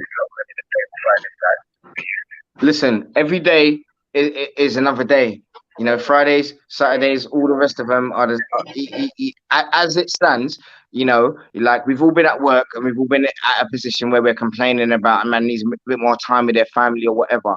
And I ain't being funny, but like while it's there, just try and use it. Whether you got to cook a little bit more, you know, teach your kids a little bit more, read with them, whatever. You know, just have a bit more time while we can. Because I'll tell you one thing: those of us that are still getting paid from your employee, yeah. When they send you back to work, they're gonna try and put your ass to work. Simple, innit? Yeah, because they know everybody's been off in their house, and it's not an easy thing, but you know, it is what it is. They'll claim that shit back. No one think too hard about them paying you. Just do your job, is what I think. You know what I mean? But everybody, it's just a sticky situation, and no one's been in this. Yeah, even if you want to talk back to the time of SARS and all of that, like it's a big thing. Spanish flu, all of that, like, you know what I mean? This is our generation, you know, coming into the millennium, and there's a lot of conspiracy theories with everything, but I just think as well, keep it basic with your hygiene, keep it basic with your eating, your food, your diet, yeah, and try to get some exercise. Even if you're not going, if you're going in the back garden, you do some laps around that garden that says that's 100 laps or whatever, yeah, and do something that keeps you aerobic.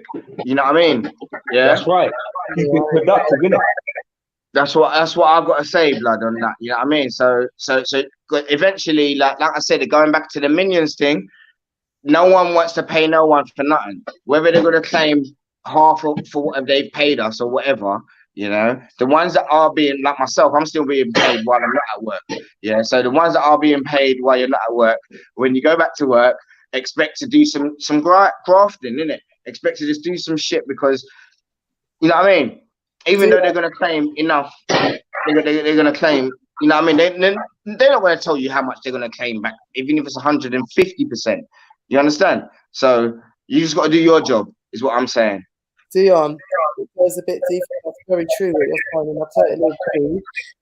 But I think it goes a bit deeper than that, because some people are thinking, people who are on paying rent, they're thinking, woohoo, I've got 3 months, maybe not to pay rent and that. What they don't know, they're falling into a trap where they could end up homeless. Because sooner or later, that's going to happen on them.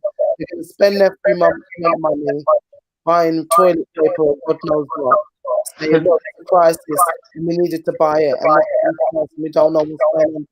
They could find themselves in a situation, and like how they're going to depopulate London. Hey, it might be easy because these people are not thinking, hold on a minute, let me pay my rent, or let me pay my mortgage, or let me pay what I can when I can, and not thinking of the deepness that would be an easy way for them to scrape your ass out of London, to be fair. True. I don't know how anybody else feels about that. But No, I agree with you. I agree with you. But like I said to you, like I was trying to say, from time, yeah, London's been expensive. Dion, are you talking through a speaker or something like that? No, I'm just talking into my phone. Okay, because we're getting a little bit of echo from your side for some reason. Sorry, man. That's what Don P was telling me from earlier. Is it because I got more people in the house? There's people in the room or something?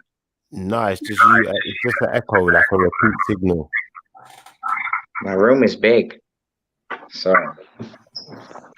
I'm hearing you still. Can you hear me? Is it any better now? It is a little bit better, a little bit. It's still a bit of an echo, though. I don't know why we're getting this echo, but we're getting a slight echo. You need to put headphones on. Headphones. Don't make me get the headphones. All right. Watch it now. You got. Sorry. Huh? No. All right, we're gonna mute you. We're gonna mute you for a second. I think Annie wanted to say something anyway, and we got Papa G back in there. Well, I'm just, listen. Right now, everyone's got a lot to say, and like even someone was saying, even before, I think it was 360 saying, it's getting negative, and it's what I don't think it's negative. I just think it's on a lot of people's minds what's going on, and we're here because people are looking for solutions, people are looking for answers, people are looking for ways to coping mechanisms, and we are going to talk about COVID because we're all living it.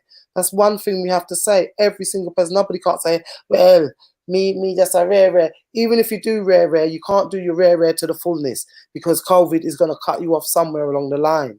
So one thing we do have to understand, we are all living this, whether we believe it is out there, whether we believe whatever. So we're here to discuss and to find solutions for now and after, like talking about families and, how disrupted our families are. And, I think this is a time where we can bring our families back together, and the value of the family needs to be instilled more before we can talk about us or what. Fix our families. Yeah, make sure we know what family means. Make sure our families know what family means.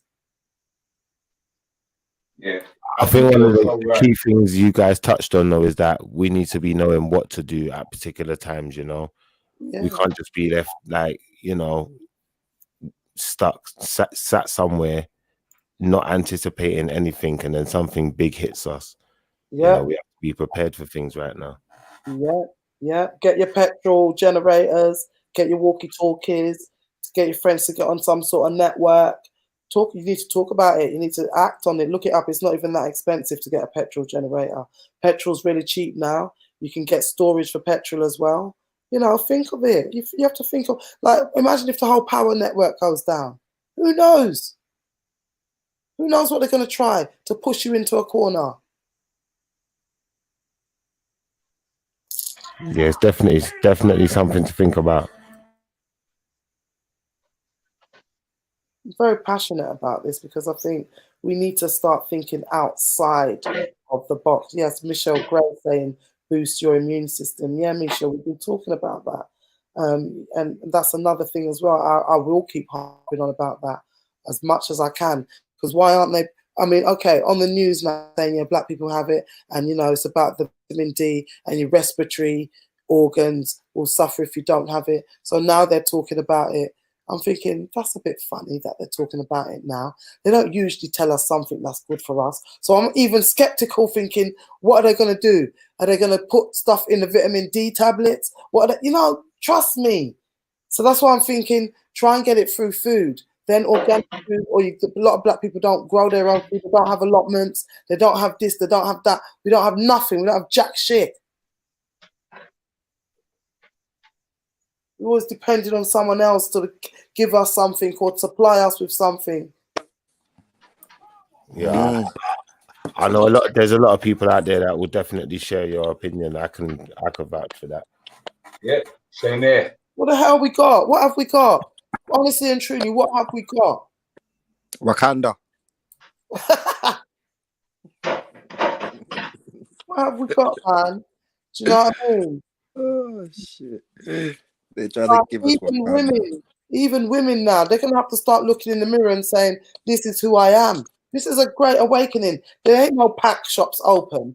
There ain't no nail shops open. There ain't no this and that open. You girls, women, you're gonna have to deal with it. There ain't no eyelash shop. There's no eyelash getting done.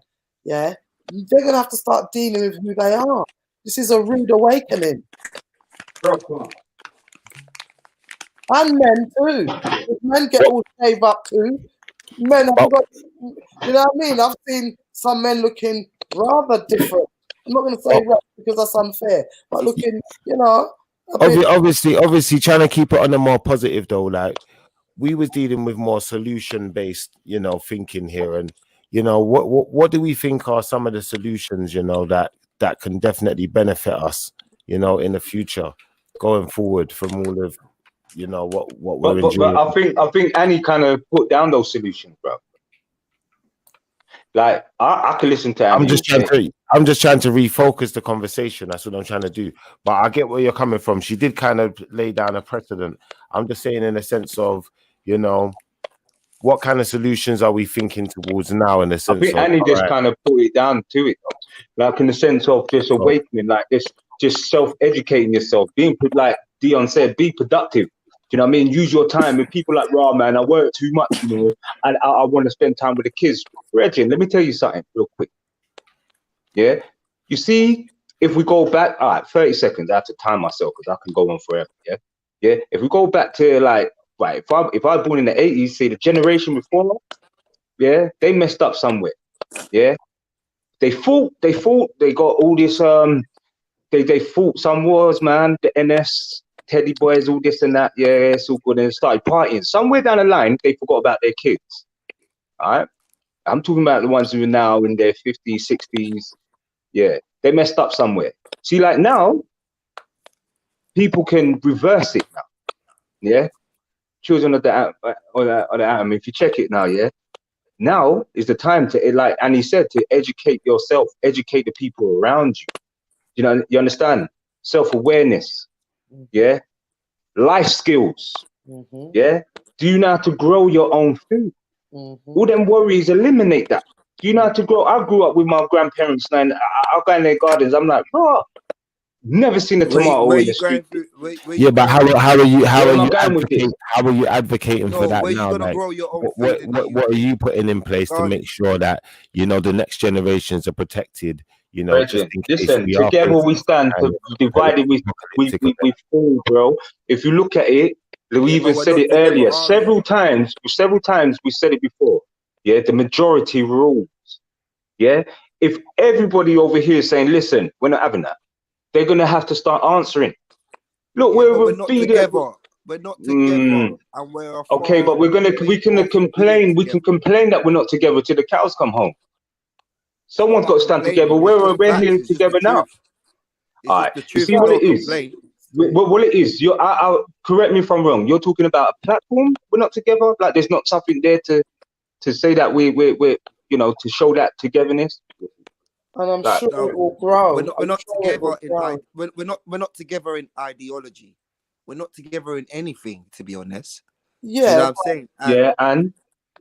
And the only way you can have an actionable movement, you know, that actually gets things done, is for people to draw together on common ground, innit? You know, and fight for something like one type of message that everyone can link to. But at the moment, we don't have that, and I don't know, the way I hear people talking online and on different shows and different panels, it's like the more I realize that, wow, we are so far away. We're not far gone. No one's far gone. That's just your opinion, and your opinion is valid.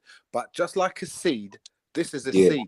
Just like you know, you see the seed that they had going Speaker's Corner. They try to discredit that seed by bringing aggressive people down. The thing about Speaker's Corner, you say what you want and how you feel, and now you want to bring violence to Speaker's Corner. You just broken the code. Power. That's it. I mean, we can. Understanding. This is a seed. What Schiffer's planted there today. Yeah, I've invented nothing about this coronavirus, about nothing. But you see me, I'm ready to die. You know, my kids know that. Everybody knows that. But the funny thing about it, like, not without a fight. Come on, man. This is here is an infringement on human rights. Somebody's made this thing in the air, so they say. They keep saying it's made in China. China's just gone on bad and kicked all the Africans out of their house while this thing's going on. There's some rude behavior going on, and if we, of course, we're going to line ourselves. Just open up the seed. Just create the seed and the awareness. Now, come to as a group. I've got the artwork, man. I've got the artwork, man, that will give people artwork. If you're going to have this group and it expands and it expands and it expands, that's what's supposed to happen, and that's how we communicate with each other. They're the ones who made the internet. You understand? I launched the internet in 1992. And it was modem to the phone. You had to put something at the back of your phone, and I'm organized with that, going around schools and colleges with Black Twang. There weren't no schools. There wasn't like this thing really came out in like computers always been about because somebody's been a scientist, but this thing has only been involved in the last 30 years, bruv. You understand this computer thing? If they want it so bad and they want computer so bad and everybody loves this computer thing because now you got Snapchat and Instagram and all this thing, and first it was MySpace and then it was this and now it's Twitter. You understand? I don't know if it's a problem, but half the people are glamorized on there. Give a man some, give a girl some hair and makeup. She'll make Instagram one of the top things. You understand? Now, my Instagram goes off the hook, and people love sending me stuff. They send me stuff where people are chopping off man's arm, girls are twerking, people setting other people on fire. I've had everything sent to me. I'm telling people, stop sending me this and stop sending me that, and having to block people because I don't want to see some of that stuff you're sending. What, you don't want to walk down the devil's lair on your own? You want somebody to hold your hand. At the end of the day, it's the mark of the beast 666, and it doesn't matter how much you add it up. And I've come to realize that with a computer, we're talking about something brilliant, something great, constructive things, and how we're going to move on forward. We're going to move on exactly the same way we've moved on forward. It's either you're with us or you're not with us, but you're going to take care of your own family. You know, understand? There's nothing grows in England. Only thing that grows in England is pumpkins and cabbage. You know, they don't know grow things in England. Everything strawberry. Strawberry. Strawberry fields. There's nothing that grows there. You understand? So, you know, okay, we say no. Let's go back to basics and plant-based foods and rare. We can only do our best in the little balcony that we've got in our garden or whatever it is where we live. You understand? You know, at the end of the day, I've gone to Bristol and there's so much space out there, so much space. You understand? But yet there's not enough homes. I hear people, but how we move on forward is just keep watering this water and keep watering this plant, because this seed will grow. And then when you expand it, the same way we're going to have to find a black bank and everybody put in a $5 a week. You understand? I don't know. Make this thing grow. Make them say, raw. People got to have communication, understanding. I don't know where Farrakhan gets his money, but somebody sent me a thing not so long ago where two white boys robbed the mosque and got £2 million out the mosque. I'm like, £2 million out a mosque? Bloody hell. It's all over social media where the white boys robbed the mosque. Burgled the mosque, sorry. They burgled it one night, late night. Well, they robbed the Nation of Islam, yeah. Yeah, they robbed the mosque, and not the Nation of Islam. They robbed the Arabs' mosque, you know, the ones who pray 5 times a day, because certain times they you know, when you don't have to go to the bank and you can go to the mosque and ask for money, but you have to be praying, you have to talk to imam, and you have to talk to certain man. Yeah, in England. Let me send it to Schiffer, where the white boy said, I've done it again, you know. I ain't just gone and done it. He's counting out £2 million. 4 bags, 4 of these kind of long kind of, like, you know, bicycle bags. 4 of them he's got. You understand? Fill up with wedge. It's £2 million. And you know what? They're pikeys. I think they were pikeys. And I'm thinking they got that type of money hanging around England just like that. Flipping out in the mosque. At the end of the day, when we come together and we're going to start building a triangle or a thing, it's not, we got to stop macking on each other. You know, I went to a boarding school. If I went to school in London, I'd be shot and killed and be shot long time, or knife crime long time. I'm glad I went to a boarding school. At the same time, watch the Londoners, how they work. They're not like Jewish people, you know. Jewish people don't laugh at each other's trainers. You understand? We got this form of behavior where we have to look good only because we want, vagina and stuff like that. We want it, so we have to look good to try and get it. You know? I say could be what vagina. Yeah, I'm just saying. Even if I've gone off the beaten track, it's everybody looks good. Dion has looked good ever since I met him. You understand? And if he's being positive and he's got he hasn't changed his spots. There's certain people who haven't changed their spots, but the way how we go to get money and what we do to survive, that seems to be our problem. You understand? Mr. Patel says to his son, "Wada da da deng," and his son empties the bin. I swear I had to ask my son 5 times. Have I got to reach 5 times to ask you to empty the bins? You understand? Mr. Patel says to his son, "You're going to give me your wages and you're going to work for your uncle." He says to his daughter, "You're going to be a doctor." That's what he says. You're going to be. Otherwise, move somewhere else. Or if you really want the shaitan and them people to take over your life, go with them. Go with them. He's the only person who can control his woman. Mr. Patel is the only person who can, I don't know, control, has a communication with his woman where she plays her role. Understanding. Yeah. Sorry, And jumped in there. He has an understanding. Sorry, I jumped in there. Yo, yeah, they've got some sort of family structure that lots of other families haven't got. Yo, can you people hear me? Can everyone hear me? Hey. Yeah, we can hear you, man. It's been a minute, Shaw. I don't know. It took me forever to get into the chat. I couldn't do it. I was commenting. I was just dying. I just couldn't get in. A lot of our cultures are around, you know, attracting somebody to us. You understand? Attracting, just thinking that you're looking good. I've never wore a hip hop hat. I've seen Schiffer have so much hip hop hats. Schiff, have you ever seen me wear a hip hop hat? I must have a problem with it or something because I don't wear hip hop hats. What's a hip hop hat? And I'm just saying it's about opinion and about how you carry yourself. Some people like wearing a hip hop hat. What's a hip hop hat, Papa G? Snapback or snap something. What it's called. I'm glad you asked. I was a bit confused.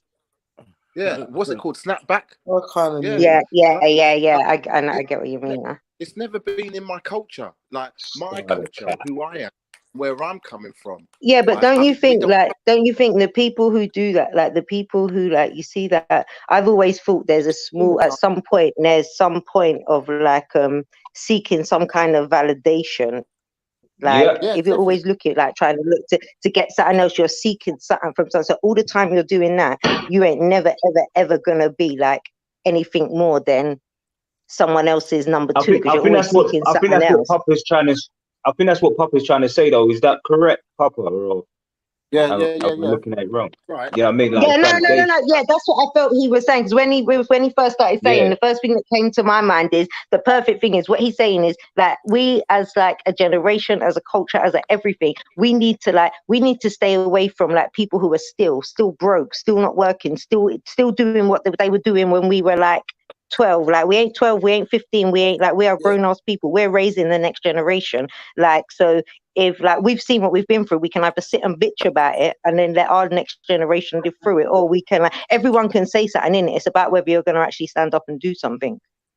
No, I think Annie made that. Yeah, that definitely makes sense. Annie made a valuable point, man. I think she made many, to be honest. But I think everyone did. But I think she hit on it now. Do you know what I mean? It's just about just educating yourself and actually, life skills. Just getting more in tune with. No matter yourself, how old you are, there's always something to learn. As soon as you get that mindset of you don't want to learn nothing else, you've killed yourself. It's over for yourself. Because till the day we die, there's always something to learn. There's always something to learn. Like you see, and you see, I find like I don't know. Obviously, I know some of the people in the chat. I don't know the age range of everybody in the chat, but I know like obviously, I know that Shifa, I know that Will's like we're the same way. You see, I find with our generation, like, and you don't know me already. What and like I cuss everyone. What people take for granted. You see, our older generation, like I don't understand them. Not with anyone in this chat who knows me. I spend a lot of time with my older generation. Can I just say spend as one much thing time. quickly? Yeah? If you're in the chat or if you're listening. Sorry, if you're in the chat or if you're just listening on the channel, click the subscribe, you know, make sure you get the notifications when the show comes live again. Like and subscribe. And yeah, big up yourselves, And let us know man. what Like, you're thinking, man. Let us know what you're thinking. keep talking, keep talking. I'm going to give it back to Shah now so she can finish what she was saying. Sorry about that, guys. No. That's cool. I'm just saying, like, I think as a generation, like I said, I don't want to speak for everyone in the group because I don't know everybody's ages, but I know for me myself, as like for our generation, like we take, I feel, not me myself, because obviously I come from, I'm different from, like I come from a very blessed background, like so I haven't faced certain struggles that everybody else that I not should have, but everybody else in my upbringing and my surroundings faced. I was blessed. I didn't really face them struggles as such. My mum and dad, like I don't come from a broken home shift, and I'm not telling you, my mum and dad are still together, married 50 years, married next year, together 52. Like I don't know that like broken home system. So you see that thing what you were saying about Mr. Patel and like thingy, I get that, and that's one thing like I can see the difference in it because I've only ever had that full shift for anybody else who would, like they'll tell you they know my family. That's what we're about. Like it's all for one and one for all, and like you see until people can get that mentality back, but it's hard to get that mentality back because it's a vicious circle. Every one part of that to get that value, you have to have the values. Then values need the parents, and then you need that one person to break the cycle of what that family upbringing. What do you know what I mean? It's not as easy as just we got to like thingy. I think it's a big. There's a whole. It's a circle because it's a vicious circle. People are. You're breaking up a little bit, not that I personally am product. I don't to a certain point in your age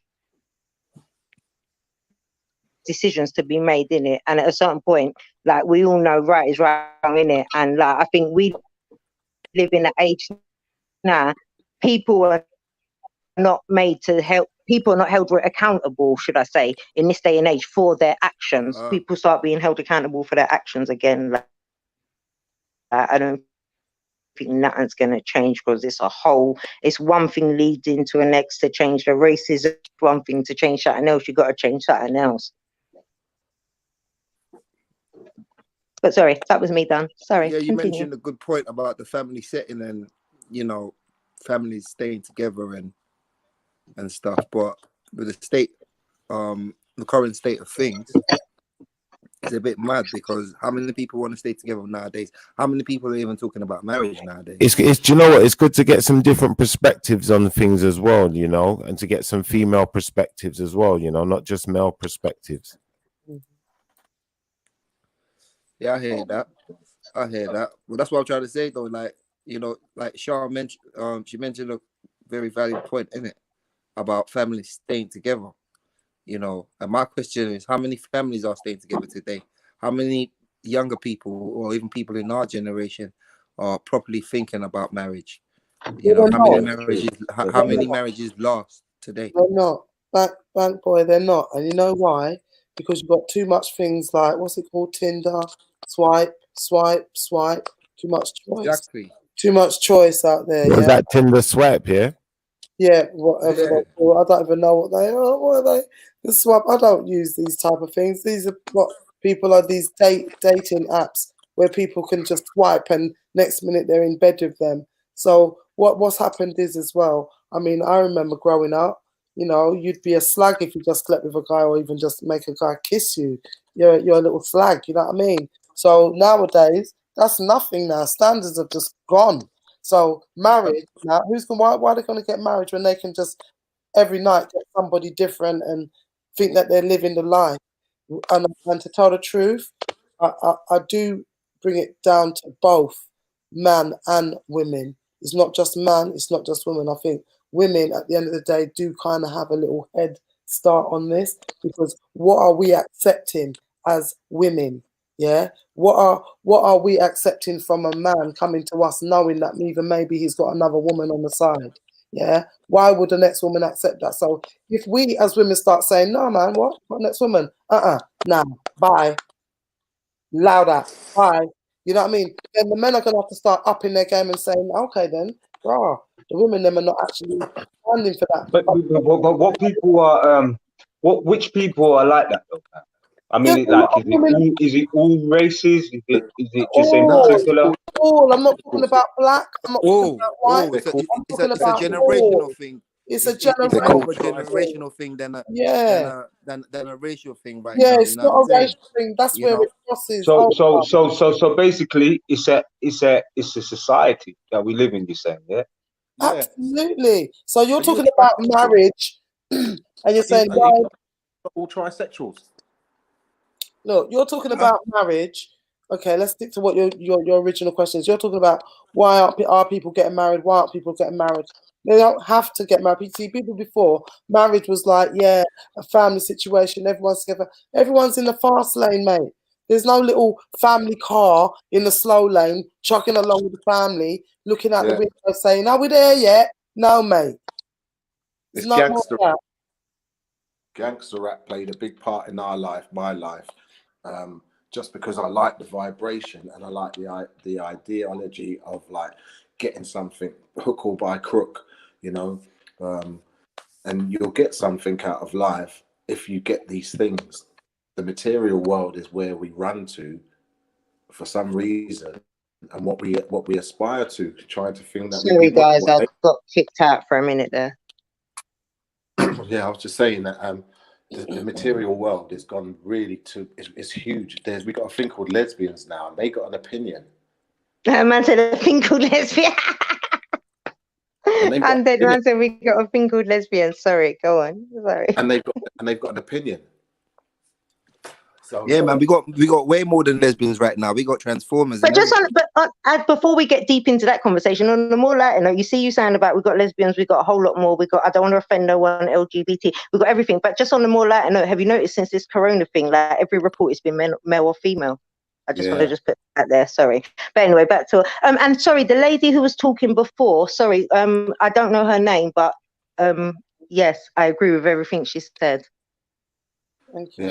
Me too. As far as the female things is concerned, because as far as the marriage, she's right as well. Because do you know what? Like, you see, as a female, if you're going to be with a guy, have a child with you're going to let him have, you're going to have a child with him, you're going to do all of this. Now, you've got that child, regardless of whatever else he does, you've already accepted that. So why is he then going to commit to it? He's already got everything. He's got the house, he's got the child, he's got what is he? What's left for him to commit to? Like, he's got everything he wants. Like, he's got it all. And if he don't like it, he can walk away without the bullshit of having to worry about consequences. Because we, like I said earlier, we live in an age that people don't realize anymore. Actions have consequences. People can do things behind a screen, actions have consequences. And as a society, in every certain thing, no one takes responsibility for what they do.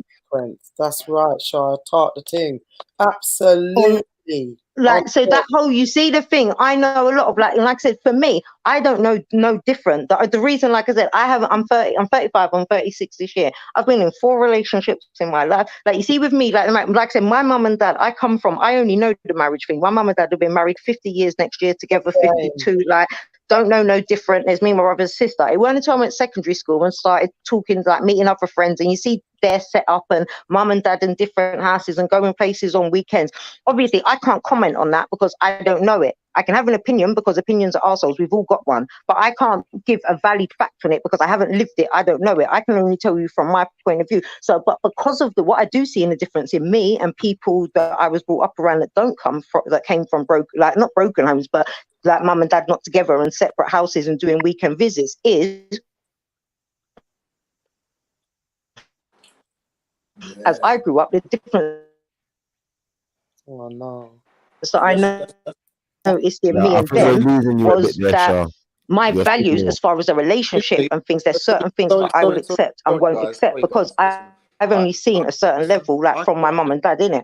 You see this back and forth and arguing you know what, for us, and walking out and storming. I ain't never seen that. So to me, that shit's not appropriate. You see, if you're with me and we got a problem, motherfucker, we locking this door and we sorting it out tonight. Hey. All right, sure. I think we're gonna have people need to like people need hold on. What we're gonna have to do, yeah, we're gonna have to try and not to swear if we can not swear. Try and keep it PG if possible. But we're definitely feeling your energy and where you're coming from. I think that people have to be very conscious at this point in time, you know, which is why we've opened up the chat so people can talk and, you know, we can share ideas and let everyone know where we're at. I grew up in a how we're children's feeling. home. I haven't got the privileges and seeing the privileges that some of you have. You understand? Like, as far as I'm concerned, you know, I didn't answer my father back until I was 43 years age. I didn't say, no, Dad. I soldiered that he was the king as far as I was concerned. There's a different level of respect. Respect is the answer of the, is the order of the day when it comes down to family. The only reason why you wouldn't respect your father is because he disrespected your mother or you don't know him like that. But when family values don't really mean nothing, yeah. Think about for us who was in the children's home who just looked at wish we had to live with our parents and wish that we could communicate with our little siblings instead of like dad turning us against each other by being different and got a different mum or a different dad, you know. At the same time, you know, us children's home boys, it's a different thing. It's a whole different thing about love or love from your family or a member of your family, you know. How do you feel about love? You understand? Of the members of your family, your dad's gonna love you, your mum's gonna love you. The ones who give their kids to the government, we're kind of like saying, you know what, you don't really care about us. That's why we do what we want, when we want, how we want. It's about the love and the nurture. I don't grow up my kids the same way I was grown up. They can't never walk in my shoes. I wouldn't want them to. But that's having power over your kids. But when your kids don't respect you, you're going to see a different generation. If that makes any sense. Yeah, it does make sense. It does. You know, some people come from a family. You know, that's why I keep going on about Mr. Patel. He's the only one who tells his woman who can I don't know if it's word control, but he controls his family as a little Indian man. The little short Indian man controls his family, has his family tight. What's the real point you're making here, though, Gordon G? What exactly are you jabbing at? What is it that a parent needs to do? Yeah, the next generation of parent needs to do towards their kids when they're doing the best they can and they're keeping them up to date with the latest wares, the latest technical stuff. I've never played PlayStation. You understand? I don't know how to play it. You understand? And the funny thing about that, it's never been interesting to me, just like football. It's never been interesting to me. So my son, I said to him, have I ever kicked a ball to you? He said, no. I said, I've never kicked a ball to you. I said, on the head, son. He said, no, you have us with soldering iron making Christmas decorations out of electricity. That's why I'm technical and digital. I had to laugh and to say, I'm just going to laugh at myself. I've never kicked a ball with my son. We've never been in the park and kicking a ball. He said, no, you had us doing creative things all the time. Hey, Papa G, big man thing, serious thing. Yeah. One question. Are you so boring? No, I'm not boring. I'm saying a part of my experience is not going to be like your experiences. Just the same way I've never had parents like you've had. So I've never had that kind of love.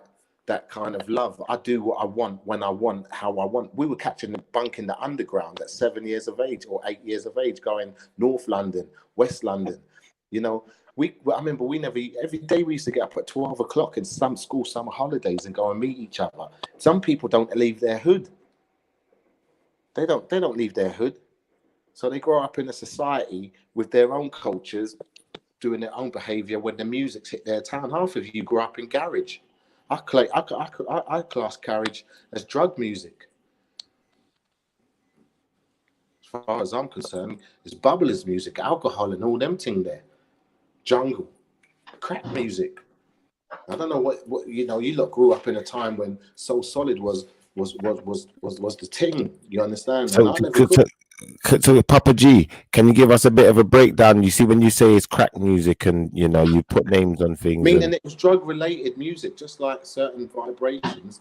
There's certain vibrations transit certain people. Certain people like different vibrations. That's why some people like to paint their nails black and wear flares. You understand? There's different vibrations. I'm saying in the black culture, we had who was ever the music of the day. When it was Lovers Rock and everybody was whining, and your mum and dad know how to whine, and when they explain what whining is, it's you and her secret. I don't know, how would you explain it to your kids? What is whining? You understand? How are you going to explain that to your kid?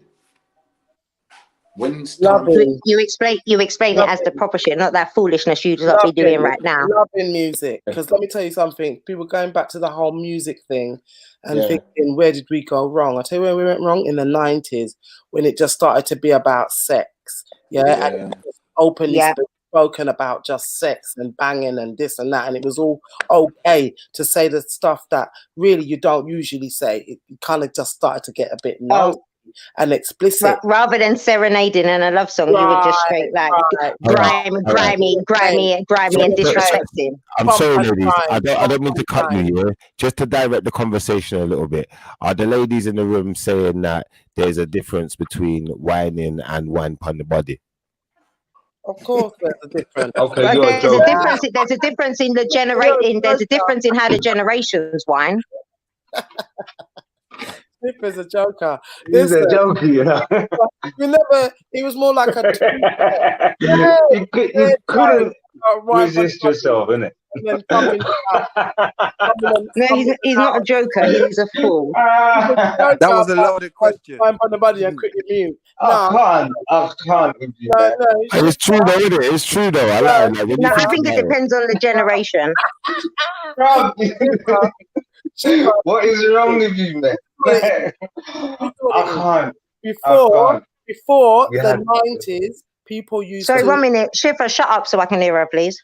Sorry, go on. Before the 90s, people used to like ask you for a dance and say, excuse me, would you like a dance? And you turn But this is why there's no marriage. People had to put in work. So once you put in work, they don't give it up so easy. Now it's so goddamn easy to slide in someone's DMs and you got pussy that same night. That's why people sorry, I forgot we're abroad. Sorry, I take that back. But like, where it's just so sorry, but where it's just so easy now. This is why there ain't no marriage or no nothing, because people's like, no, I'll just get a next one of you tomorrow. Yeah, exactly. Whereas back in the day, you had to put in work. You had to go to a phone box. Like, no one ain't putting that type of time in to like not invest. Yeah, that's what. Right. So what we're gonna do about that?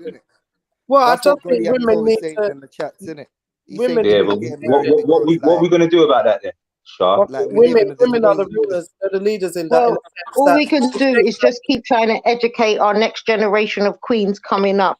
That like we're gonna revert back to like, you see how our mums and dad had it, like they're still all together now. Like we need to educate our queens that like, and this is do you know what I think? This is where it gets confused. We had that whole period where women fought for equality. Then you had like the likes of, as much as I love her, Beyonce, like come along saying about like, it's like in 1 minute it's like being an independent woman, but in the next minute it's can you pay my bills? Like can we just give it one clear, direct? You already gave everything before you came bringing on it. But listen, you touched on a really few good points there, Shah.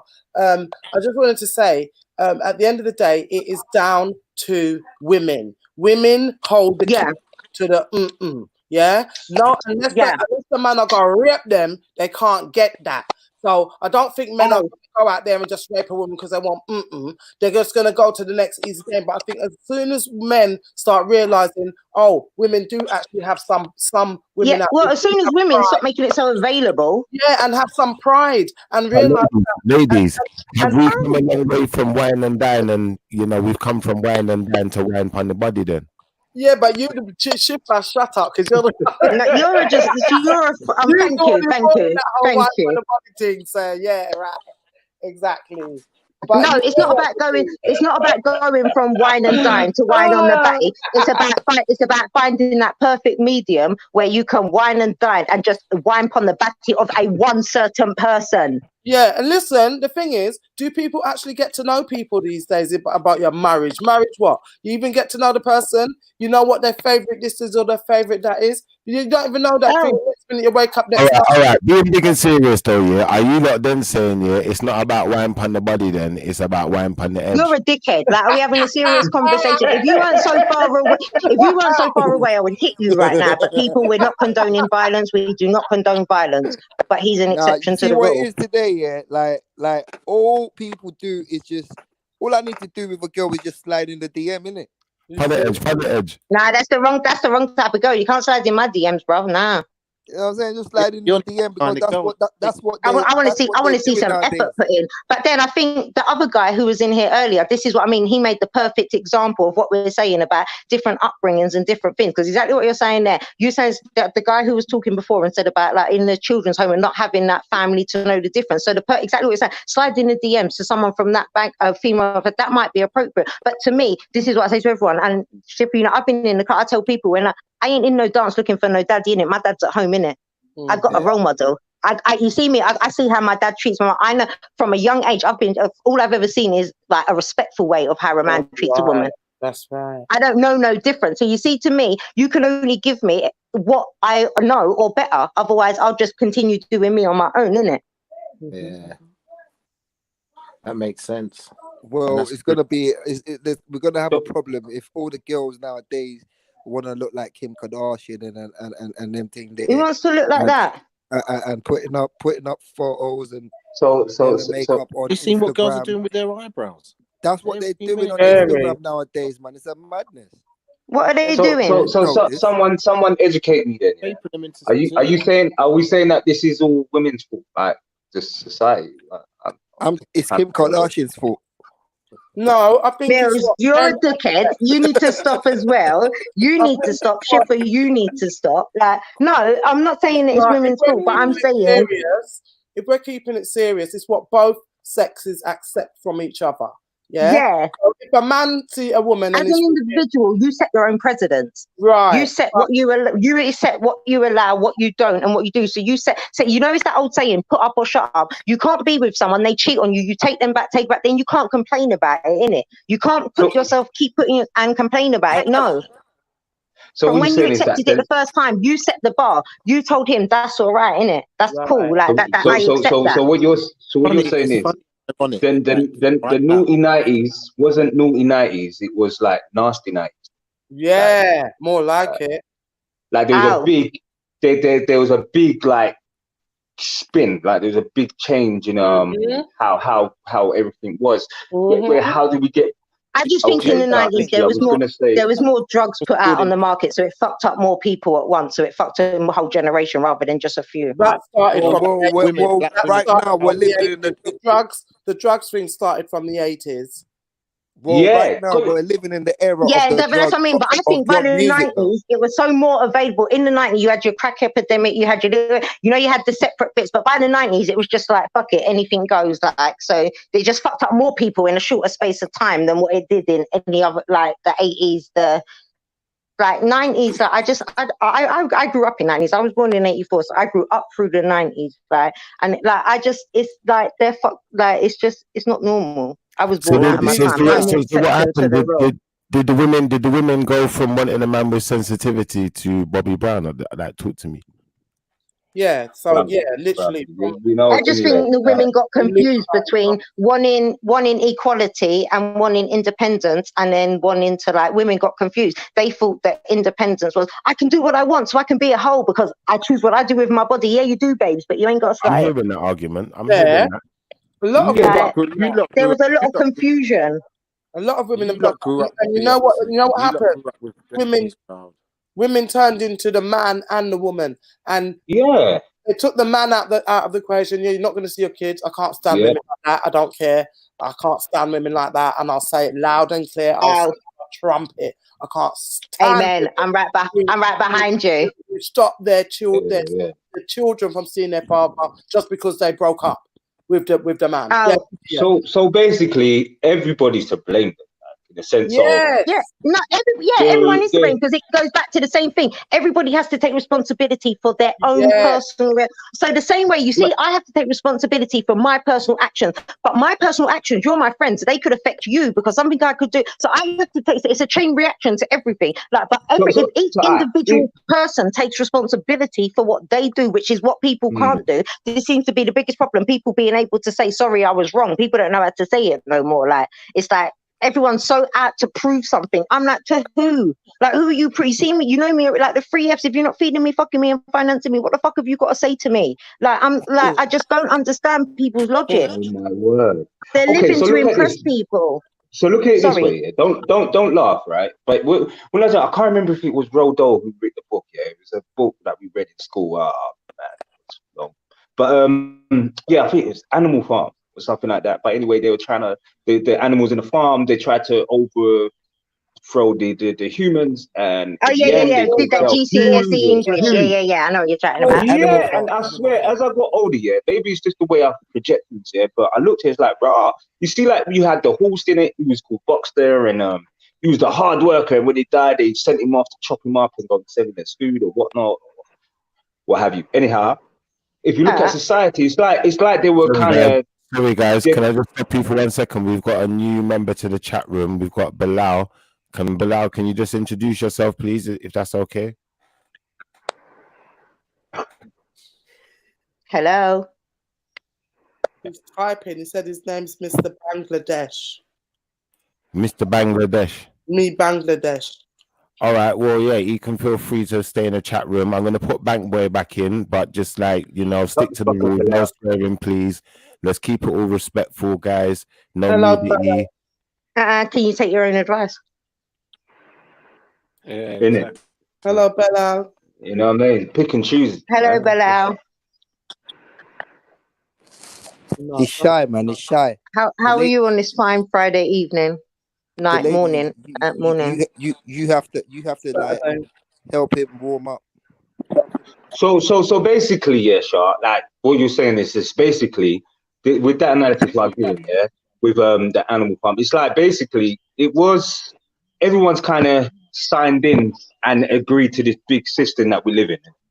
Yeah, like everyone didn't really sign in and agree. Yeah, everyone didn't technically sign in and agree. Everyone was tricked into being a part of it. But go on. Nah, it's called the Orwellian society. It's like now you got your little piece of freedom. It's like a rebellious child, and they said, "No, I'm not going to listen to you." Boom, boom, boom, and then afterwards, now that they got their freedom, they're like, "Oh, I'm gonna abuse it now." Hold on 1 second. 1 second. 360. Yeah, but how are you going to listen to people? How are you going to listen to people that are nothing? Oh, sorry, go on. Sorry. Wait a second. Bilal? Yeah, he's talking, but his mic is not working. Your mic's echoing. I can't even hear him at all.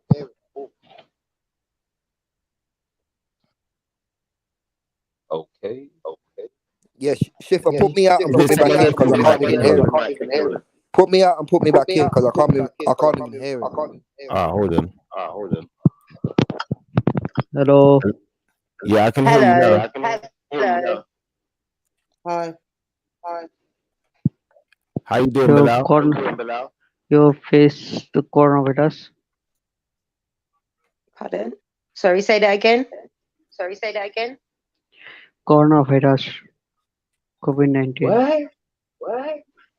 I think he said God is with us, COVID-19. Okay. If you've got a TV on in the background, you might want to turn it off. Yeah, everyone started echoing. Because he's got his microphone on.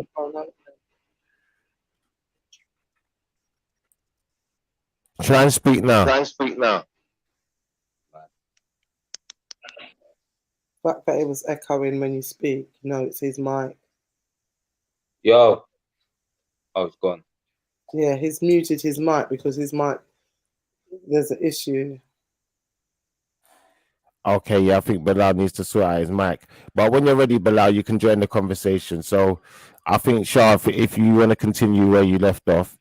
If someone reminds me where I left off, I will.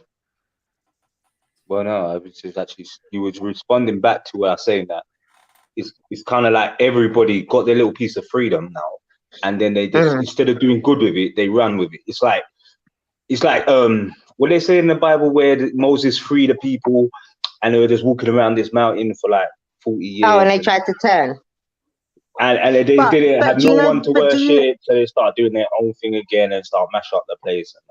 But do you not think that part of that is because when I was trying to jump in the conversation earlier when I was having issues, so when you see when you were talking about the COVID-19 and all of them things and about the way that it was set up, what I was gonna say was, you're right in what you're saying in that, but like I said, it's the same thing. See with the COVID-19, with everything, you got to think back from the world, even before the wars, before everything. What is the number one rule in like power and running things? And if you want to take something over, it's divide and conquer, isn't it? So although this COVID-19 thing is done, it's like you got to think so I get earlier on when everyone was having a conversation about people being conditioned to think a certain way. This is what I was saying about, it's generations of condition. This has been going on for the COVID-19 is one thing. This is just joined into, it weren't too long ago, it was they wanted everybody out. Before that it was, do you know what I mean? So it's been an ongoing, so it's not as simple as changing people's thoughts on this one issue. It's reconditioning like generations and generations. So probably, as harsh as it sounds, in our generation, for all the work we're doing, probably in our generation, we're not actually going to see the change of it. But that doesn't mean that we don't do the work to make it. That's right. We have to do it. Like we have to do the work. So like our children and their children's children will see the change. Absolutely. That's actually a big point. It's not about. I just don't think people have got that. Like everyone, like exactly what you said. Once everyone gets that bit of power, they want to run off. But the reason that people do that is because for so long, society has conditioned people. They've turned people so much against each other that it's me, myself. What is the one thing at some point in all our life we've all said it? When shit hits the fan, fuck it, it's me, myself, and I from now on. That's because we've been conditioned for so long to think this way. That's why people have that selfish mentality. But that's what they've wanted for it. That's how. That's why we've had colony and people have kept control for so long. Can I just ask people, do we think that we live in a mental state as people of color, black people, white people, whatever, or really mainly people of color? But do you think that we live in a mental state that we accept things even though we know? Is this question for everyone? Was it? For everyone. No, she said everyone. Can you say that again? So do you think that we're all living in a kind of a mental state that we're kind of like asleep and not woke in all aspects of our life as well? Even what Charles talking about. You see what you're saying, message, yeah? I've always believed we've lived in a mental state. At the end of the day, like the things we learn, like for instance, when we go to school, we're taught to regurgitate. We're not taught to learn anything. We're not taught to further ourselves in any way. We're taught to, be obedient, members of a society. That's what we're taught to be. We're taught to conform. At the end of the day, anyone can put the pieces of the puzzle together for themselves and work out what's really going on. Do you know like that? Because, we could talk about slavery, but what we're living right now isn't the same as what was going on in slavery. So we're supposed to say, well, that's good. So something's changed. Okay. So what, because we're not chained together, it's okay, but we're still being right. And here, right about now, it's a perfect example. We're still being told what we're doing. So what, because we're not in the field chained together, it's okay. But you tell us when we can go out of our house, what we can do, what we can't do. But yeah, at 8 o'clock every Thursday, coronavirus takes a break, and you can go on the bridge. You can stand as close as you want to everyone. Every Thursday, coronavirus takes a break at 8 o'clock, 8 p.m. Yeah. But listen, do you get what I mean? Listen, that's when it's selected. Like selected memory, selected this is selected people. Out to the chat room as well. Sorry, I was just saying out to the chat room as well. You were saying about selected people. They're just selecting people. They're selecting who can do what. And like I've seen people right outside my front door, and I've like said to them, "Oh, hello. Like, what are you two doing?" And the man jumped. He was so frightened. I said, "What are you jumping for?" And he said, "Oh." And I said, "Well, how come you two are not practicing social distancing?" "Oh, yes, we are." And I said, "No, 2 minutes ago, you two were right up underneath each other. I thought you were in a relationship," and I started laughing. But at the end of the day, there's people out there doing work, not doing any kind of social distancing, but yet still we're locked up in here, looking out of our windows, looking at them, and thinking, oh, have you listen? Look at the videos from Tower Bridge on Thursday night. Police, tourists, everything, video cameras, all there, shoulder to shoulder, kids, babies, old, young. And that's what I'm saying. Like, what it takes a break 8 o'clock every Thursday. And that's another thing. I had to call a few people out today. Like, I don't too often post, but every now and again it gets too much for me. Like 8 o'clock every Thursday, you're out there clapping for the NHS, but it weren't before coronavirus. You was all on your same social media that you're posting about clapping. You was all posting about wanting all your foreigners out and wanting Britain great again, wanting your country back. Like, so who are you clapping for? Like, like who are you clapping for? Mm-hmm. Yeah, that's a good point. And you're just clapping for people who are telling lies. Clapping for people who are telling lies. You're just clapping because the government keeps feeding you this bullshit. Because you want to think, because by the time this is all over, it's going to be made out that like it's going to be the people are to blame. The reason it went on for so long is because people didn't follow instructions. People didn't do this. Not that the government didn't do what they should have done. The government didn't shut borders when they should. None of that will come up. When in years' time, when our kids are learning about this, like we learned about the war and everything else, like they're going to be learning about how it's because people. And the same thing with, and again, it goes back to conquer and divide. They only let certain stories out. Sure. Can I just stop you for a second? We got a new member to the chat room, 720GOD. Can you introduce yourself, please, brother?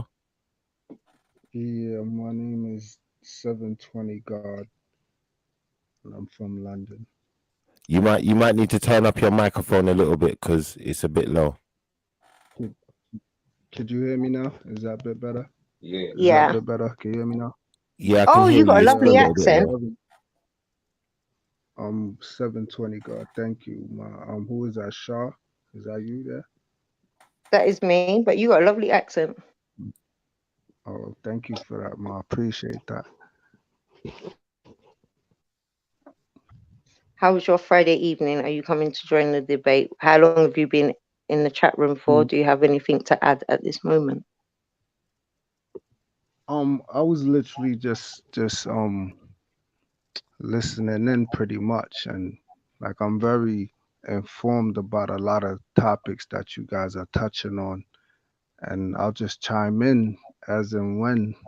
You see Oh, feel free, go ahead. What's the first one that hit you that we spoke about? Like,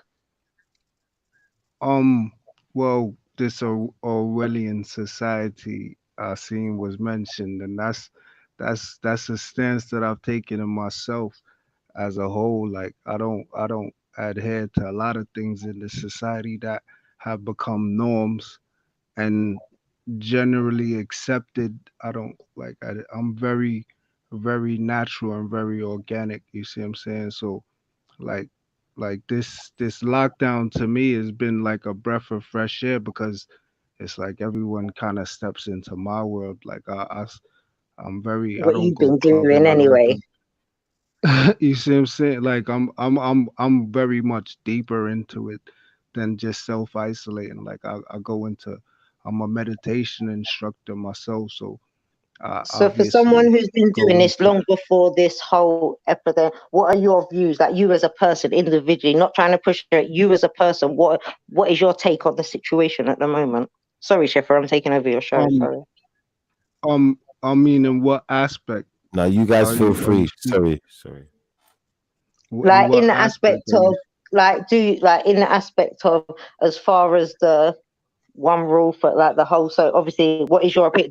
Is it a case of, do you think the whole social distancing thing is like we're social distancing in some aspects, but then in other aspects we can go out at 8 o'clock every night and be all right and nothing will happen? In the fact that things like certain members of parliament and things like that showed symptoms, got tested before frontline workers, like, so is it, so them things would make certain people think there's something more to it? Like, so if you're someone you've been adhering to your own life rules from long before all of this, so this hasn't affected you as such, do you just see it, like you said, people coming around to your way? Do you think this is a good thing? It's a bigger picture. Like, will we come out better or worse after this?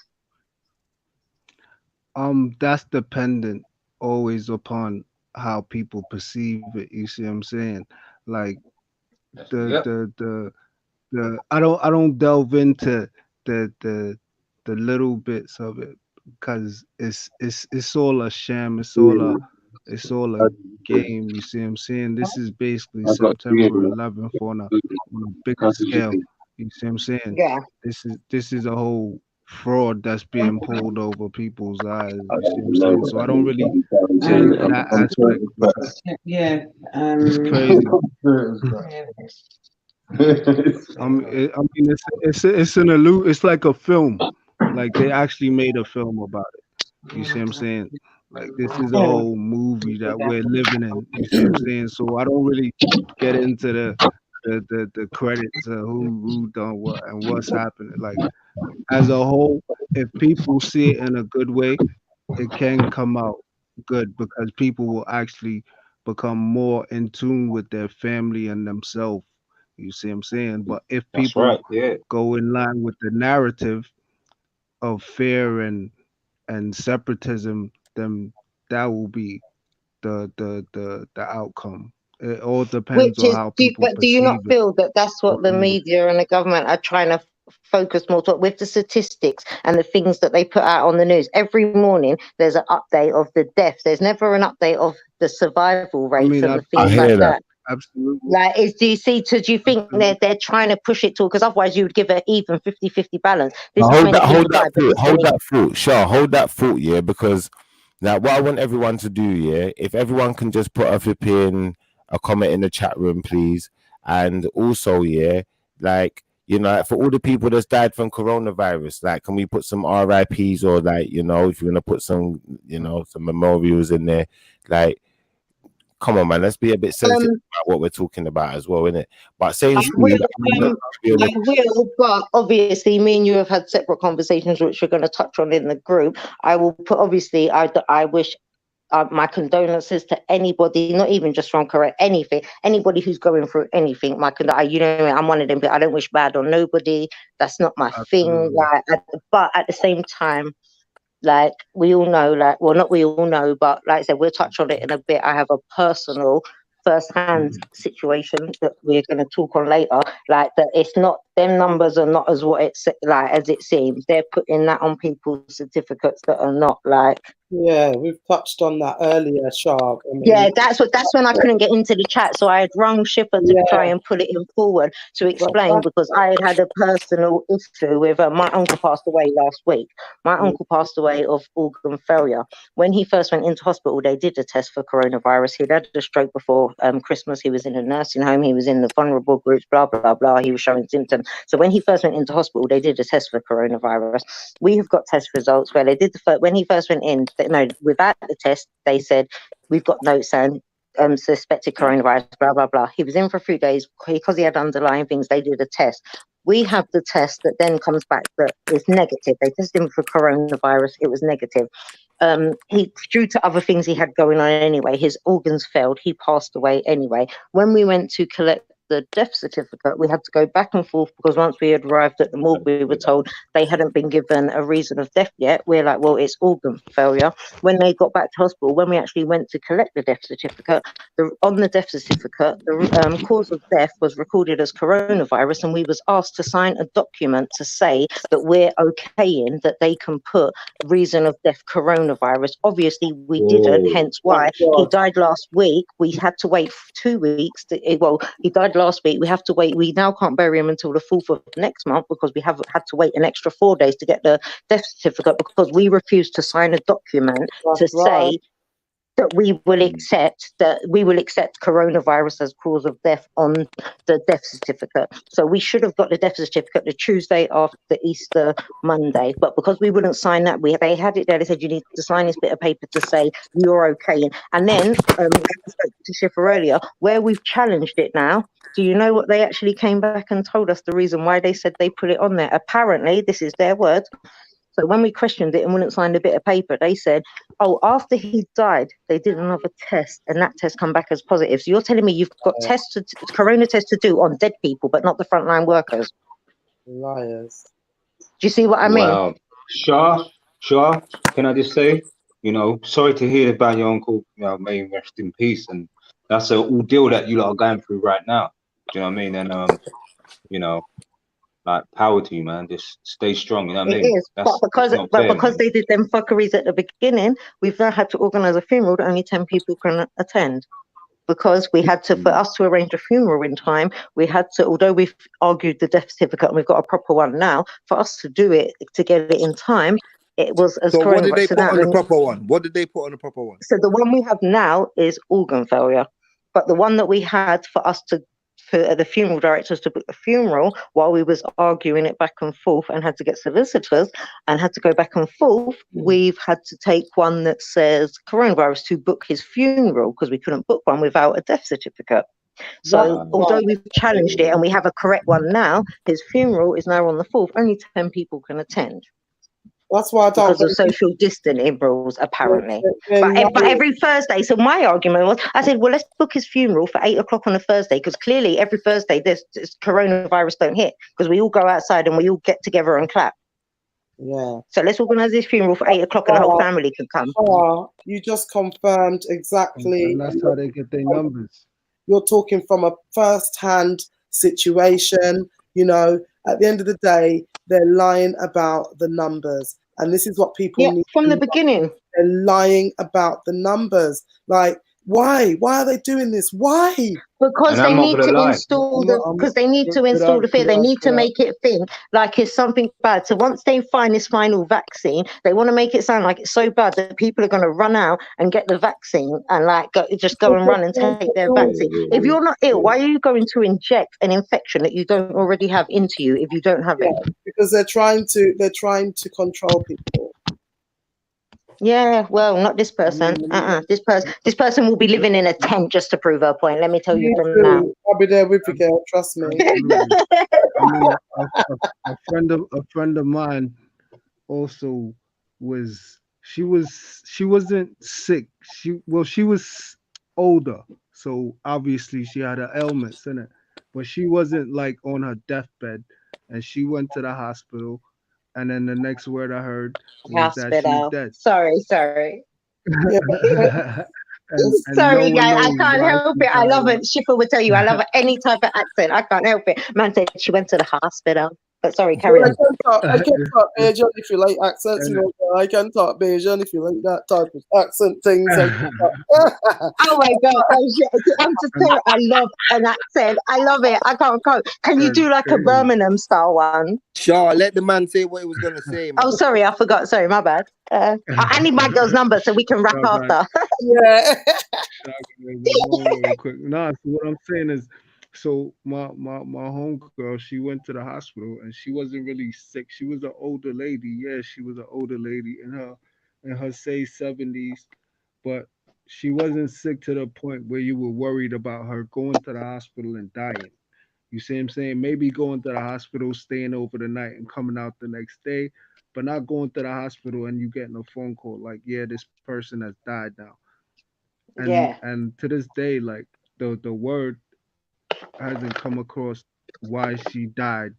You see what I'm saying? Because I got the word the next day when she died. So the word why she died hasn't come out. And how long ago was that? Definitely, this is like 2 weeks ago now. Sorry for your And up to now, you still had no confirmation of cause of death or anything. Cause of death, no. See, and that's what I mean. That's ridiculous. And another thing is, and another thing, if anybody has an educated answer. One sec, Shaw. We're still talking. They just saying people died after testing positive. That's what you're hearing. That's the narrative that you're hearing. You're not hearing people as a whole. But have they give you documents to say they personally tested your person, your relative? Nah. If this is a friend of a friend, this is my friend's grandmother, basically. Okay, well, maybe worth just asking, maybe mentioning to your friend, because where they personally tested my uncle, we have the results. That although they're saying it, if they tested her, that they will have a copy they can give the family. Sure. That's how we know. Is there a cost involved? Because somebody told me they had to pay money for them to actually retest them. Well, no, because he already if you go private, it's like 200. I think it's like £248 to have the test done privately, separate. But what our argument is when my uncle first went into hospital, he was already tested. So when I went to visit him, Schiffer will tell you, I take pictures of all the notes. I have a friend so I'd already took all his results anyway. So we have the copy. So after he died now, and them trying to say that he had it, I'm like, okay, so now I've pulled that. Well, hold on, this is your chart. So this shows when you tested him. It's negative. So what I'm saying is, if his friend's grandma, if they're saying that she tested positive, the hospital should be able to produce the family with a blood, like a test result, a blood screening result to show it was positive. It's all scandalous. I'm telling you, it's all scandalous. Once it's scandalous, there's no point even because you're only looking to a scandal. No, we can't get into that mentality of there's no point. We can't get into that mentality. I'm not saying there's no point in looking into it. There's definitely a point in looking into it. But I'm saying there's a scandal that we can clearly see. You see what I'm saying? Yeah. So that's why we have to keep pushing and pushing and pushing. Even if we don't see the results in our lifetime, we need to push. Like on a united front. You see what I'm saying? Because you're not the only one that's saying this narrative. I've heard this narrative over and over again. You see what I'm saying? So on a united front, there has to be a push. It can't just be you individually asking questions about your people. Other people have to be asking questions about but your I think people. it's going to be a case of until people who know someone who's personally touched. Because I'll be honest with you, until it happened personally to me, I heard about things, but until it was personal to me, and people like Schiffer, till it's attack someone who's personal to you, let's be honest, we're humans. We don't like. Well, this is where you pool it together. You contact other people that have the same type of situation. You see what I'm saying? And you pool your peoples together that have them same type of obstacles in front of them. Y'all all gonna be fighting the same type of. Y'all all gonna be having the same type of conversations and face the same obstacles against the same type of people. You see what I'm saying? So if you can't, you know what I want to know? Public, do you know what I want to know? What I want to know, is why people like all these celebrities and stuff, and all these people who said that they got corona, I want to know why they're not dead yet. I want to know why, all these celebrities like Tom Hanks and Idris Elba's and top political figures that are claiming that they tested positive for the virus. How come none of them was dying? Fake news.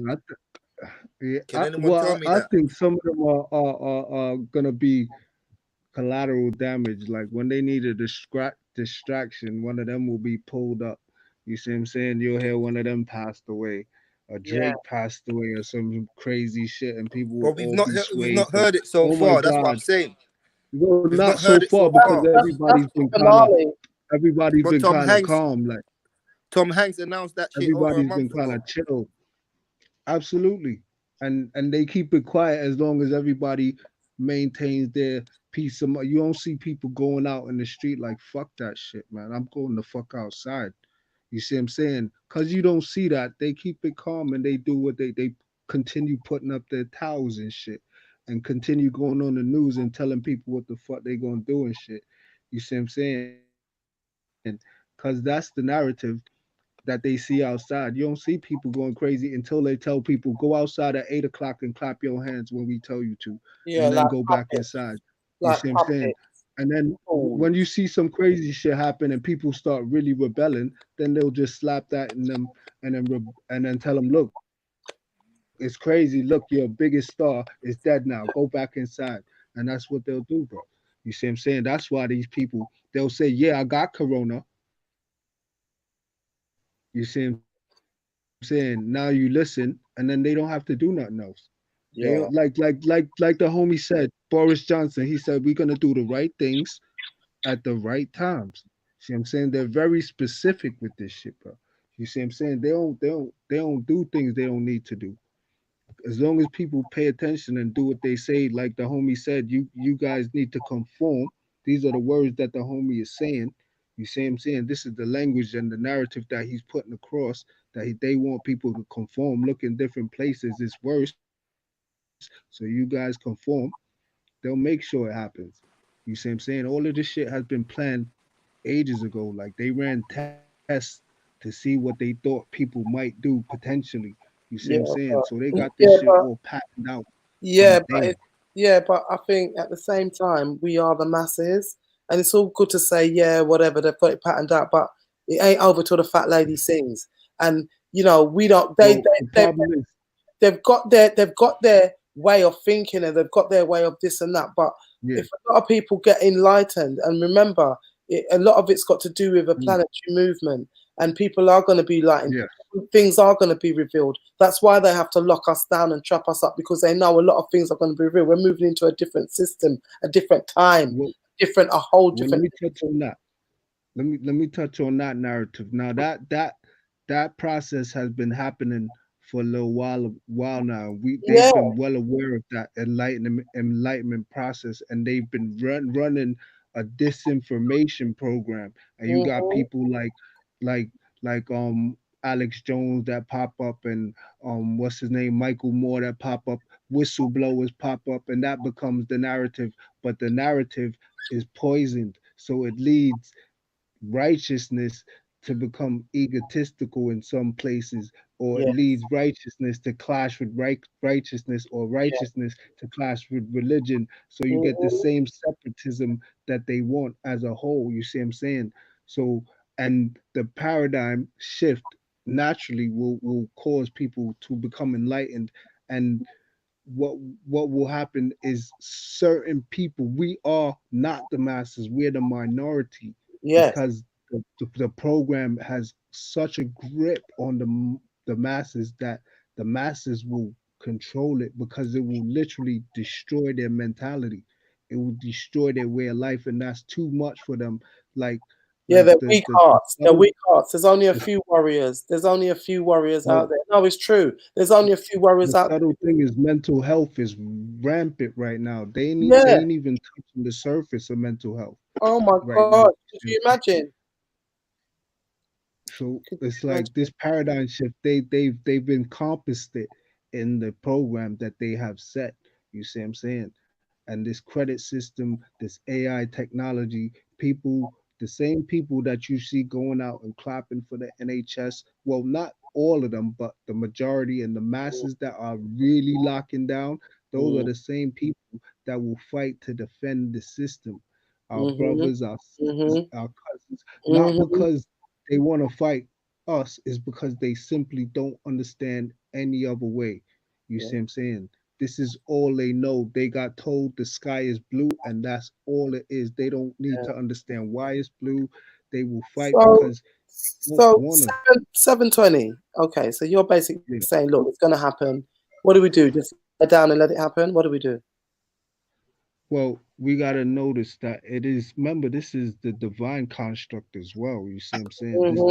This has been written about. So what we need to do is just keep our positioning and keep our balance and our construct and lead the way, because many people will fall just at the idea of what potentially could come. So we have to be that solid, we have to be the pillars. You see what I'm saying? Immovable, no matter what. You see what I'm saying? Hurricane, storm, famine, we have to be the pillars, immovable. You see what I'm saying? To lead the way and guide the future path. You see what I'm saying? How Because bad? this is a transference. 720. How bad do you think it's going to get? I mean, we've all got our own ideas, I suppose, of the worst case scenario. What do you think is the worst case scenario in, say, the next 6 months to a year? Well, I'm just looking at it like numerically. If no one's going to work, then, and globally, these countries were in trouble before anyway. Right. Then it leads to an economic crash worse than ever has been seen before, because the countries don't have other countries to borrow from, because this is a global lockdown. You see what I'm saying? The longer it goes on, the more these companies get in debt, the more the government gets in debt, the more the people get into poverty. You see what I'm saying? So like I can't really depend on what's gonna happen with the economic system in the future. You see what I'm saying? So, or the most I'm doing is just buckling down and just stacking up like long life foods. You see what I'm saying? Because the way I see it, it could get really dark. You see what I'm saying? Potentially. You see what I'm saying? So that strong spirit will be necessary.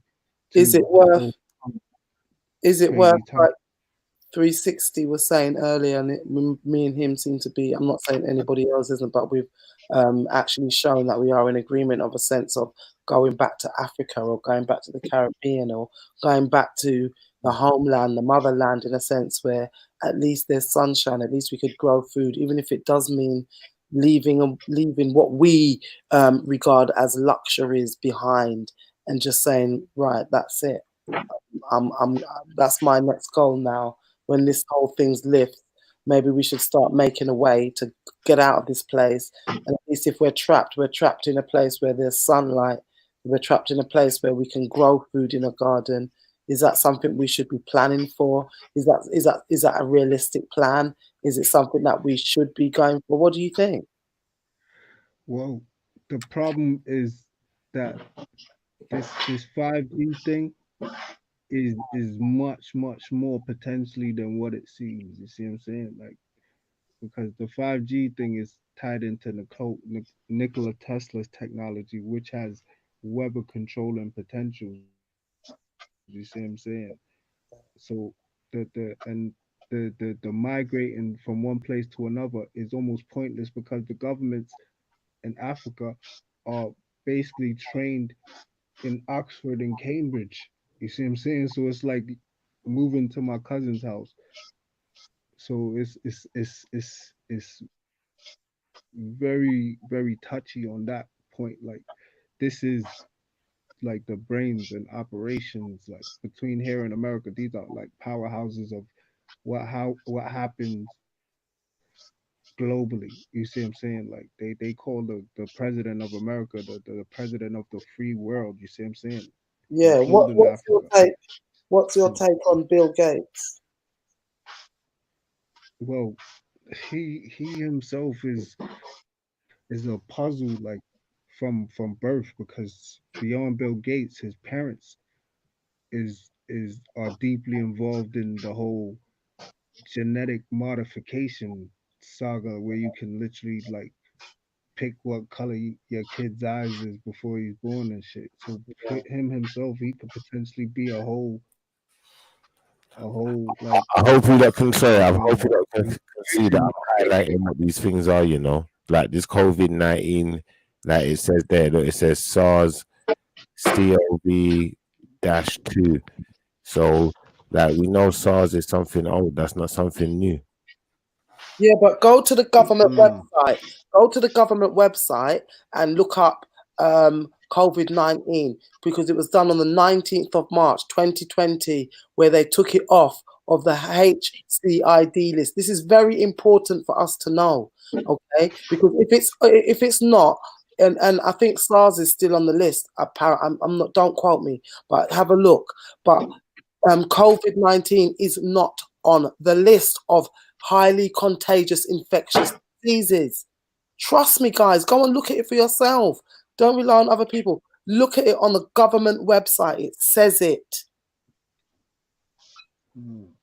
That's deep. If it's not like that, then why are you getting people locked up?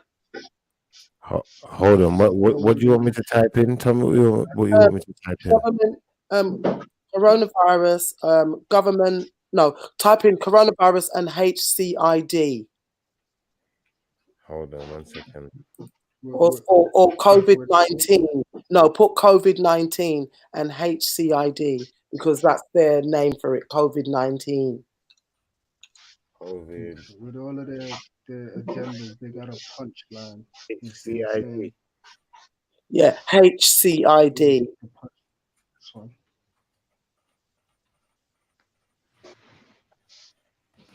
Right, go there, the first one.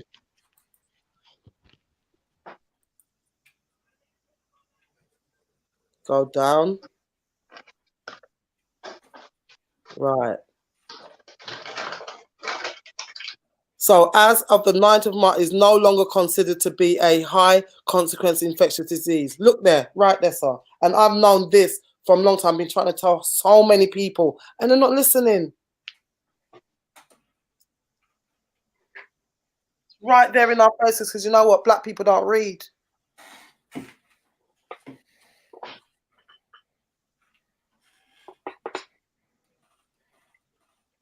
Yeah, to read for yourself.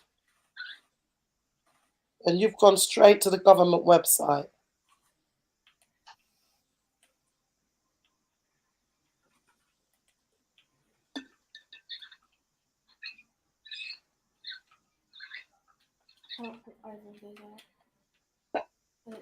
And these people have been playing with us from then on, and they're still playing with us because they're all acting like sheep and puppets. I'm sorry, we're just acting like idiots. And I think at the end of the day, it is fight or flight. It's fight or flight. It's that time now. And I'm not saying physically fight. It's about getting together and saying no more. You know what? We are going out. We're going out in our forces. We're making sure our immune system is boosted. We will practice social distancing, but we're going out. We're going out into the sunshine and we're getting our blasted vitamin D. Remember, we just come out of winter, you know. We haven't had no sun. So the next couple of months with us without sun, lack of vitamin D kills people anyway, let alone with their dirty little virus going around. Sorry, can I just quickly interrupt there? Because Schiffer took ages to add me back to the chat. I got dropped out for a hot sec there. You see, and he took long, so I don't think he wanted me to talk. But you see, with everything you were just saying before, like you see everything with you were saying about like you're spot on with why are they doing these certain things? Is because right, I put this exactly what you're saying. It's on the government website. It's facts. Like I put these kind of points across the other day, and I was kind of hit with a bombardment of I'm cold-hearted. Well, I generally am, so I can't really take that. But you know what I mean? Like people are thinking because I'm just a bitch generally, I'm being a bitch about this. But exactly what you're saying, and I'm glad that you brought. I never knew about this government website thing, so I will be going straight back on that after that, and then going back to the thing that I posted in the last 2 days and adding that to it because I didn't know about that bit you just said there.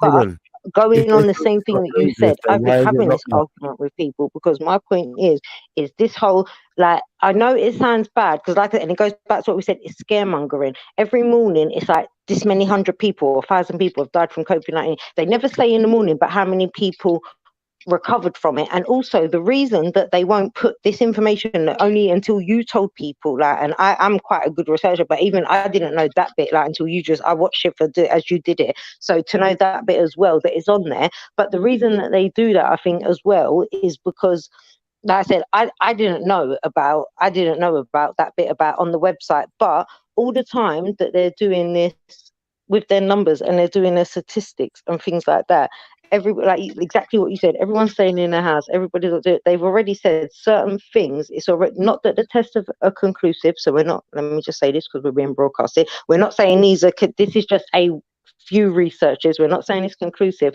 but what they're looking at now, what you were talking about earlier, man, about the lack of vitamin D, about this and that, there's a whole lot of other factors that could be, not saying it is, but could be or could play a factor to the issue with the COVID-19 and with everything else. The government is like that. It's bad, but as harsh as it sounds, if we put it in layman's terms, every morning they put on the telly this many thousand people died. If you actually look at the statistics since, well, actually, again, don't quote me because I haven't checked in the last 4 or 5 days, but before 4 or 5 days ago, I did check. So although these numbers are, and I'm going to sound like a proper arsehole when I say this, so people do not write me, do not complain. I'm just playing devil's advocate and putting it out there. The number of people that have died, because they talk on telly about thousands and hundreds, and it sounds bad. If you actually look at it in percentage, it's like even by the whole epidemic, they're predicting 2% of the population may die from that.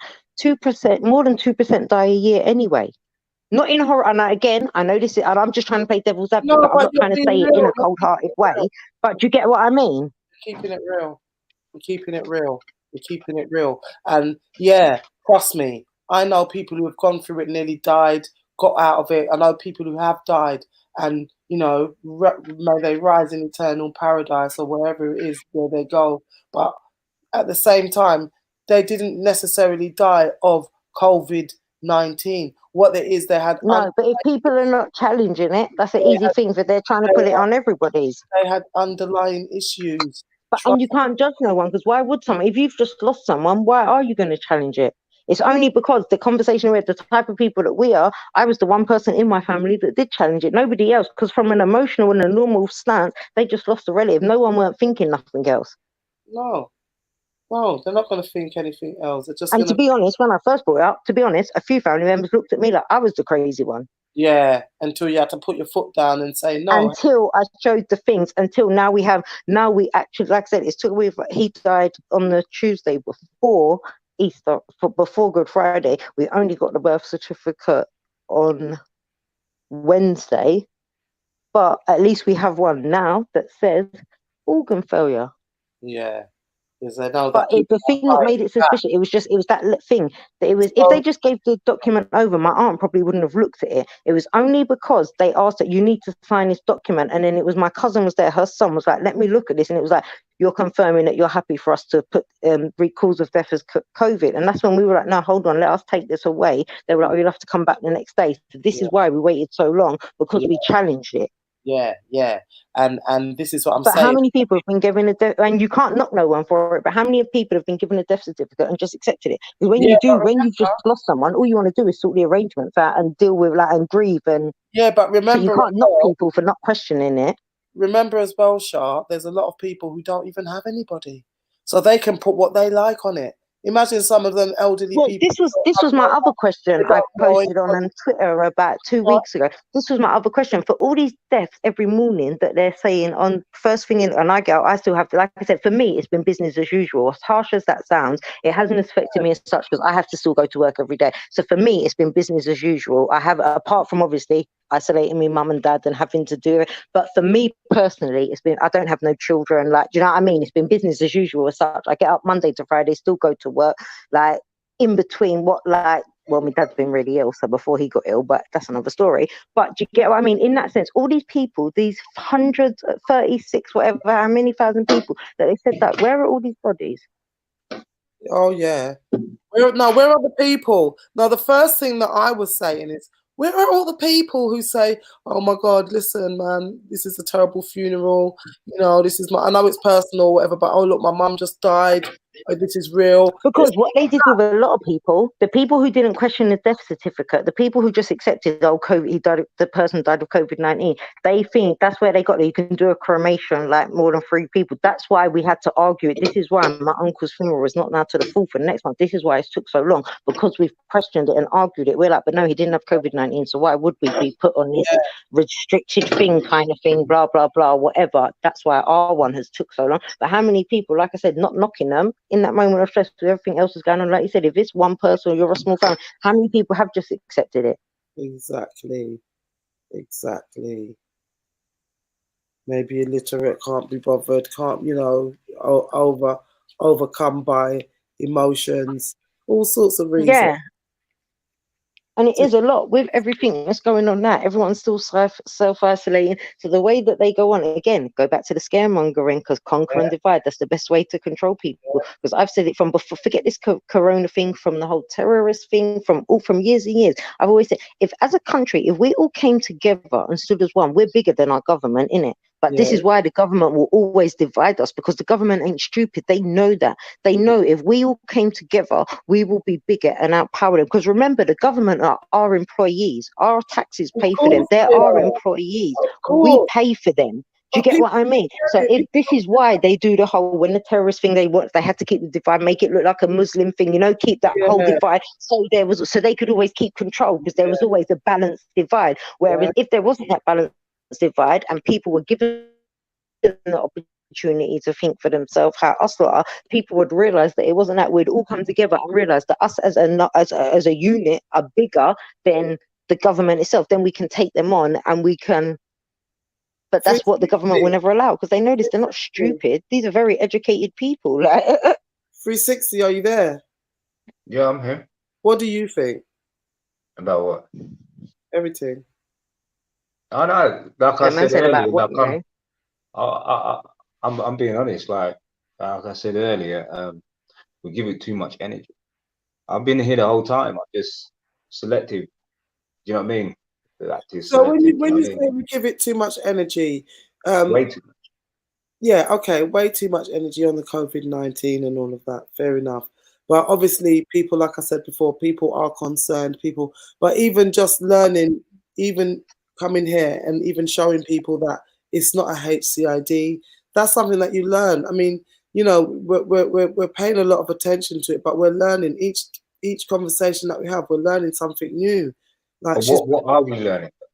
well, we're Do learning. you know what I mean? Like if you We're look at it, learning that this thing, there's more and more evidence coming forward to show us that this thing is a damn joke. all right. So see, when I first came into this group chat, right? I'll be honest to you, like you in certain assets, certain things that you touch base with, I think they were totally like relevant for these times now, and they were like self-awareness, action, Yeah, and that you mentioned. Do you know what I mean? Obviously we are in this pandemic, we are part of this system. Do you get what I'm saying? So it's like we have to really be self-reflective. We call it self-isolating. We are adopting every form of, like, what's the best way to put it? It's like capitalism, extortion. Do you know what I mean? Imprisonment. It's like slavery. Like Schiffer said, yeah, man. Things has changed because slavery is gone and that's good. No, the chains are just concealed. We all slaves. Do you know what I mean? Like these things have always been there. But now, because we choose to, because we're now in, and we're like now looking for new things to do. Some people are out of boredom. Some people are just like, oh shit, like picking their brains and all sorts. And people are getting back together, planning to get married. Some people are now looking to, kill their partners. And do you know what I mean? My heart goes out to those who, when they used to go work, or the kids who go to school, that was their escape. Do you understand? From that abusive parent. Do you know what I mean? They're like, shit. You know what I mean? There's people that they even kids where their only meal was they relied on school. Yeah. No, it's true. Do you know what I mean? Like those are the things that really stand out with me. So it's like, all right, I get it. Yeah. We're going through the motions. This is it. Do you know what I mean? 2020 vision. What would you think about it? So 2020 vision. So to me, if we know that this is all structured, if we know this is the formula, we know this is conditioning, we know these things are 2020. Come on, 2020 vision. We have to be well-rounded. Yeah, £3.60. We have to make sure that we ourselves, have them talks with ourselves and get, more in touch with the universe. Yeah, and it's not by looking out with everything that's happening, but looking within. So some people, they're not struggling at all. They're not struggling. People need to look at this situation as algebra. X equals C. They're not struggling to love themselves at all. Like they're using this time like to their advantage to meditate. Do you know what I mean? Like to get within. Yeah. How am I going to make myself better in this situation? How am I going to become a better person? Do you know what I mean? That should be a question everybody's asking themselves. Yeah, we need more people like that, thinking like that. So, like I said before, it's a mad world. The society's sick. We live in a sick society. Everybody's got mental issues. But you go and tell someone that, they tell you a nutcase. Shut up, man. Yeah, you're going on. Okay, bro. Okay. Like, do you know what I'm saying? Yeah. Because it's like, what's her name? Tubman. I forgot the rest of the thing. I can't remember, but Thingy Tubman, yeah. Yeah, where she said she freed 1,000 slaves. She could have freed another 1,000 if they. Oh yeah. You understand? He's talking about Harriet Tubman. Yeah, my guy, power to you. You understand? So your names there, man.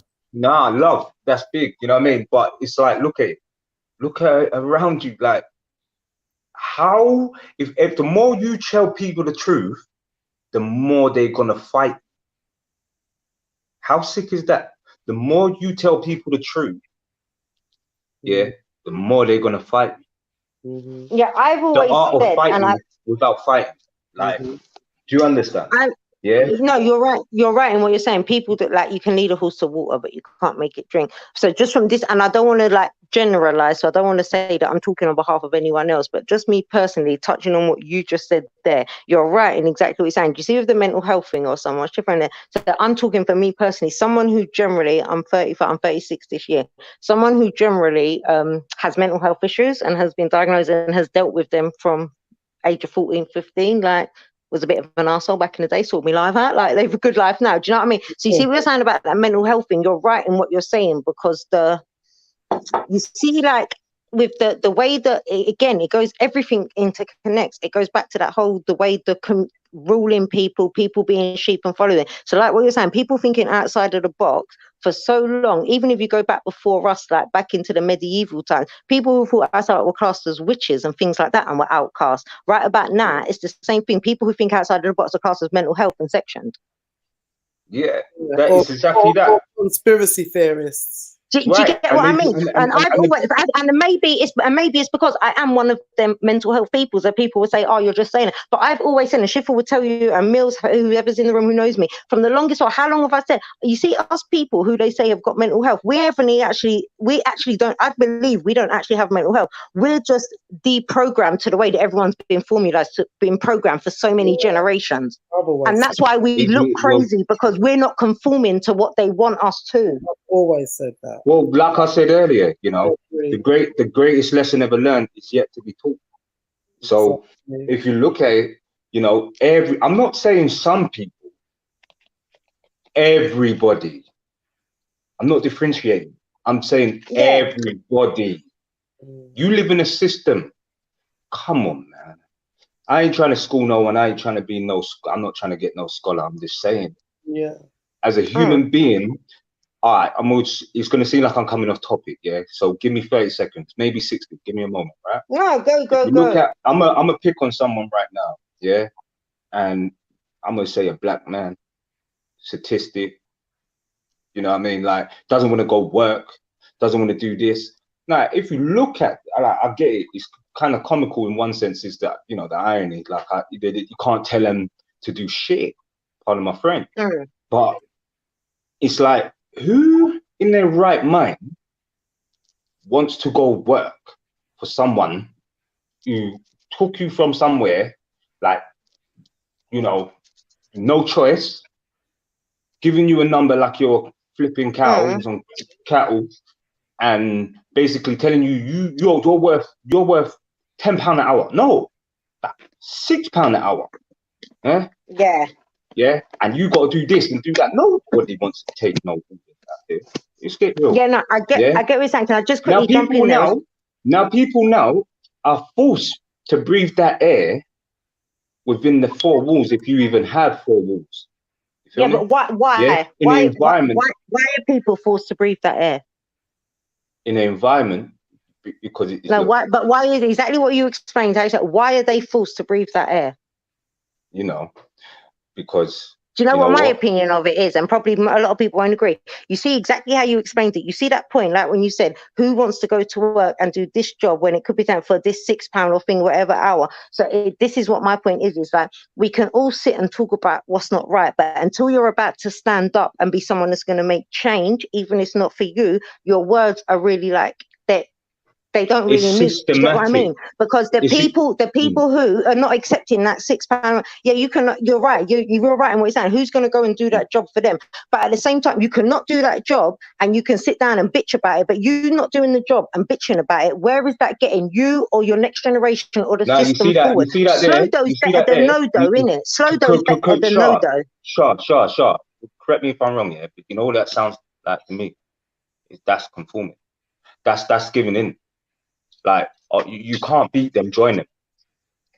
No, I'm not saying join them, but I'm saying if you're not going to join them, I'm saying don't not join them and sit down and do nothing. I'm saying if you're that righteous that you concede what they're doing is wrong, that you're going to stand up and say what you're doing is wrong, I'm not joining you, then I'm saying you need to not get to that point and then procrastinate. You need to follow on from that point and make a stand and change it. If you've acknowledged it and seen that it's wrong, if you're that righteous that you've seen it's wrong and you cannot do it, then the next step is don't make anyone else come into that situation. Don't make any of your people come into. The next step is don't do it, but you know, at the same time, don't not do nothing. But you see now, you have to look. Like, you see nothing, the power in nothing, innit? It's like, I think it was Mills who asked, like, you know, like, is there any power in doing nothing? Here, in the sense of, you know, on one side of things, you know, we've got 360 saying, you know, there's a power in nothing, and, you know, sometimes doing nothing is the best option.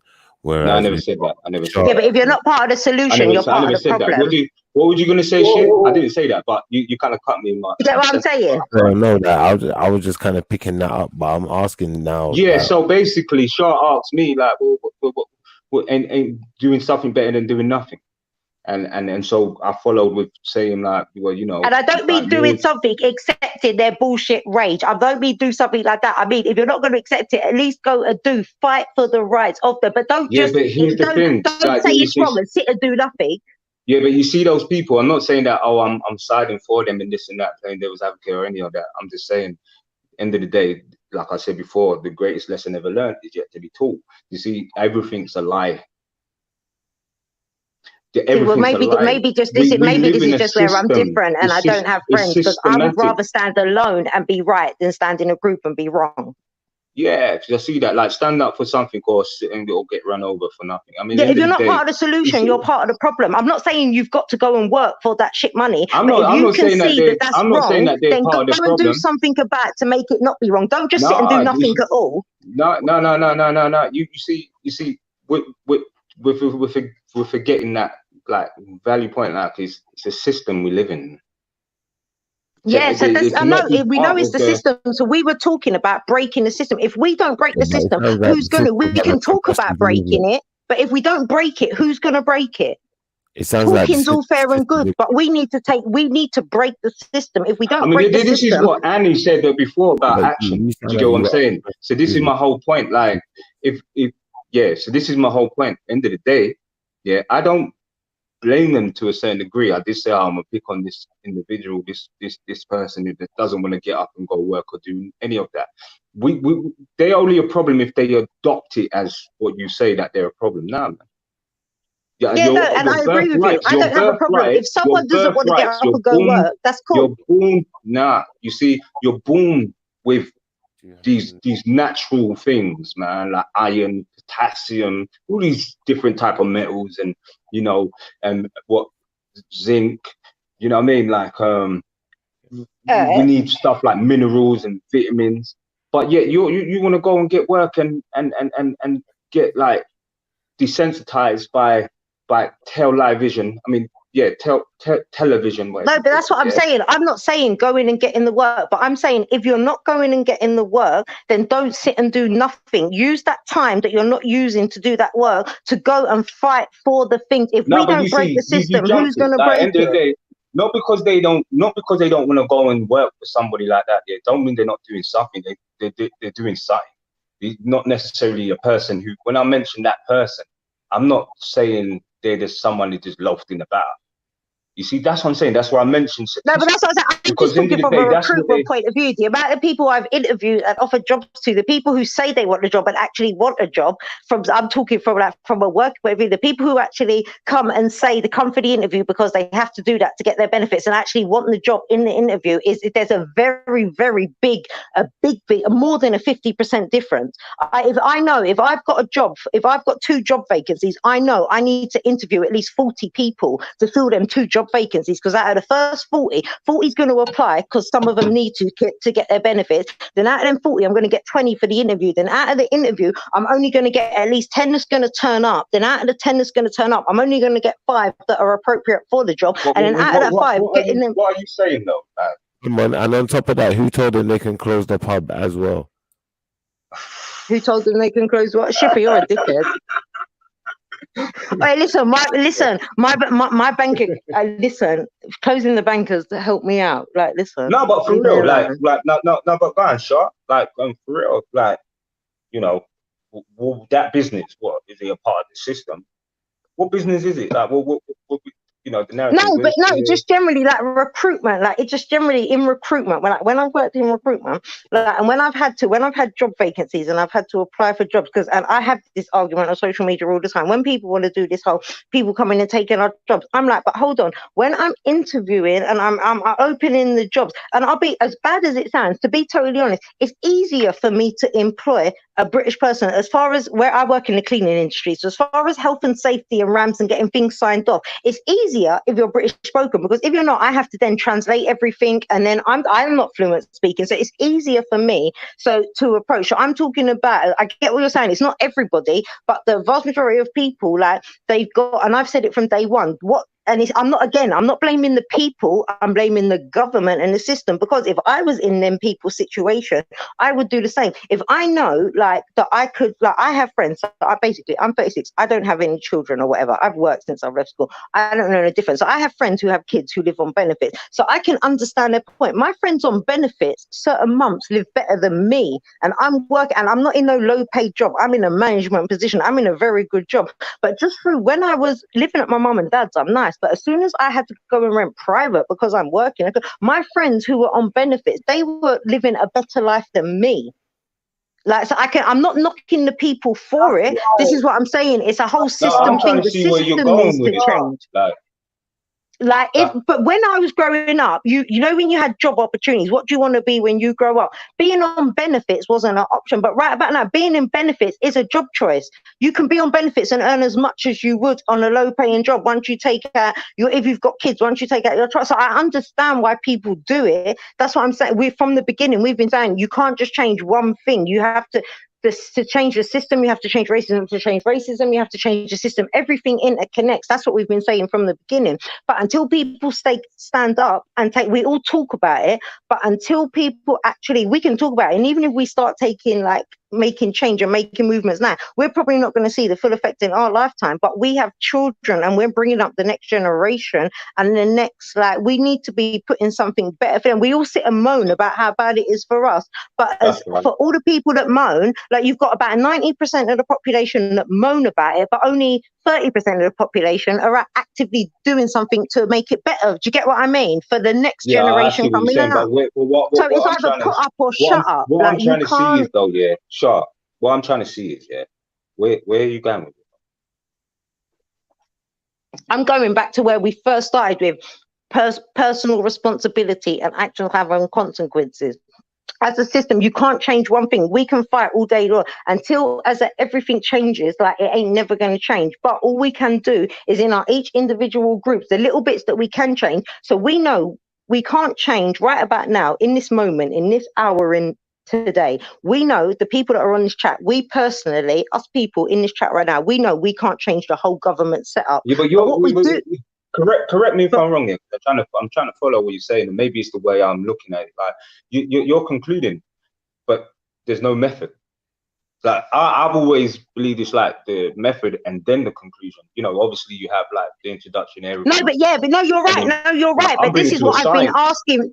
No, you're right, and you're fully right in what you're saying. But this is what I've been asking. We know what we need to get to, but this is what I'm saying. Everybody knows exactly what I've done. This is what I was using as an example.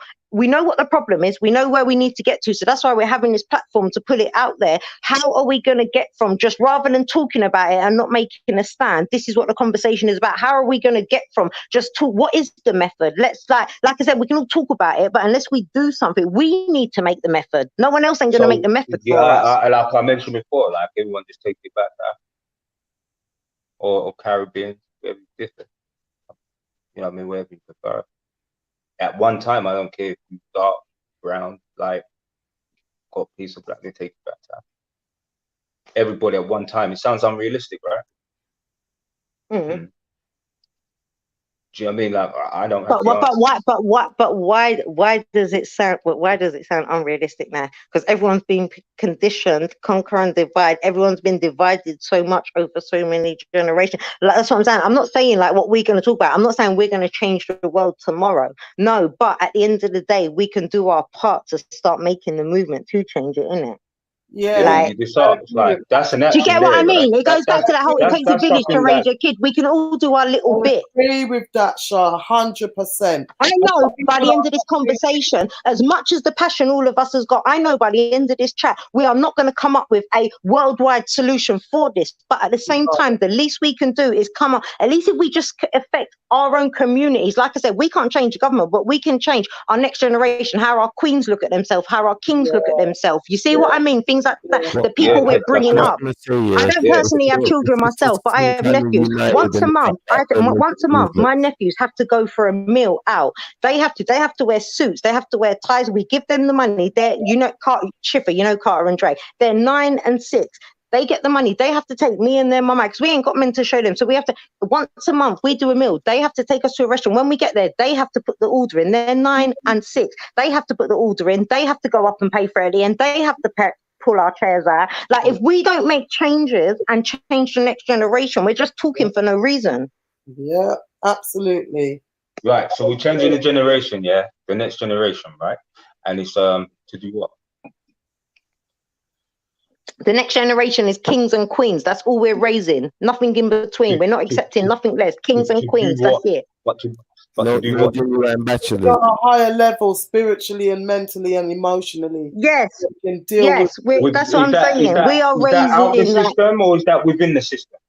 No, that's fuck the system. Fuck the system. System's always how can you say fuck the system with an NI number? Like, I don't. The system's always going to be there. Okay. No, I don't mean fuck the system like that. I mean educating them from the inside out.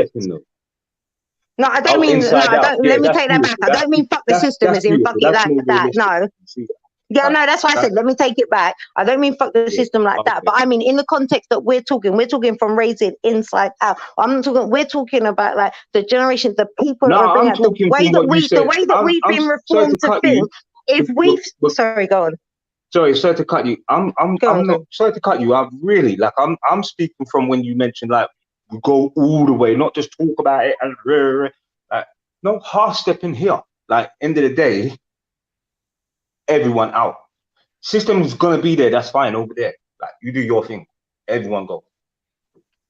Yeah, I think it's more about yeah, you're right. The system's going to be there. So we need to get to a point in life where the system has never been in our favor and they're never going to make it in our favor. So we need to find a way that the system's going to be there. So we need to find a way that we can progress ourselves. Okay, the way their system's working, it don't work for us. Okay, that's cool. You got your say you're going to keep this system, that's fine. So I'll tell you what we're going to do. Rather than bitch for another 10, 20 years about how your system is not working for us, we're going to find a way around your system. Yeah, so like everyone go back to Africa, innit? Like someone mentioned that in Africa, it's governed by the white man. It's governed by the white man. It's a white man's world, right? All right, cool. It doesn't matter what nation. Because they all took in, it's like that movie, 300 in the Persian, but I'm not even going to sway too much. What I'm saying is everybody got together, yeah? Right? The system, yeah, if everybody, look at it, a lot of Africans, yeah, they come to here and they do better than people that were born here. Facts. Like, in fact, many different nations go to England and do way better, yeah? It's like they were given a gift. They know about real hardship, real sufferation. You see it? Yeah?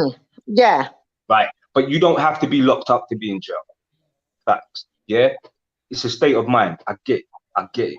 Yeah? Everyone be locked up. Everyone who's following and if everybody over there are looking and watching on the TV a better life, they're like, wow, I want to go over there to England or to America. Yeah, man, it's just a promised land. Yeah. You know what I mean? They everything's happening. They just see what they see on TV, right? So look at it this way. If they see everybody like a flood, yeah, like a tsunami, if they see everyone, like all these ships, like, rah, they come back home Tell me This is this, yeah. that they're gonna still want to leave Africa when they see their brothers for the first time. Oh my dear. Do you really Yeah, think yeah, that no, obviously, yeah, anybody no. is gonna Yeah, want no, any you're part right. of this system again? No matter what, we got each other. That's unity.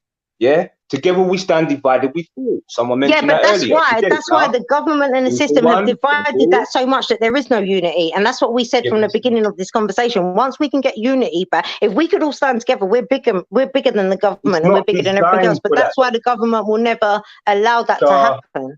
Shah, it's not designed like that. Do you know how many?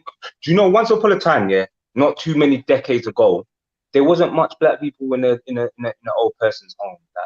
Facts, like more times, it doesn't. Not even just black. You know, you can go to Mexicans and even Chinese and all Yeah, different yeah, races, no, right? They live no, at home foreign with their people, yeah. mums and with their kids. You know, they now look after them now that they're elderly.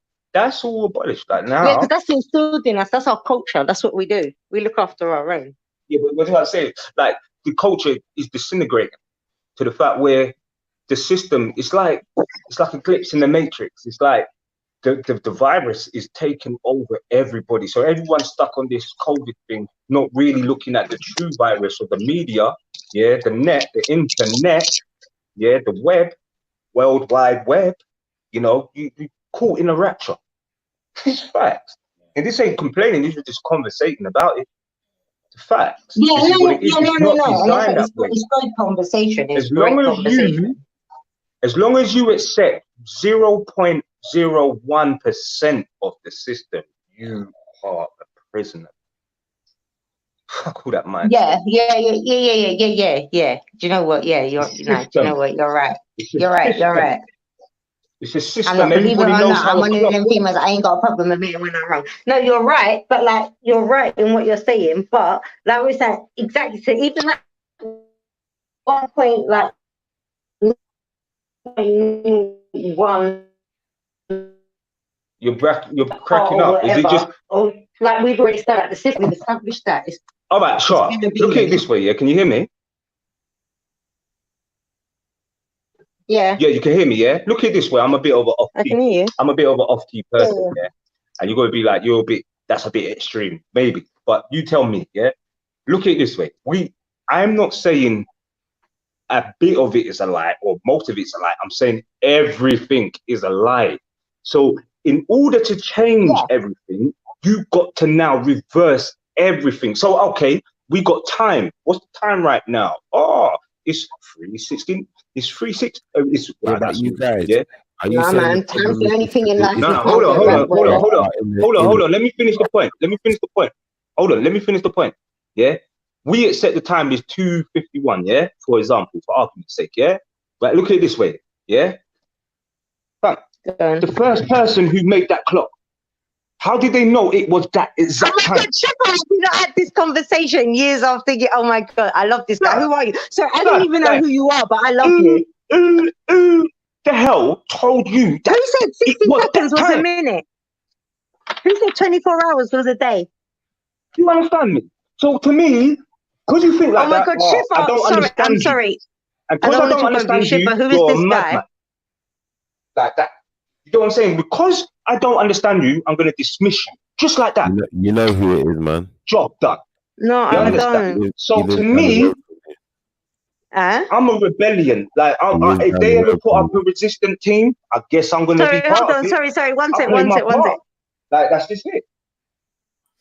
No, Shifa, I really don't. What? He lives down the road from you. Why were you going to talk like that? You're snitching, man. You know you're talking about. Oh, is it my friend from across the park? Yeah, from around the way. Oh. Let's just leave it there. Yeah? We just keep it 360, yeah? Alright? But look at it this way. End of the day, yeah, what's up? What's happening? You see what I mean? But look at it this way. Continue anyway. That's how you know I kept talking over you, because that's what I do all the time. It's all right, we're going now. I don't feel so bad now that I did it. No, it's all right. It's a conversation. It happens.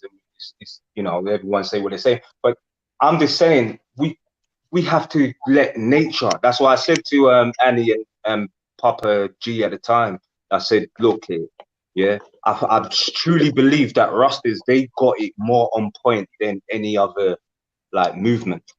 Do you know what I mean? And just as a movement, because they're accepting nature as their guidance, as their driver. Do you get what I'm saying? Yeah.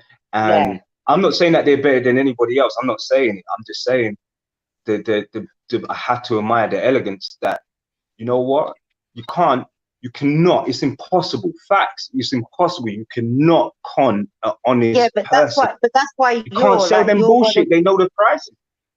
But you're a minority of your thought pattern is a minority of like the population, because you see that open-minded thing. And I think me and you have had this conversation before. Like I said, if you don't know about something and you're not willing to learn, as far as I'm concerned, that's ignorance, isn't it? I'm not saying you've got to learn and agree, but if you don't know and you're not willing to learn, that's ignorance. And a lot of people are ignorant. For sure. 100.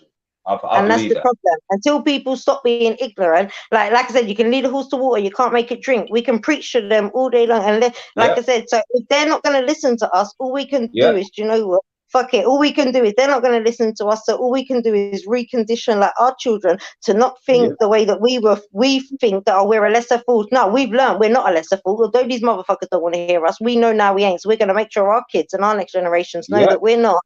And they're kings and queens, and they're gonna take over, and like we're rising up, like. Yeah, we have to lead them to the lake. They have to decide whether they want to fish. Do you feel me? That's food for thought. Once we teach them right, once they get there, they're gonna drink knowledge. Nah, I think it's just natural instinct. Do you see what I'm saying? Like, because nature, mother nature, mother nature. Yeah. So who's governing over that? See, there's levels to this. See, but because we now accepted as the adopted parent, the system, everything is systematic. Do you get what I'm saying? Yeah. So the only way to beat the and what system does systematic lead to? Systematic leads to problematic. Sorry, go on. But it's real though, isn't it? Anything that a man touch, I don't care if you're female to whatever, anything a man touch, it fuck up. Anything a man touch doesn't last. I have to pardon my language is really terrible, but you know what? Like that's my environment. That's how I was raised, and I will say I was raised in the white man's world. I was raised by the white man's ways. So I have a lot of that. And then some people would take that as a relate. Some people would take that as a racist. Swear after my mum and dad go to you see what it is, yeah? Like some people would take that as a racist statement, but the truth is, it's the truth, isn't it? Like these are all the ways. This is not like this. Look, Africa is not. I just come to realize. I think we're the only people in the chat. I don't know. Yeah, I think we are actually like we're actually having a personal conversation across like chat. I'm definitely. Yeah, I mean, but I prefer that because at the end of the day, I don't really want to be talking about this COVID thing and giving it life as much as we have been doing. Do you know what I mean? Well, and I think you lot made it. I can't remember who made the point, but I think it may have been Annie. Correct me if I'm wrong, but you know, it's like anything you speak, you kind of speak it into existence. So that could have been me actually. But do you get what I mean? My mother did teach me that, like, you give it more energy.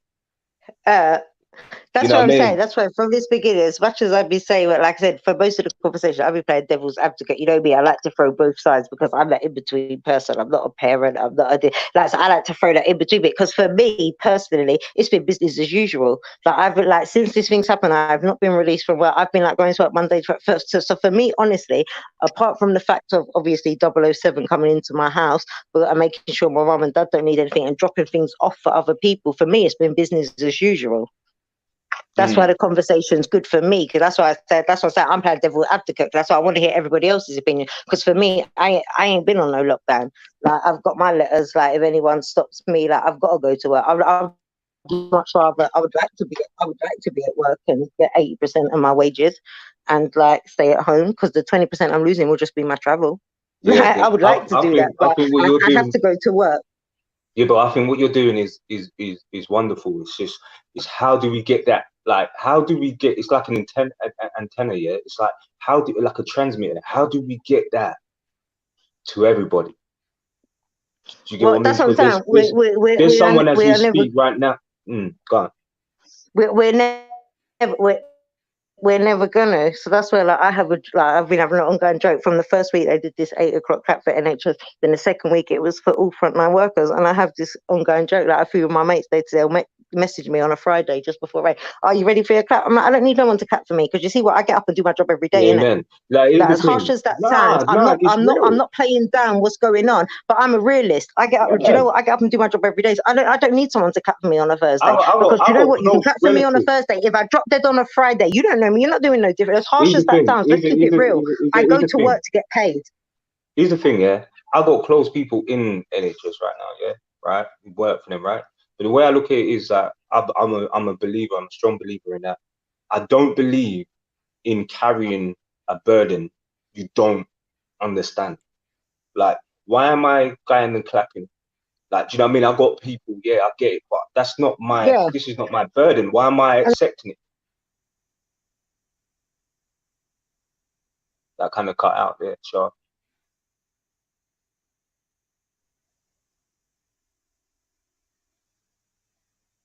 Yo. Yeah, I'm not sure what happened there. Can you hear me all right? Yeah, I can hear you. Fine. Yeah, but I think that the females, they because they've got those mothering instincts, as I like to call them, they've usually got things worked out and already started strategizing, ways of saying and keeping things together. Yeah. And I think we got to really be thinking about these things right now, especially where things are just, it's like it's gone from one level to a next. What level is next? It's crazy. Yeah, for sure. That's I think that's the important one. That's right there. That and then the next level and understanding it, like visualizing it, and okay, how do we deal with that? Do you know what I mean? It's not. We're already at that level, furthermore. We're at that stage. We're now we have to be finding a way to, prepare ourselves for not just the present time, but like our future, our kids and their kids, and do you know what I mean? And just getting an understanding of life. Live, love, life, man. That's I believe in that. Yeah, 100%, 100%. Yeah, 100%. Sure. I get where you're coming from. I'm just like, what happened to Shaw? What happened to Andy and all the others? I'm not sure. Their microphones went silent. I don't know if you guys need to jump back out of the chat room and jump back in again and see if it works better that way, or if you just muted. Yeah, I think that's what. Am I back? Yeah, you're back. Yeah, you're back I now. hear you. Am I back? Yeah, you're back now. Can you hear me? I didn't even know I was gone. I was like chatting away to you, so like answering back. I didn't even. Hold on, wait. I need to come out and come back in. I got an echo. All right, yeah. If you jump back out and then jump straight back in, I'll just put you back in the chat. But yeah, man, I think I think it's powerful still. No, go on. So, my bad. We really need to be thinking cautiously right now and thinking vigilantly about what our next steps are. And I think that's something we can all take home with us, from the conversation today. I think another thing we can take home from the conversation today is, we're all kind of with the consensus that we have to stay fit, look after ourselves, take care of our health and our bodies right now, and don't be too complacent in that regard. And I think ultimately, hello, sorry, I had to go back out. I had a situation that's, it's outside of our control now, isn't it? It's something that's bigger than us. Yeah, for sure. Yeah. Yeah, it is, but this is what I'm saying, unless I said I'm not playing down how big it is or whatever, but all I'm saying is, like, let's keep it real. All we can, exactly what we said, we can only control us and what's around us, innit? So, like, as harsh as it sounds, I will be that one. I will be play devil's advocate and be cold-hearted. As harsh as it sounds, like, it is big. We're not disputing that it is bad what's going on, but right now we can only control us and what's going on with us. No. Sure, I would have to disagree. You see, I don't believe I'm the total opposite. I don't think we can control shit. Like, it's anything. No, I don't mean. No, I didn't mean. I meant like spirit. I meant like vibe wise. That you can. I was meaning like you can only get things. You can. And something can only affect you the way you let it affect. I was meaning like, yeah. I didn't mean, I was meaning like metaphorically, not like, I was meaning like it can only affect us how like we let it. So my point, you can sit and worry about it every day because of what's on the telly, or at the end of the day, as harsh as it sounds, if it's going to happen, it's going to happen. So all you can do is do everything in your heart to make sure you live the right life, eat the right, do you know what? Just live your life, be cool in it, like, because I'm one of them people, like, if it is really that bad and I'm gonna die, like, I don't want to be one of them people that I died worrying like my whole life. I want to die like on a high. Like, if I'm gonna die, like, boy, I died on a high, innit? Like, although I'm taking every step to make sure I don't, but like, one day it's inevitable. Like, I don't see worrying about it. That does no good for your mental health. Like, that all the time you're worrying, you're putting negative vibes out. So you're gonna pull negative vibes to yourself. As harsh as it sounds, you need to just stay positive and, like, when it happens, deal with it when it happens. What's the point in worrying about something before it's happened? So what do you say to somebody that doesn't see things positive? Like, everything around them is negative, and it's not that they're just negative people, not those ones. I'm not saying. No, you asked the perfect person. I got cognitive behavior. This is why I know these things. I've had therapy. This is like, I have to do these things. I have to go through certain things every day. What do you say to that person? You mentioned someone like, you mentioned someone. Hold up. You mentioned. I was talking about myself. I think negative every day. That's what I have to do every day. You mentioned there's someone who hasn't got anybody, or was it anybody? Earlier on, one of you honed in on the fact that there's someone out, both of you were conversating on, there's someone out there who if you ain't got no one. And when I say that, I mean like drifters. Yeah, do you know what? Do you want me to answer honestly? Do you want me to answer that honestly? Because things negative. Yeah. Do you want me to answer that honestly? But you're probably not going to like my answer. No, it's not a case of that, but I'll answer that totally honestly. And it's what I mean. Not a lot of people are going to like my answer. But again, that's me. I'm an individual.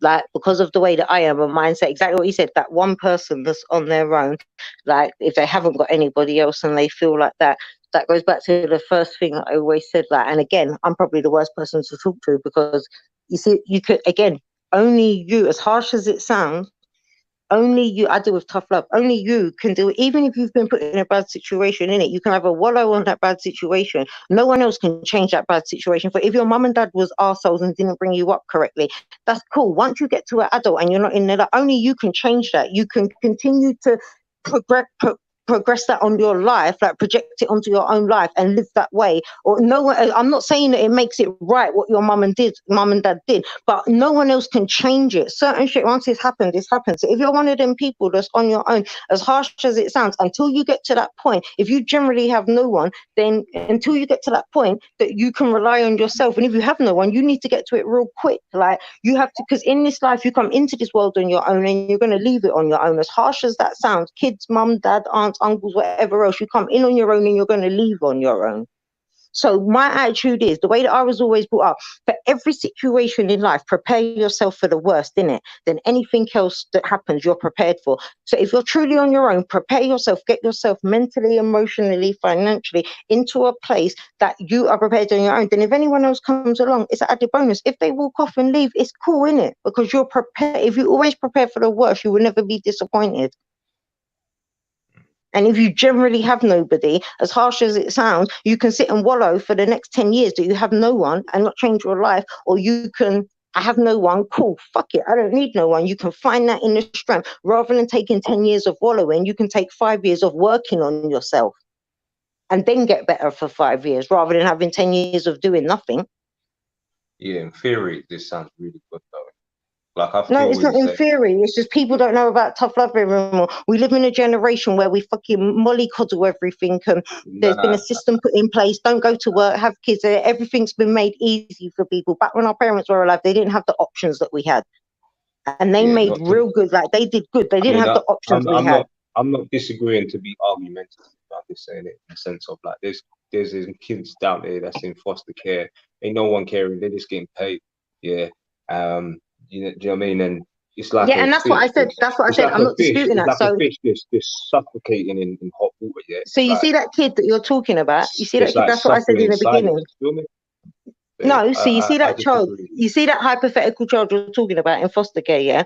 This is what I said to you at the beginning. I'm not saying forever, like, so if that's their situation, that's what I said. I'm not excusing the fact that that's a bad situation and they should have never been put in that. That's what I said from the beginning. I'm not excusing, if your mum and dad shit and you're put in care or something, I'm not excusing it and I'm not saying that's right. But once you get to like, whether it's 16, 28, 48, once you're in a place where you're in your own life and you've had kids of your own or whatever, like you, as harsh, I'm not dismissing what them people done, but if you can't get closure from them people, then the least you can do for yourself is like, do you see like when people think to forgive people, like people think, oh, to forgive you got to be a pussy. No, you ain't. Like you need to forgive for your own good. You see me, I'm one of them. I forgive everything, but I don't forget nothing in it. Like, but you, and so if you generally have nobody, I'm not saying it's easy, and I'm not saying it's different points at different lives, but you can only use that product of my environment. Oh, I had this, I had that. No one's excusing that wasn't bad.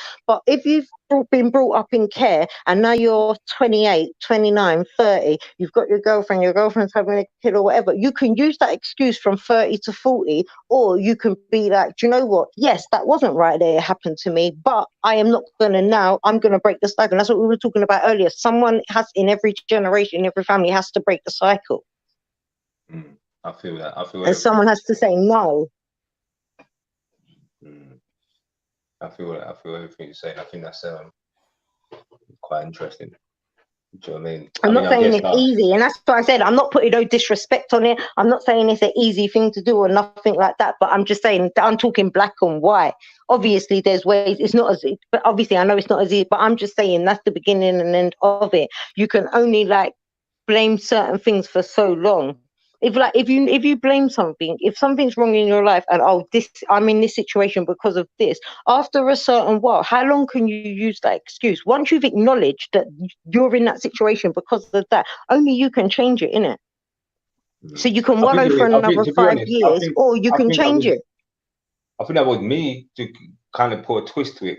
Do you know what I mean? Like in what we were speaking, because obviously you were rightfully speaking, correct me if I'm wrong, but more on a responsible level, like an adult level. So I guess I put a twist to it, but they're still relative. It's still relative because this is reality to somebody right now. Do you know what I mean?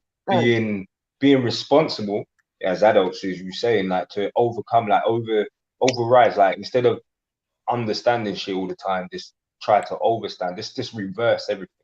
Do you know what I mean? And yeah, no, I feel what you're saying. The best lesson people can learn in life is, you know, as harsh as it sounds, there's some things in life you can't change. For all the will, love, money, power, prayer, or there's certain things in life that can't be changed. So the only thing you can do for yourself, I'm not saying, when I say accept it, I'm not saying accept and say, okay, it's right then. I mean, do you know what? Accept. Do you know what? It was wrong. I'm never going to get closure from this person, or it's never going to be. But do you know what? I've accepted it's wrong. Now I'm going to close it and move forward for the better of me and my forward in prospects, my children, my whatever else, my thingy going forward. So would you say that's what people should do in this state of time right now? Like just forgive everything and roll with the punches? In this state of time, in any state of time.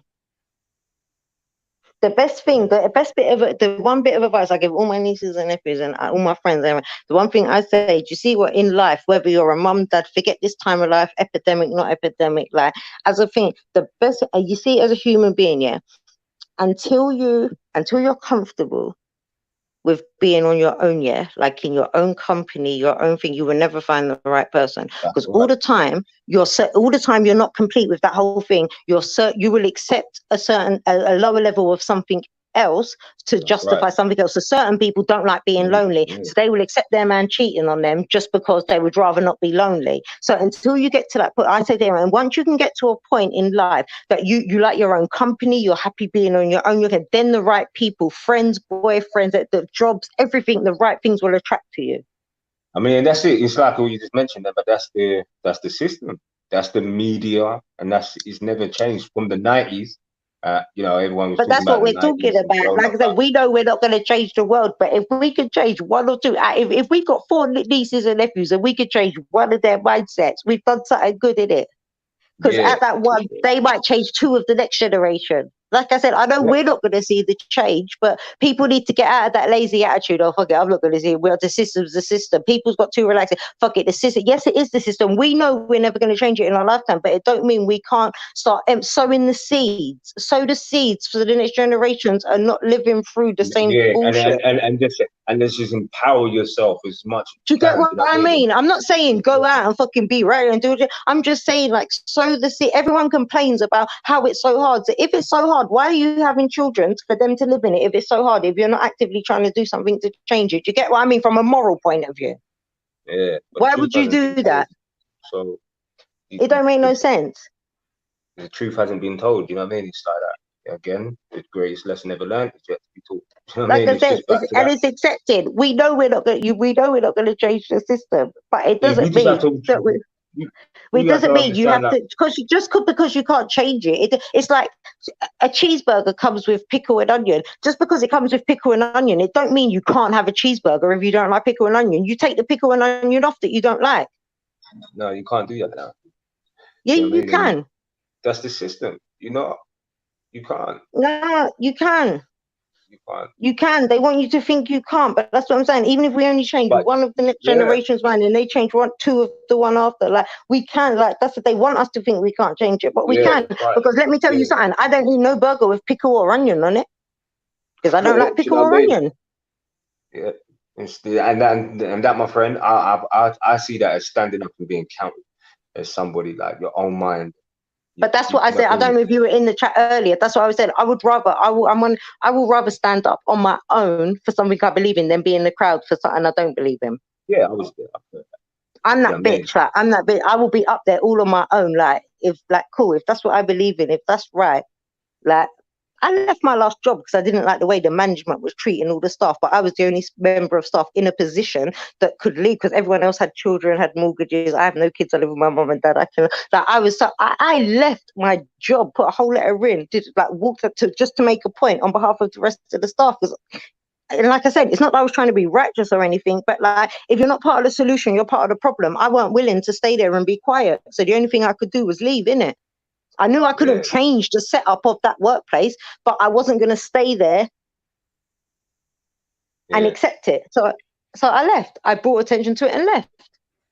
And that is beautiful. And that's what I think, like with that individual kind of person who doesn't want to work in something like that, it's all good to do something for yourself. Do you know But what I I mean? understand not everybody's in the position to do that. Some people have children, have house, have rent. So I understand people are not in a position, they have to take bullshit from jobs. I understand people are not in a position to do that. That's why I am in a position to do it. So I will do it. But you see, like it's just back to what we were saying, you know, like just self-educate every day. And how do we I would love to know how we get that, you know, like broadcasted to everybody. Do you understand? And not just not for it to just to see the air. Do you know what I mean? Like something that just goes into the goes on air and you know it doesn't go anywhere. It's kind of stagnant. So Yeah, I'm but that's thinking, what I'm saying. It's like I said, it's one in very few people. But exactly what you're saying about making that change. But like I said, I've been that person from day one. Where I grew up, the state I grew up. Actually, will tell you, I never forget having a conversation with a worker, not a child, a worker in the youth club of the estate that I grew up in, and they're having about being about 12, 13 years old, talking about school, and I was like, yeah, I want to be an accountant when I finish school. The youth workers, exact words to me was, because they said exact words to me was, yeah, no, you're not. You're gonna be like everyone else on this estate. Like you'll have a kid by the time you're 16. Blah blah blah blah blah. At 13 years old, my exact words to that youth worker was, I'm telling you now, I'm not going to be another name of the estate statistic. Left it at that. See that youth worker about 6 years later. Well, no, 8 years later. I've got my.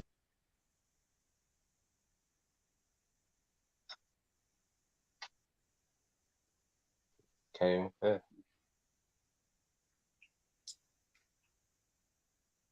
Yo, Shifa.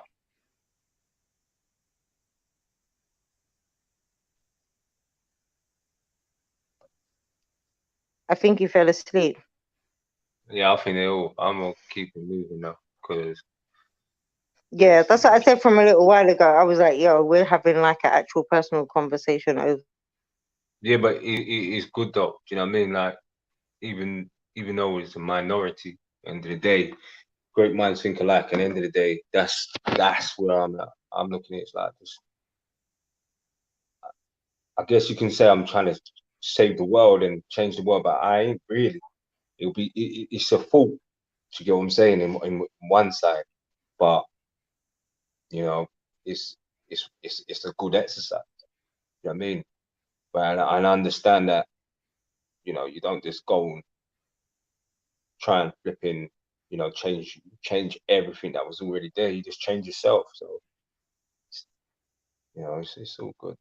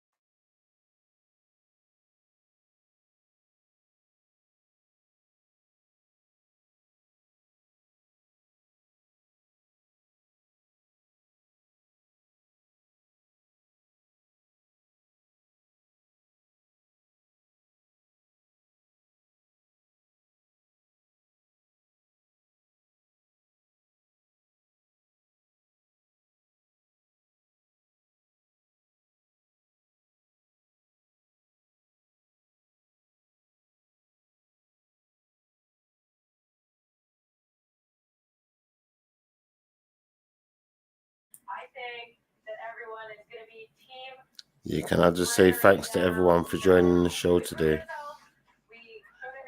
It's been a pleasure having you and getting your opinions. Sorry, I had to go on mute for a moment there. I had a couple of calls coming in, other things going on. You know how it goes with this online stuff. Mm-hmm. But I think it's been a good chat. You know, it's been quite diverse. So big up everyone out there. Mm-hmm. Like, Thank I have you. to add we're about to close the show now, darling. So if you got anything you want to Thank share. you. Just want to say thank you, and everybody just keep on doing all the positive things that we've taken from here, and don't sort of like, even beyond the lockdown, so to speak, everybody just keep healthy and be mindful that this could be just a rehearsal and this could happen for true. So careful what you say and careful what you do. Well, we're going to be back on tomorrow night. We're going to stick kind of on the subject a little bit, but we're going to move along with the conversation, I think, a bit. Yeah. I think we got a bit caught up in certain issues today where we were just trying to move through things, kind of have a bit of a brainstorm more than anything. Yeah. But it's really nice talking to you. Hopefully you can tune in tomorrow night. Oh yeah, definitely going to try my best. Absolutely. Thank you. Definitely. Okay, no problem. Well, we should be active from around 8 o'clock onwards. Oh, cool. So can I invite people? Yeah, definitely. Feel free. Okay, brilliant. Thank you, darling. You stay safe and enjoy. All right, nice one. Okay, bye.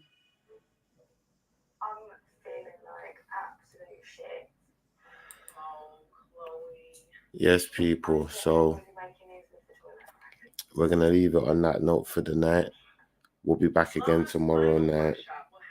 It's gone on late until the morning. We was going to call it a day a bit earlier, but I could tell people were passionate about what they were speaking about. They got things they wanted to say, and now they've got somewhere to say it. So, you know, let's let them talk. But yeah, man, it's been nice having everyone in the chat room. I hope you all had a good time. And I think it's bedtime now, all right? So, good night. Our Father who art in heaven, Yahweh be thy name, thy kingdom come, thy will be done on earth as it is in heaven. Give us this day our daily bread and forgive us our trespasses, as we forgive those who trespass against us. And lead us not into temptation, but deliver me from evil. For thine is the kingdom, the power, and the glory, for now and forever. And ever and ever and ever and ever. Amen. Bless everyone, yeah. Out. Tune in tomorrow.